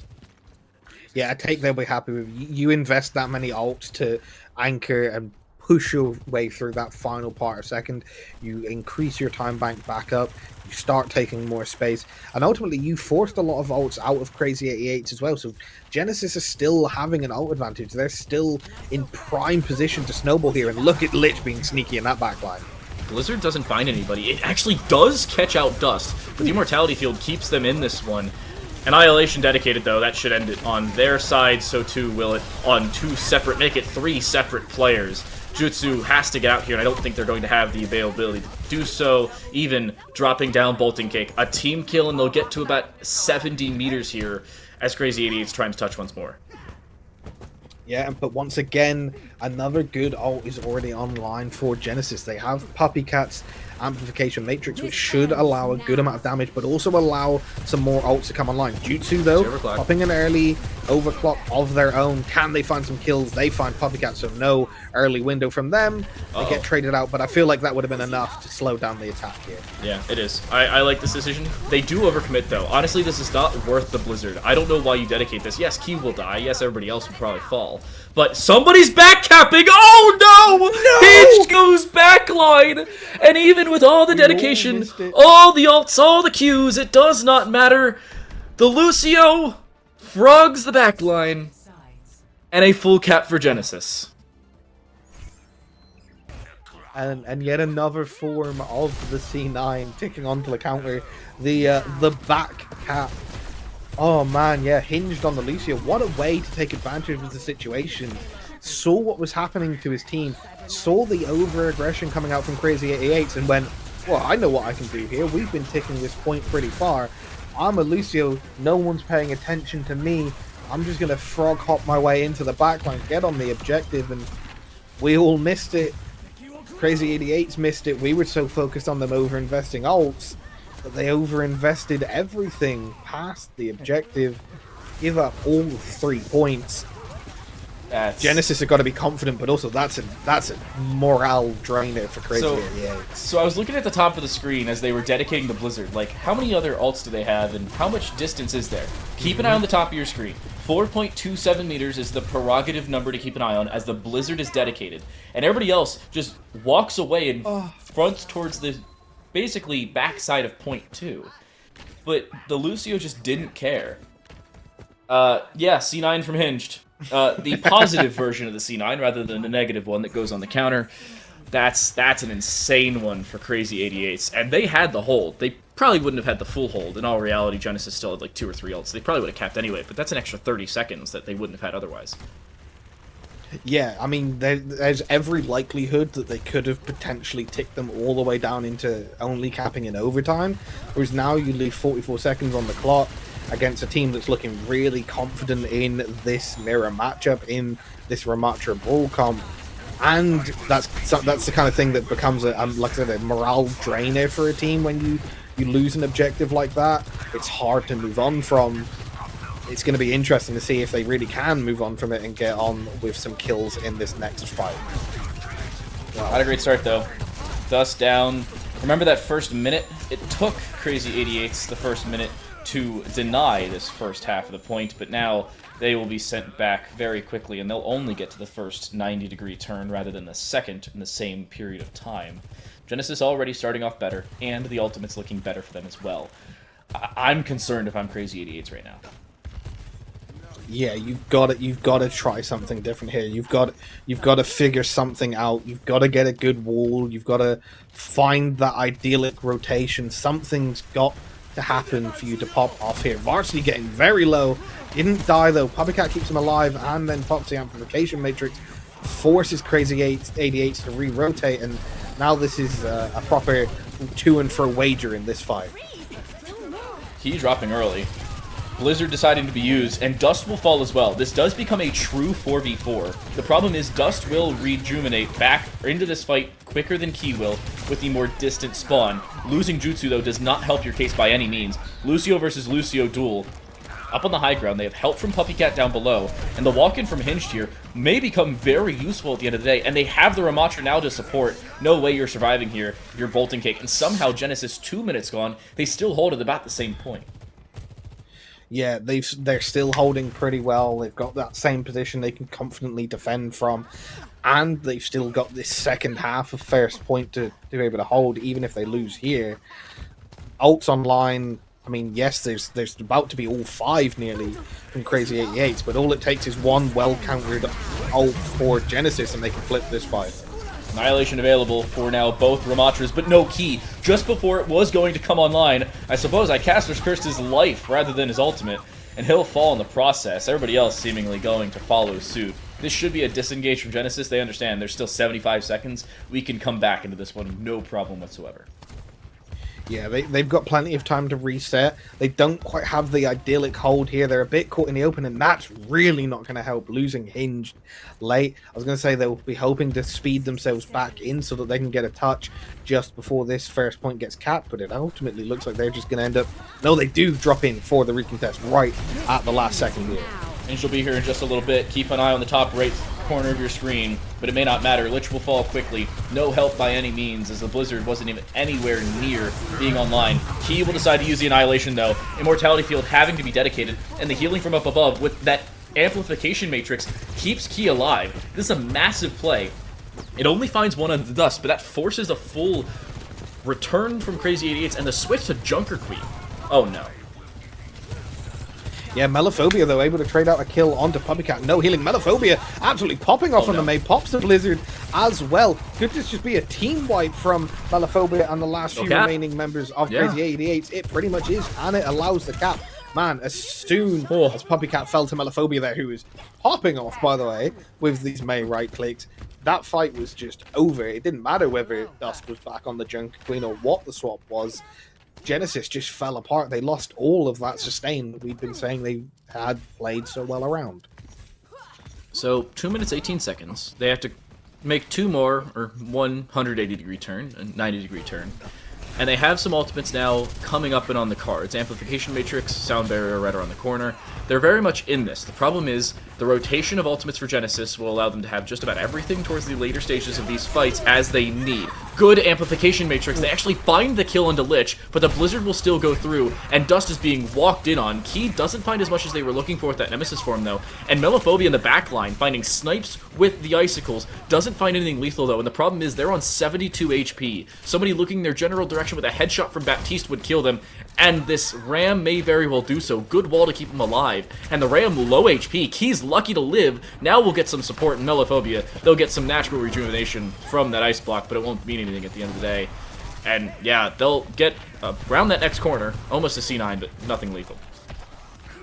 Yeah, the team did catch on not allowing Jutsu to get that C9, as you mentioned, but look, a lot of time wasted there from a bit of staggering it. Almost could have done with Crazy 88s, just deciding that fight was done, getting the reset and going again earlier. They could have already been well into another fight by now if they truly disengaged, but then and Melophobia staying on those off angles means they're coming into this second to last fight a little bit more delayed than they probably have hoped. Down barrier on both sides, each catches all five, but a late overclock coming through may very well be the pivotal point. Immortality Field will surprisingly keep Key alive, and because the field was behind the wall, it wasn't able to be taken out in the same period of time. That Annihilation still in the cards. Jutsu will drop their doppelganger of Varsity, but Key will stick around. It seems like everything's going the way of Genesis with 30 seconds left. Now's the time to get out if you're Crazy 88s, and Jutsu just got the memo. Yeah, well, just in time, still engaging for a little bit, trying to build that ult up, does get out. One key thing here, though, Dust, if they can get themselves back in time, does have that Rampage online. That anti, if they're able to hit a decent number of the Genesis roster, could be a true fight flipper, but they're going to have to be doing that fighting into what is most likely going to be a well-timed Amplification Matrix coming out from Puppycat. No timing on a Sound Barrier. Blizzard's still available should it be required. There goes that Amplification Matrix. Dust caught out. Will it end up being a C9 in the process? It doesn't seem to be the case. A nice shot, a deflection as a matter of fact from Melophobia. Shuts down Puppycake through their own Amplification Matrix. And Lich in the process out in the open. There's no way to survive through this one. Yeah, you'll delay it for an extra few seconds. You'll go back up to about 200 HP, and then you're melted like you were set on fire. Crazy 88s will put a second point on. 90 seconds on the cards for them to reach 87 meters and change. I was hoping for a slightly better timed or better positioned Amplification Matrix from Puppycat there. I don't know why Genesis played so passive. They had the Amplification Matrix online. The best way to take advantage of that is to use it early and to put an insane amount of pressure in on the Crazy 88 side. They have there's no shield, there's no damage mitigation for them. If you put a lot of damage into Dust, they will die. But instead, they let them engage, but this time they don't. This time they find that kill, and now the rest of the team is looking to try and follow up. Smart play on two fronts for Key. Key gets in front of the amplification matrix, and when they're forced behind it, they put their wall in front of the amplification matrix. A great call from them to get ahead of what could have been deadly for either them or the team, and Crazy 88s are forced to tunnel vision. Now with 30 seconds left, this may very well be the final fight. Dust again stuck out on an island. There goes the Nemesis form. Overclock point blank is shut down as it stands. Say goodbye. Melophobia trying to do the same thing inside of a sound barrier, inside of an immortality field. They have no way of living through this. Final fight territory now for Genesis. It's beyond final fight. This is stagger fight territory for the Crazy 88s roster. Really, Genesis should be able to hold quite confidently. And looking at the ults that are about to come online, there's going to be 4 of them. They only invested beat Jutsu on the Widow. I mean, I guess if you get a single pick, that can be a fight flipper. But this is going to be hard to do with a Annihilation and an amplification matrix in your face. Yeah, it's not going to happen. Blizzard, Annihilation, kitchen sink, amplification matrix, overclock at the end of the day. Everybody press Q, and, you know, surprisingly enough, that's basically what ended the game. Wow, can't believe it. A back cap and a Q press. That's how Genesis takes it. Ironically enough, they would have probably taken it with or without the back cap. They were more than far enough along, but just the real final nail in the coffin of this second map. Genesis go up 2-0, and Key... this is not play of the game. I'm sorry, it was the back cap C9, but it was pretty close. So, you know, good play regardless. This is their attacking it's what's push set up. Set up. Yeah. That back. Yeah. This is what got them that distance that set up the back cap. So we can give him. That's the alley. That's the lob for the dunk by Hinged. But yeah, I mean, hey, I'm broadcasting basketball. It was befitting. Yeah, we got Key on the Ramatra, getting play the game on the Ramatra map that we spoke about. So that's at least some nice narrative for us. But and then Melophobia deserved it. That some of the plays that Melophobia made, particularly that first point cap, that second half of first point, they were popping off, but it just wasn't enough to carry this Crazy 88 roster to a victory. And they're down 2-0. Next map is the deciding map. Yeah, it may very well be the closing map of this 3-0 series, or, well, currently 2-0 series. Melophobia, I gotta say, I don't like the switch to the Genji late, and they kind of just forced themselves to play random heroes. It wasn't a great decision at the end of the day, but it was something that they were kind of forced into. Genesis did make a few mistakes towards the later stages of this, but it wasn't anything that was dire to their game plan, nothing that decided the game by any means. Jutsu tried to switch to the Widow to try and find an opening pick. It just didn't happen at the end of the day. Valiant effort, to say the very least, but Crazy 88s in back-to-back games, so close yet just so far in 2 or 3 different fronts, and they'll go down 2-0.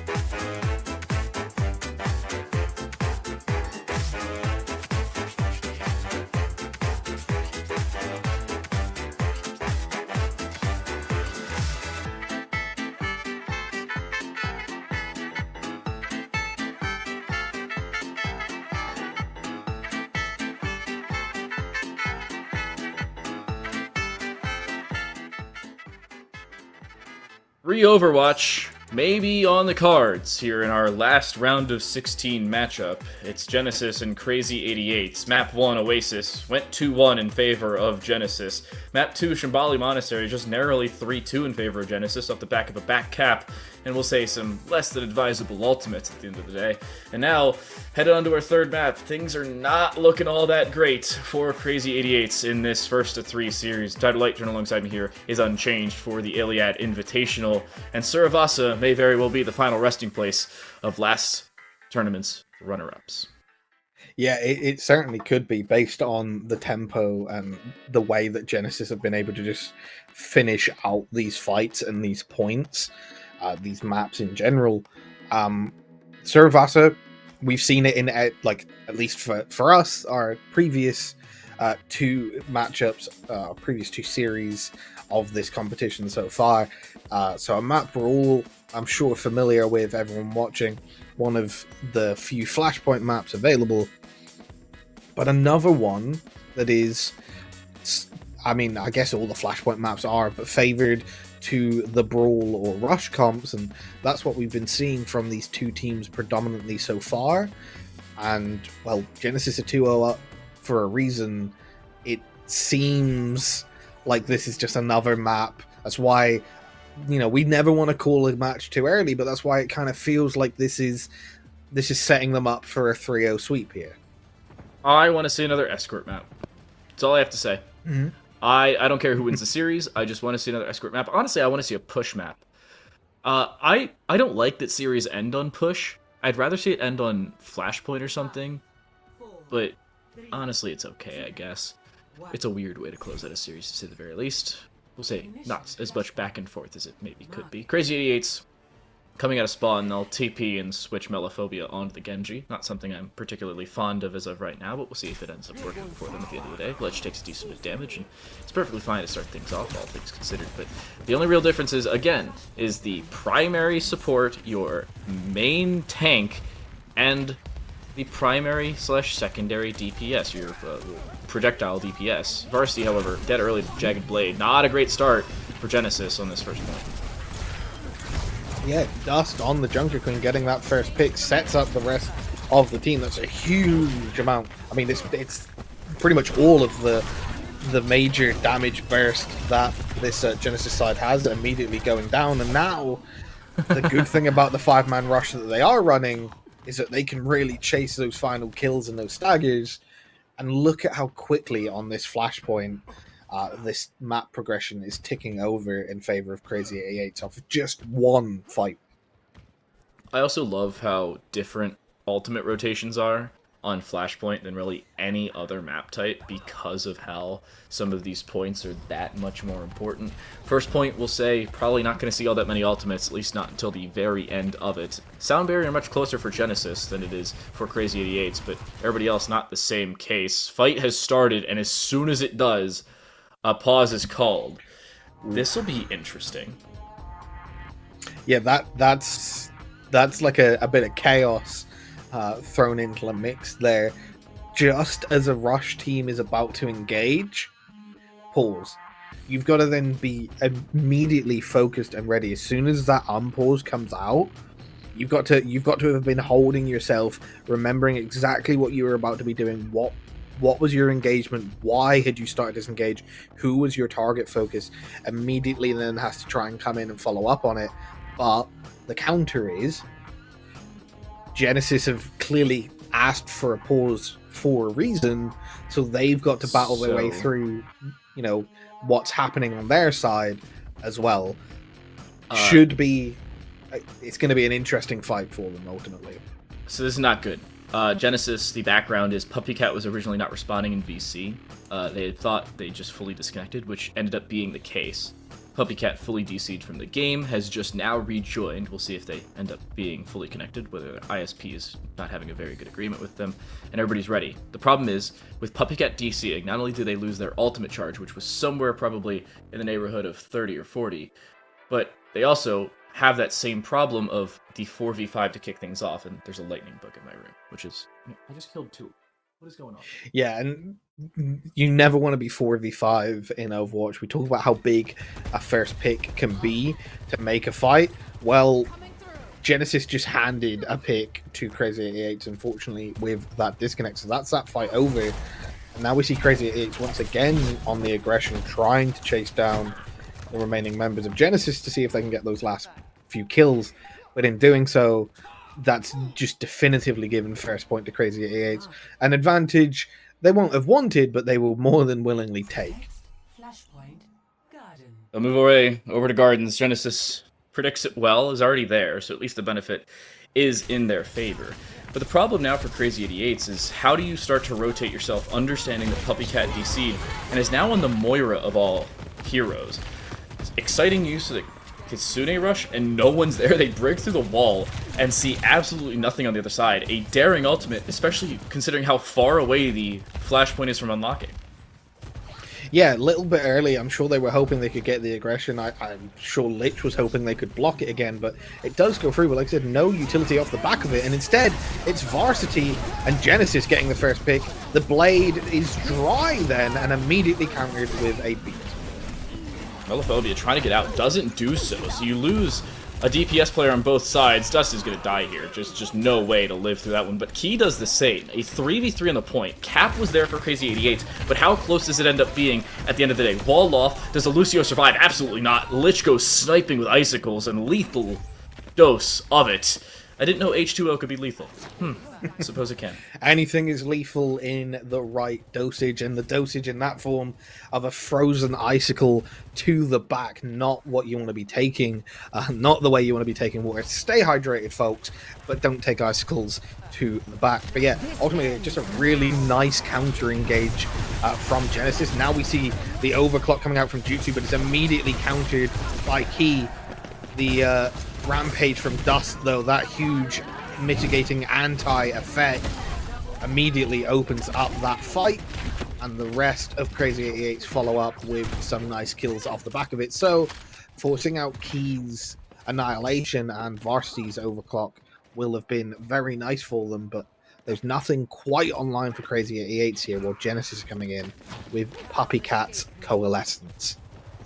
The problem is you use overclock and the annihilation all in about the same 4 seconds in a fight you lose by a country mile.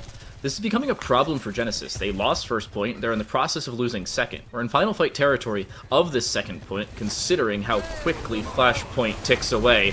Dust caught out in the open, Coalescence will spell their early demise, follow up possibly onto the Lucio, but doesn't end up coming to fruition, and Hinged actually dies in the process. Melophobia on a flank, drops down the Lucio on that backline, and yeah, Genesis now have control, and Dust switches over to the ball in the process, but how good will it be? Yeah, ball to touch. I mean, not necessary. It's not last fight territory. They're in on the advantage, but that's a really nice Kitsune rush and dive follow up. Melophobia and Dust comboing together to find Varsity. Then the rest of the team runs through onto Ryan. That's it. Puppycat drops. Yeah, the restless Genesis roster is going to fall, and that, as you said, should be it for this point. It's about to be Crazy 88's 2-0 on this, and they're making sure at this pace that this is not the last map. So, we send ourselves to Ruins. This becomes a problem if you're Genesis. Not only have you now forced yourself to switch, so you're short on an annihilation that you used anyway and it found nothing, but, you're swapping Puppycat onto the Kiriko, which has been losing that primary support battle. Melophobia is setting up a flank. They have Pulse Bomb in a few seconds. And to make things even worse, Dust has swapped for their third tank of the game, this time on towards the Winton, and it goes very well out the gates. Dust finds the opening onto Varsity, the Blizzard finds absolutely nothing other than thin air, which becomes even thinner in the cold, and everything seems to be going the way of Crazy 88s here on Suravasa. A welcome change, I suppose, for our former runners-up. Yeah, Varsity flip-flopping between being the one to get that first initiating pick or the one to get first pick. It seems to be all or nothing for them at the moment on this Sojourn, and that seems to be one of the big like mitigating factors for how Crazy 88s are pulling this map back in their favors so confidently. It's just Genesis are seemingly down one of their biggest chunks of damage throughout this entire fight. Already quarter of the way there to closing away this game, albeit a little bit further than that if you consider the first 2 points already in that conversation. Commanding Shout, trying to get everybody in. They will completely surpass the original point of defense, and at that point, Genesis actually do cap. Keep that in mind. Every single point of this fight will be after Genesis caps, so everything is already going in their general direction. Jutsu pops the overclock, but away from everybody else. Sound barrier for one side, Crazy 88's holding on to their own, they'll pop it just the same. Everybody pressing Q, who at least is able to do so, but Jutsu wins the first fight. Dust will be able to get off the Primal Rage, and they'll find Key in the process. A missed Pulse Bomb will be inconsequential to the overall result of the fight, and the switched Reaper here for Lich will go on deaf ears. Everything for Crazy 88's, and arguably now, once more, one fight away if it includes staggers. Yeah, they are seemingly steamrolling their way through Suravasa for the most part at the moment.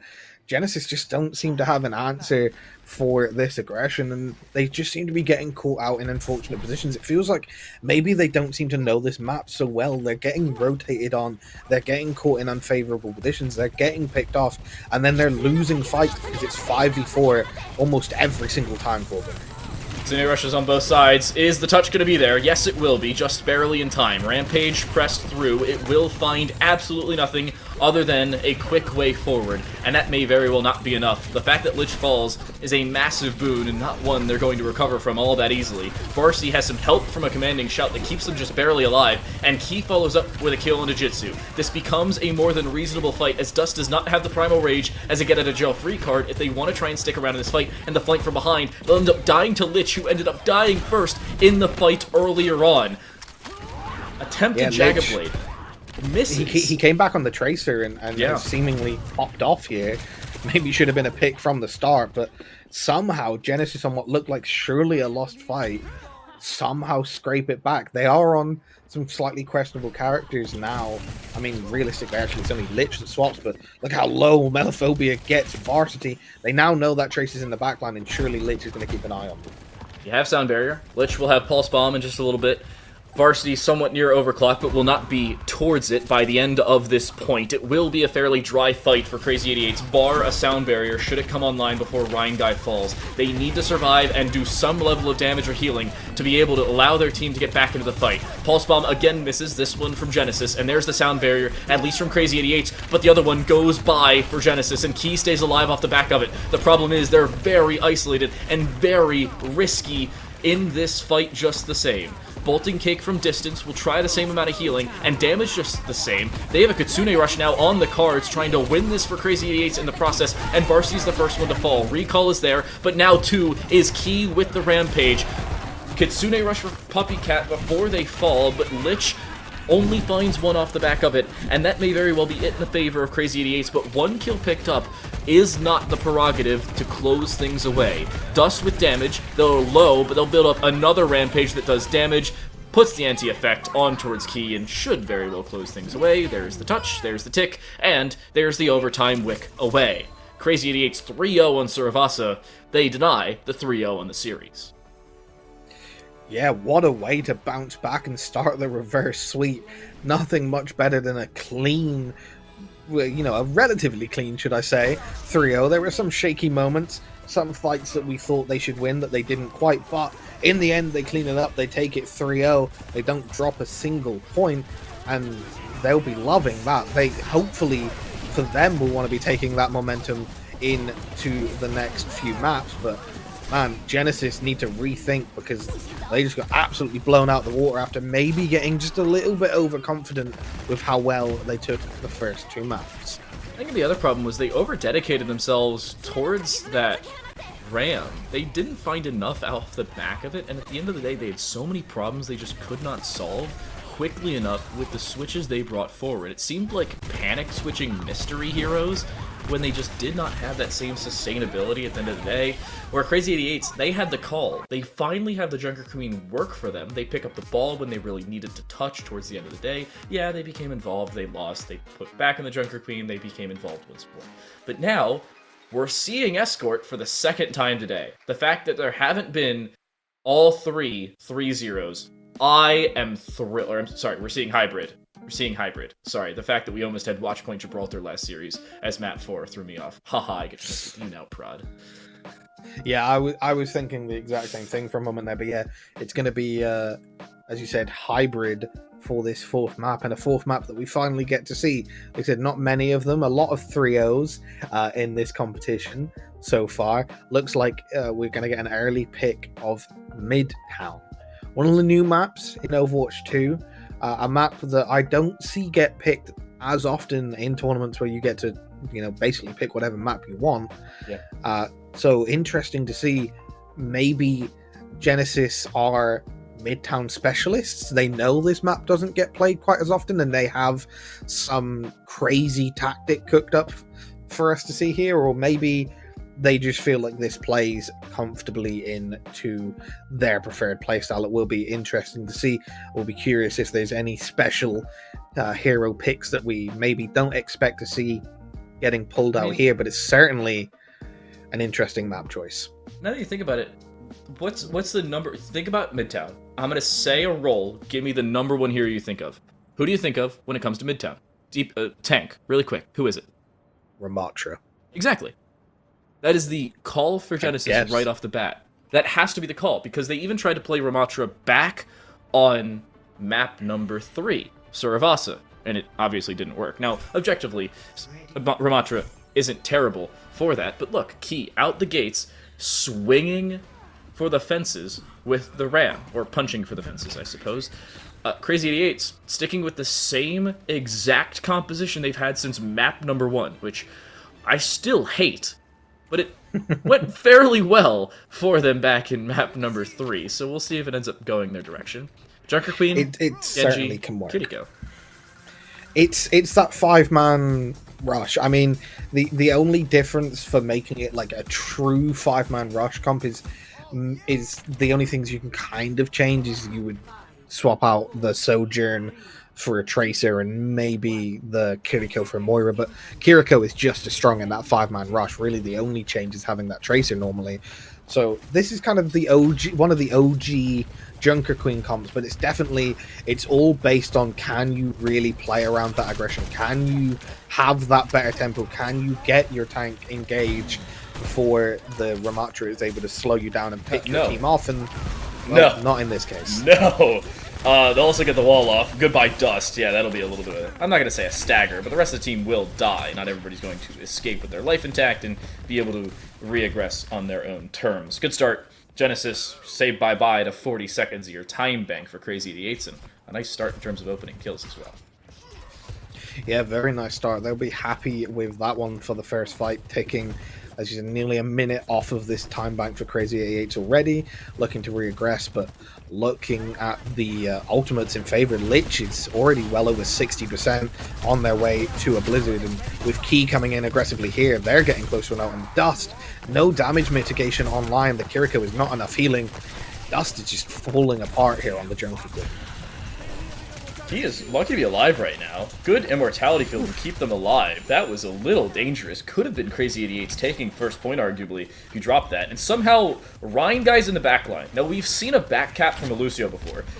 It's not going to happen this way. It will, however, be a little annoying to have to worry about them as they walk back in. They'll go hunting down Puppycat and everybody trying to jump on them. It'll work at the end of the day, but Bolton Cake will die, so too will Dust. And yeah, Ryan guy's found a kill. And then they've immediately died, and so has the rest of their team. So it didn't matter. Yeah, it's traded out. I mean, the rest of the team staggers. Yes, they have the Queen comp, and it's a Lucio dying last, so they should be back faster. They have to be aware of that, though, the side of Genesis. I'm sure they'll be playing back, waiting for Puppycat to get back in their LOS. But they have ults online that can help them mitigate this rush as well, to then set themselves up for a proper 5v5 fight. Be close towards that Annihilation. Overclock used. Jutsu on low HP though, walled off as well, nothing doing there, especially with the sound barrier now on the cards. Kitsune rush in the other direction, amplification matrix as well. The support ultimates have all been used except for Ryan Guy's same and similar sound barrier, and they won't even need it. good usage of that Dragon Blade. And a team kill, a full wipe, and a cap of first for Crazy 88s. Their time bank will go up to around 4 once more. Yeah, pretty sure Melophobia just deflected Lich's Blizzard. Really? Because I do not see a May online for Crazy 88s, yet he just got frozen. So, oh my gosh, that's so huge true. play from Melophobia there. Oh my gosh. Just absolutely, Genesis thought they were about to re-aggress with a Blizzard, and instead they all get frozen. That's why they were so clustered. They didn't have to worry about a Blizzard until all of a sudden Melophobia deflects their own. That is what opened up that play for Crazy 88s. Like, hey, Key's playing freeze tag. Didn't realize it was because of his own teammate. Didn't know Friendly Fire was in freeze tag. Haven't played that game in a little while. Dust is between a rock, a hard place, and a Nemesis form. But the Nemesis form losing support and Melophobia, decent damage from behind. Rampage now used, only finds one. That one is already low HP. Varsity will die at the end of the day. With help from that Immortality Field falling, he'll follow for a second. And Genesis just falling. It seems like a domino game. As soon as their Blizzard was deflected, the rest of the team just crumbled afterwards, or froze, you could say. Yeah, they've been skating on ice for sure. No stability currently in this team at the moment. They need to regain an anchor point. They need to find somewhere else that they can lock down to slow the aggressive rush of this Twin Comp. Now, the ults that are online for them will certainly help, but there's a lot that's available for Crazy 88s in return. Sunbarrier used basically gives so much resiliency for Crazy 88s, and Key uses the entirety of their Annihilation just to survive. They did very little damage at the end of the day, and Genesis are just not able to stick around in a lot of these duels. Overclock now dedicated. Varsity looking for heads, can't even find a body at the end of the day. Here comes a successful Blizzard. Finally, it goes the correct direction, and they'll find a kill off the back of it, trying for a second of the Genji, but at this point, just back away, don't over-aggress. Rhine will fall, and yeah, they go all in, and it works this time. And Lich even finds a follow-up. Yeah, that's a nice stagger at the end, but more importantly, unless they somehow find a way to get themselves back-capped, which, I mean, Rangai's been more than happy to find his way into a backline, I feel like they now have a nice anchor point for themselves to hold on here. If you're Genesis, they have ults in their favor, but once again, if Dust can hit another big rampage, that can really open this fight up.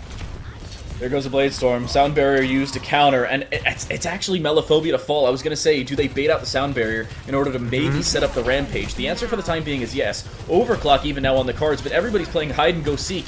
And Crazy 88s, it seems like they can't even put their glasses on. Somehow Puppy Cat lives in midair. They'll die at the end of the day, but here comes the attempted back cap. Jutsu fairly low, Lich walking in, they will have their cooldowns in just a second, and they now have the ability to use both of them. They won't even need them. 2 kills make it 3 now picked up, and 50 seconds left makes things significantly more difficult as more ultimates now on the cards for Genesis than they even had at the beginning of the previous fight. Yeah, this is getting really close to last fight territory. We're really one fight and a bit of a stagger away here. They do, as you said though, they did get out hinged beat, which means they are perfectly set up, if they can get it lined up right, for a huge rampage from Dust. And I'm sure that will be the win condition that they're thinking of coming into this fight. But huge amount of damage coming in already, and there's the wall.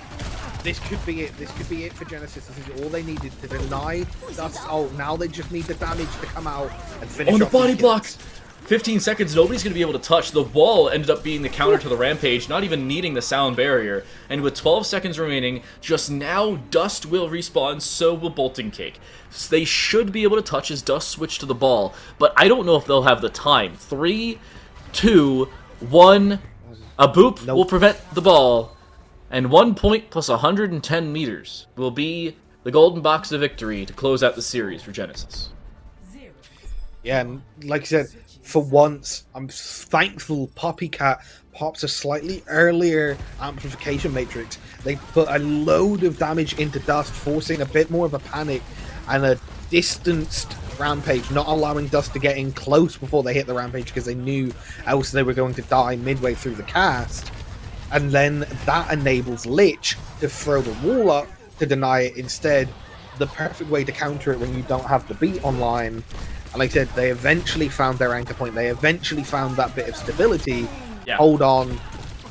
And yeah, I mean, pretty much they won all but two fights. They lost one to a Rampage that they had no counter, and they lost one to their own Blizzard. Other than that, they still look pretty strong. Will be interesting to see what they can do on their own attack. Very good reactions overall from them. Sound barrier was properly utilized on multiple fronts. They had good usage of the amplification matrix, no levels of overcommitment, and they understood where they needed to be. Spatial awareness good, situational awareness good. All in all, Genesis can be very happy. I didn't know you could zoom in Overwatch. I completely forgot about this. I thought it was only a League of Legends thing. I think it's a control and mouse wheel up or down, if anybody happens to observe in the future. But same composition for Genesis, and Dust is back on Winton. They're running Tracer and Ashe with the Lucio Kiriko. I guess this is all or nothing, pure, I guess, comfort picks. I don't know if this is a planned, designed defense. It feels odd to see a Winston defense, but the Tracer defense seems very strong here. Tracer combined with the Ashe, what they did was throw a dynamite in, find two people, ignite them, and follow up with a Tracer. And honestly, decent start. Opening kill, 30 seconds, you're happy with that. Yeah, you take it. It's about as good as you're going to get of a first fight other than a full team wipe, and it's certainly a strong hold. Now, though, Genesis swapping Key on the Junker Queen. They are going to look to try and displace Dust's Monkey upon these engages, I think. Looking for more of that shotgun damage. They don't have to worry about mitigating as much damage themselves. So what they've been trying to do is catch Dust out as they don't have the jump cooldown available. What Dust did was wait for the Jagged Blade to be remedied by that same cleanse, and it works at the end of the day. Jutsu low, but Dust will be able to get out multiple times over. Good spatial awareness with their own pieces of utility, and an even better dynamite through should be lethal damage. Key is somehow alive. Shot through from Jutsu again puts them down to about 60 HP, but again, they're perfectly fine to stick around at that same level of health, and they'll back away safely. Yeah, really, it's going to be, can Lich get a nice engage here as well? Once their queen goes in, Lich needs to, on this Tracer, find some kills. Gets both of the Kiriko abilities out, but doesn't find anything. It's actually Melophobia on the Tracer that finds the pick, finding Puppycat's Kiriko in that backline. And then Jutsu finds Lich's head on the Ashe. Jutsu popping off, like you said, feeling confident and comfortable on this Ashe. I feel like this is a comfort pick comp maybe for them, because everyone just seems to be playing this like it's a ranked game right now. Hey, I mean, if it works, it works. It seems to be working, at least right now, for Crazy 88s. More importantly, they're also near to all of their ultimates. Pulse Bomb will go through, doesn't do any lethal damage to Key, but is enough to help build Puppycat up to their own Kitsune Rush. All 4 support ultimates on the cards, 3 of 4 DPS ultimates nearly available, and Dust is very close to their Primal Rage. Key, ironically enough, is the furthest from theirs, as they decided to make that late switch. There goes Bob, there goes the Dynamite as well, as Kitsune Rushes are used on both sides as well. Who can play between the towers properly? That's the real question. Lich, in between everybody and their mother, does not have the same ability to get out alive and will fall towards the Kiriko. That's a problem already for Genesis. And again, it seems like they have to disengage off the back of it. Yeah, they're looking for these fights, but they're not winning. It doesn't seem like they know who they want to engage on. The key target that they want to get is either the Kiriko or the Ashe, but they're playing so far away that this Queen comp just isn't able to close the gap and get to them without bleeding so many of their resources out before they can get there. Now is the time where they need to try and do it. Varsity going low, huge beat timing there. That should open this fight up. Varsity gets out, and you're looking at damage from distance, but the problem is, look at how many positions Crazy 88s hold. They hold the tube up above, they hold this point, they hold the availability outside that same general area. Key finds one in a Melophobia, but that's really it for the realm of things going the direction of Genesis. Even a Jagged Blade on top of the bubble. 30 seconds left, there goes the Rampage. It finds 2, not 3. There is no cleanse available to keep anybody alive at this point, and Key, ironically enough, will fall at the end of it. They were the one to press Q, and they're the first to fall. They just couldn't find anyone after the Rampage. They got lost. Now we see Lich on the Sombra going to get caught out here by Melophobia, and this is just going to be a full hold at this rate. Hinge isn't going to be able to touch. No. Is anyone for the side of Gen? No, they're not. There's the Doom does, but I feel like it's too little, too late potentially. There's no one to follow up with Key. Is there? No. We're going to map 5. The rest. We are. No, we're not. Not yet. Now we're going to map 5. Now we're going. Yeah. Barring I mean- a touch from Varsity. No, we're not. There goes the Lucio. It is a game of delaying the inevitable. Varsity's there. They'll recall. They have a blink left. They'll try to get around the corner, but they won't touch. About 19th times the charm for Crazy 88s. They will close out Midtown, and surprisingly enough, on first point, a definitive full hold. As we see it go their direction, Midtown goes their way. The reverse sweep on the cards. We're headed to push. Genesis just couldn't decide who to engage on. That's the thing. I mean, it was a great hold, yes, but it just looked... It was just the Queen comp. I don't know why. Maybe they should have stayed on that Ramatra. They'd have been able to just slowly edge out and take that space away. But on the Queen, they were just getting poked, denied. They had no damage mitigation, really, and it just seemed to fall apart. There was no plan. And not enough setup for the individual plays to pop off for Genesis there. So map 5 on the cards. It will be the third time it goes here today. First was the game 1 on the main stream. Second was game 1 on the B stream. And now will be the final of the day, I believe, for either stream combined. I'm actually totally not checking the B stream right now, figuring out what the score is there. I just ended 3-0. Strix beat Team Pondering Snowman. They'll move on to the quarterfinals as well. This is our final game, and will be our final map of the round of 16. Who goes home? Who sticks around? Genesis make a statement in the series early, but that statement quickly cut off with a semicolon. And it seems like early on, Crazy 88's doing a little bit better. Yes, certainly. Crazy 88's finding their momentum, finding the pacing, finding the ability that got them into the grand finals last time around in this competition. They're not going to go down without a fight. Nope. This is, like I said, the closest game, the closest series we've seen so far tonight. And yeah, drawing it all the way out to a match 5, there is nothing more that can be done. We're going to take a little break before we get into that map 5, however. So please stick around to find out who takes that last spot in the quarterfinals of the ILIAD Invitational.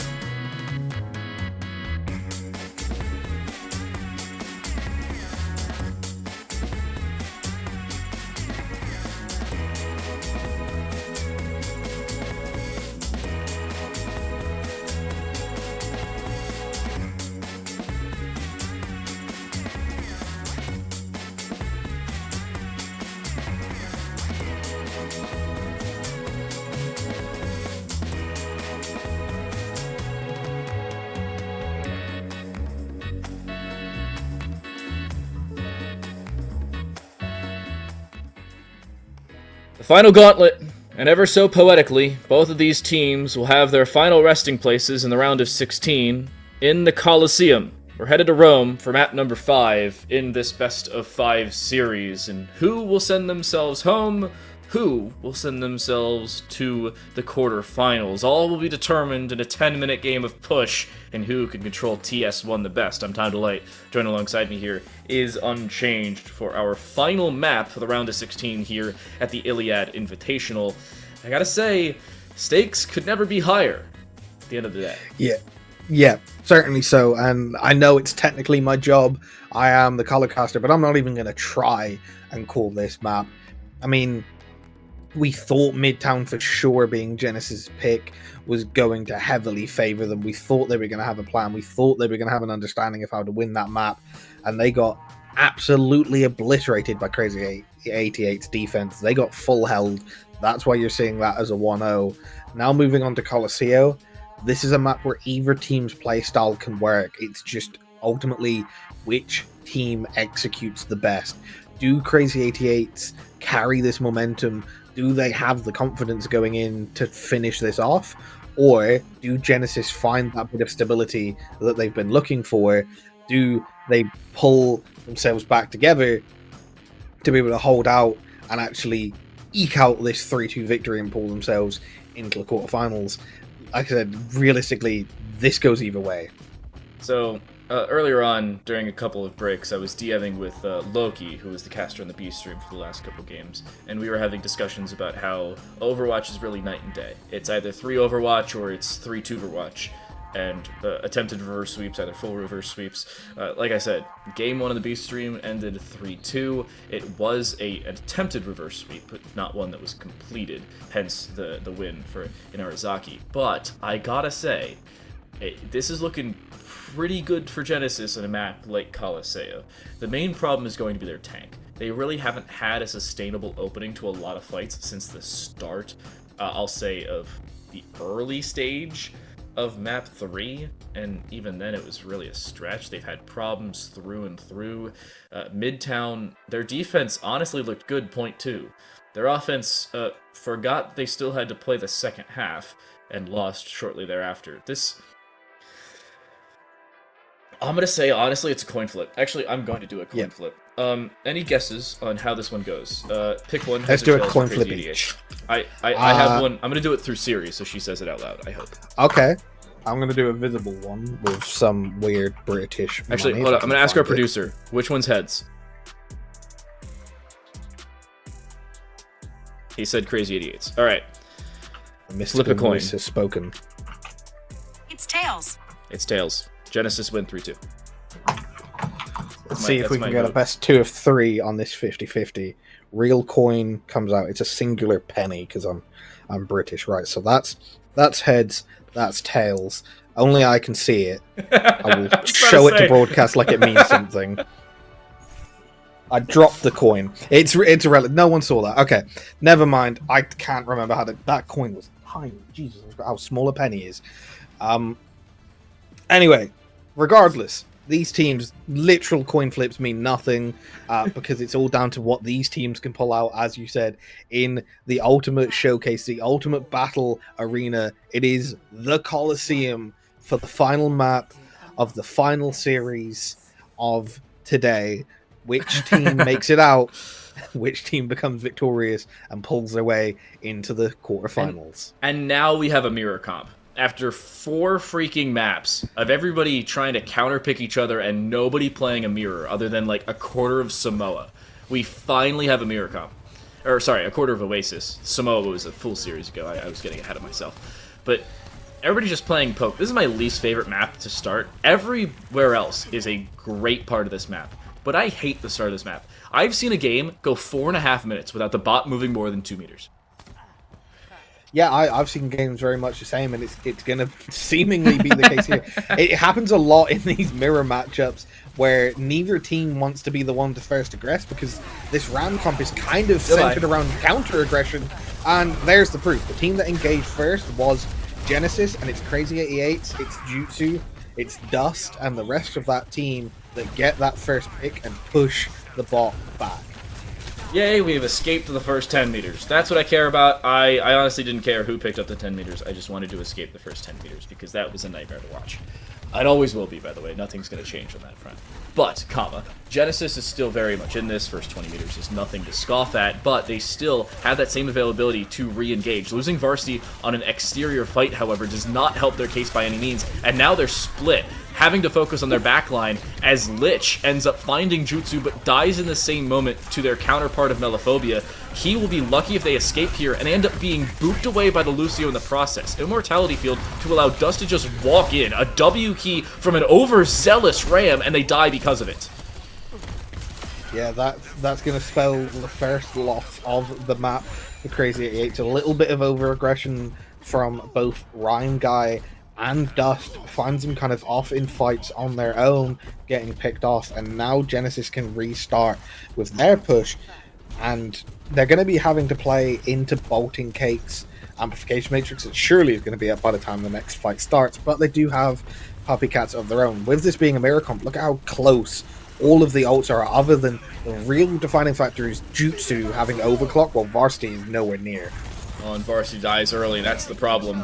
Jutsu already showing that prowess of that Sojourn diff. Blizzard thrown through will only, ironically enough, find she who can survive it of her own volition, that being the Mei, and Ryan Guy finding the boop kill onto Lich. This may very well end yet another fight. He will find one kill in the Nemesis format. That's about all she wrote for the Ram.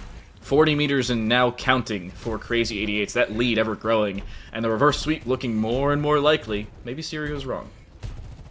Yeah, I mean, being up one at the start of these fights, losing Varsity early, they're heavily playing at a disadvantage, which in a mirror comp is not at all the situation you want to be in. So it's always going to be difficult here, trying to mirror with so much less damage when you're losing that Sojourn burst potential.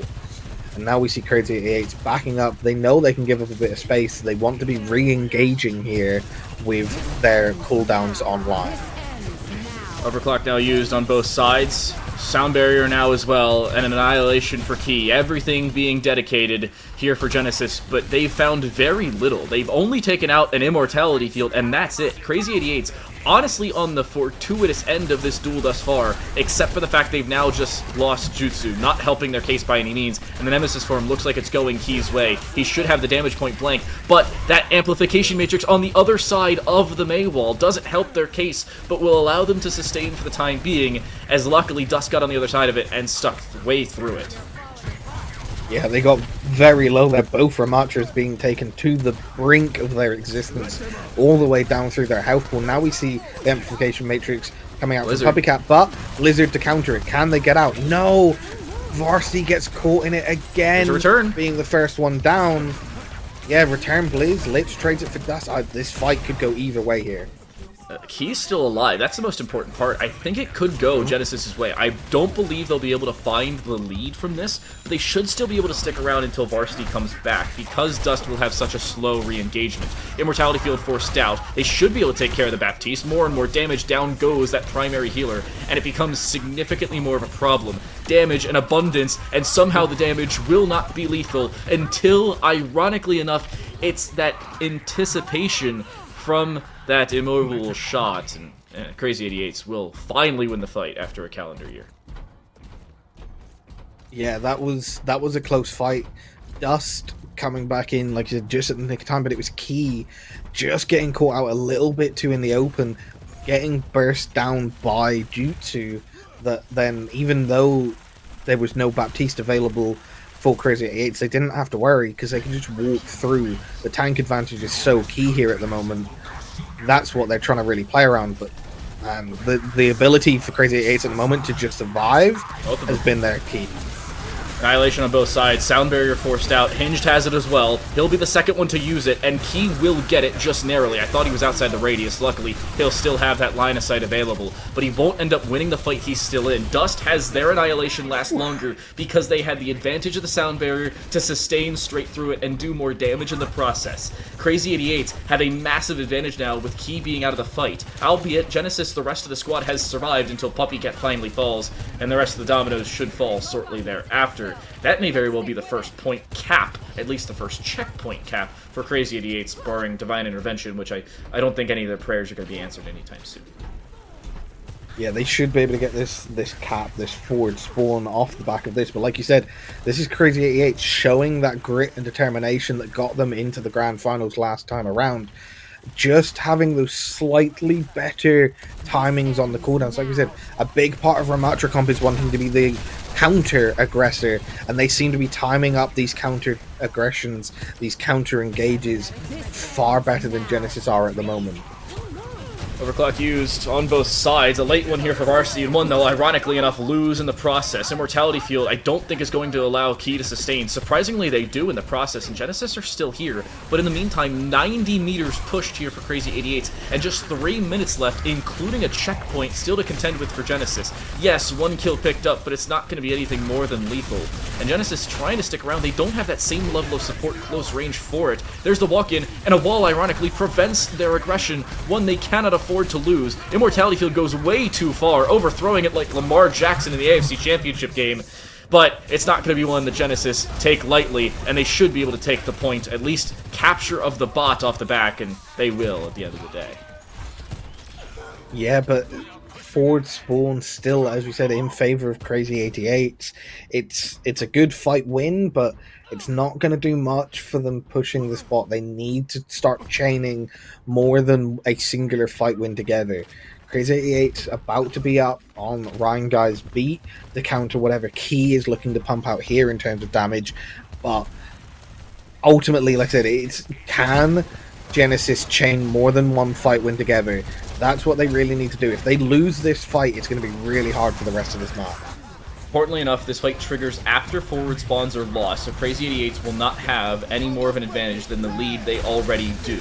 Sound barrier built up again for Crazy 88s. They'll take advantage of it and just disengage. They understand they have the lead, they can play around it. There's still only 90 seconds or so remaining before they take this reverse sweep in their favor.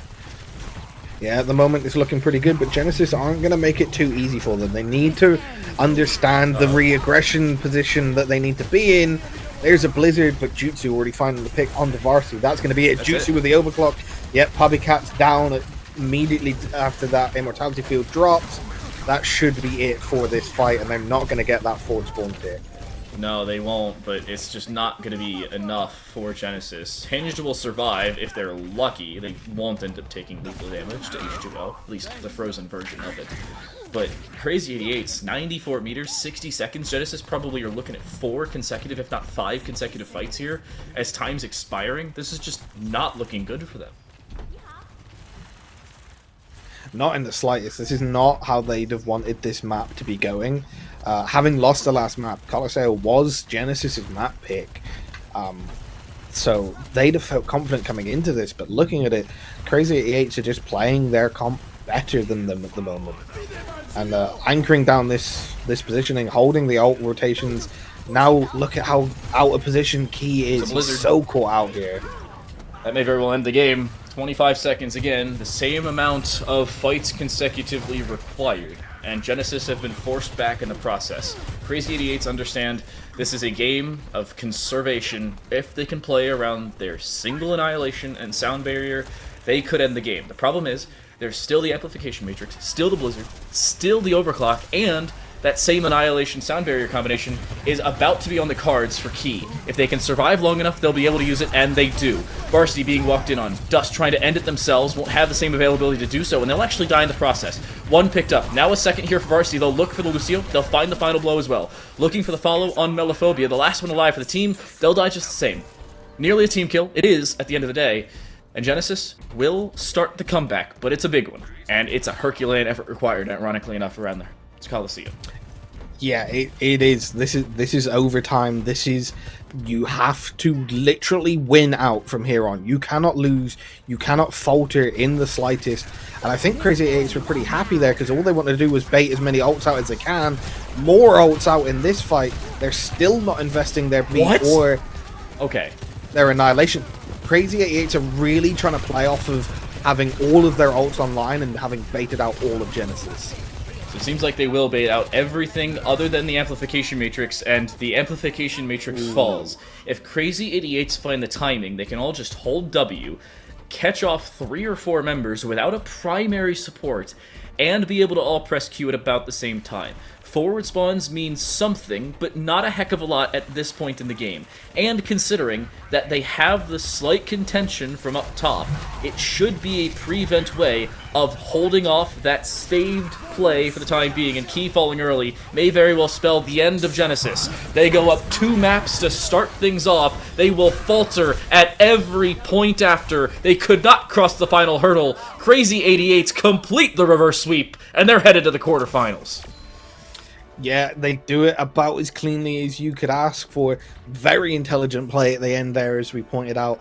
That saving of ult and getting that key pick, taking down all of the survivability that Genesis had, just not allowing them to have that Baptiste online, not having the only ultimate they had left as well, their only chance of building more ultimates off the back of that amplification matrix. And yeah, ultimately, very cleverly played from Crazy 88. And yeah, well, they made it to the grand finals last time for a reason. It was off the back of moments like this, plays, never giving up. And man, they just completed the first reverse sweep of this competition so far. They've got to be feeling pretty good about themselves now. But they won't be wanting to go down 2-0 against any of the other teams in this competition. Oh, especially going into Surabasa or New Junk City. That is an insane way to close things. Losing Shambali Monastery off the back of a back cap and a follow-up with mistakes on your attacking side. Losing Oasis to start off the front side of your main composition having problems. Midtown attack not looking great for you until you barely capped the last second of first point, and then followed up off of a little bit better in the earlier stages of the second point that we can see now, but watch this. After this, it almost entirely goes Crazy 88's way until, well, you know, they forget how to play attack. It was Genesis in front basically from the start until they weren't.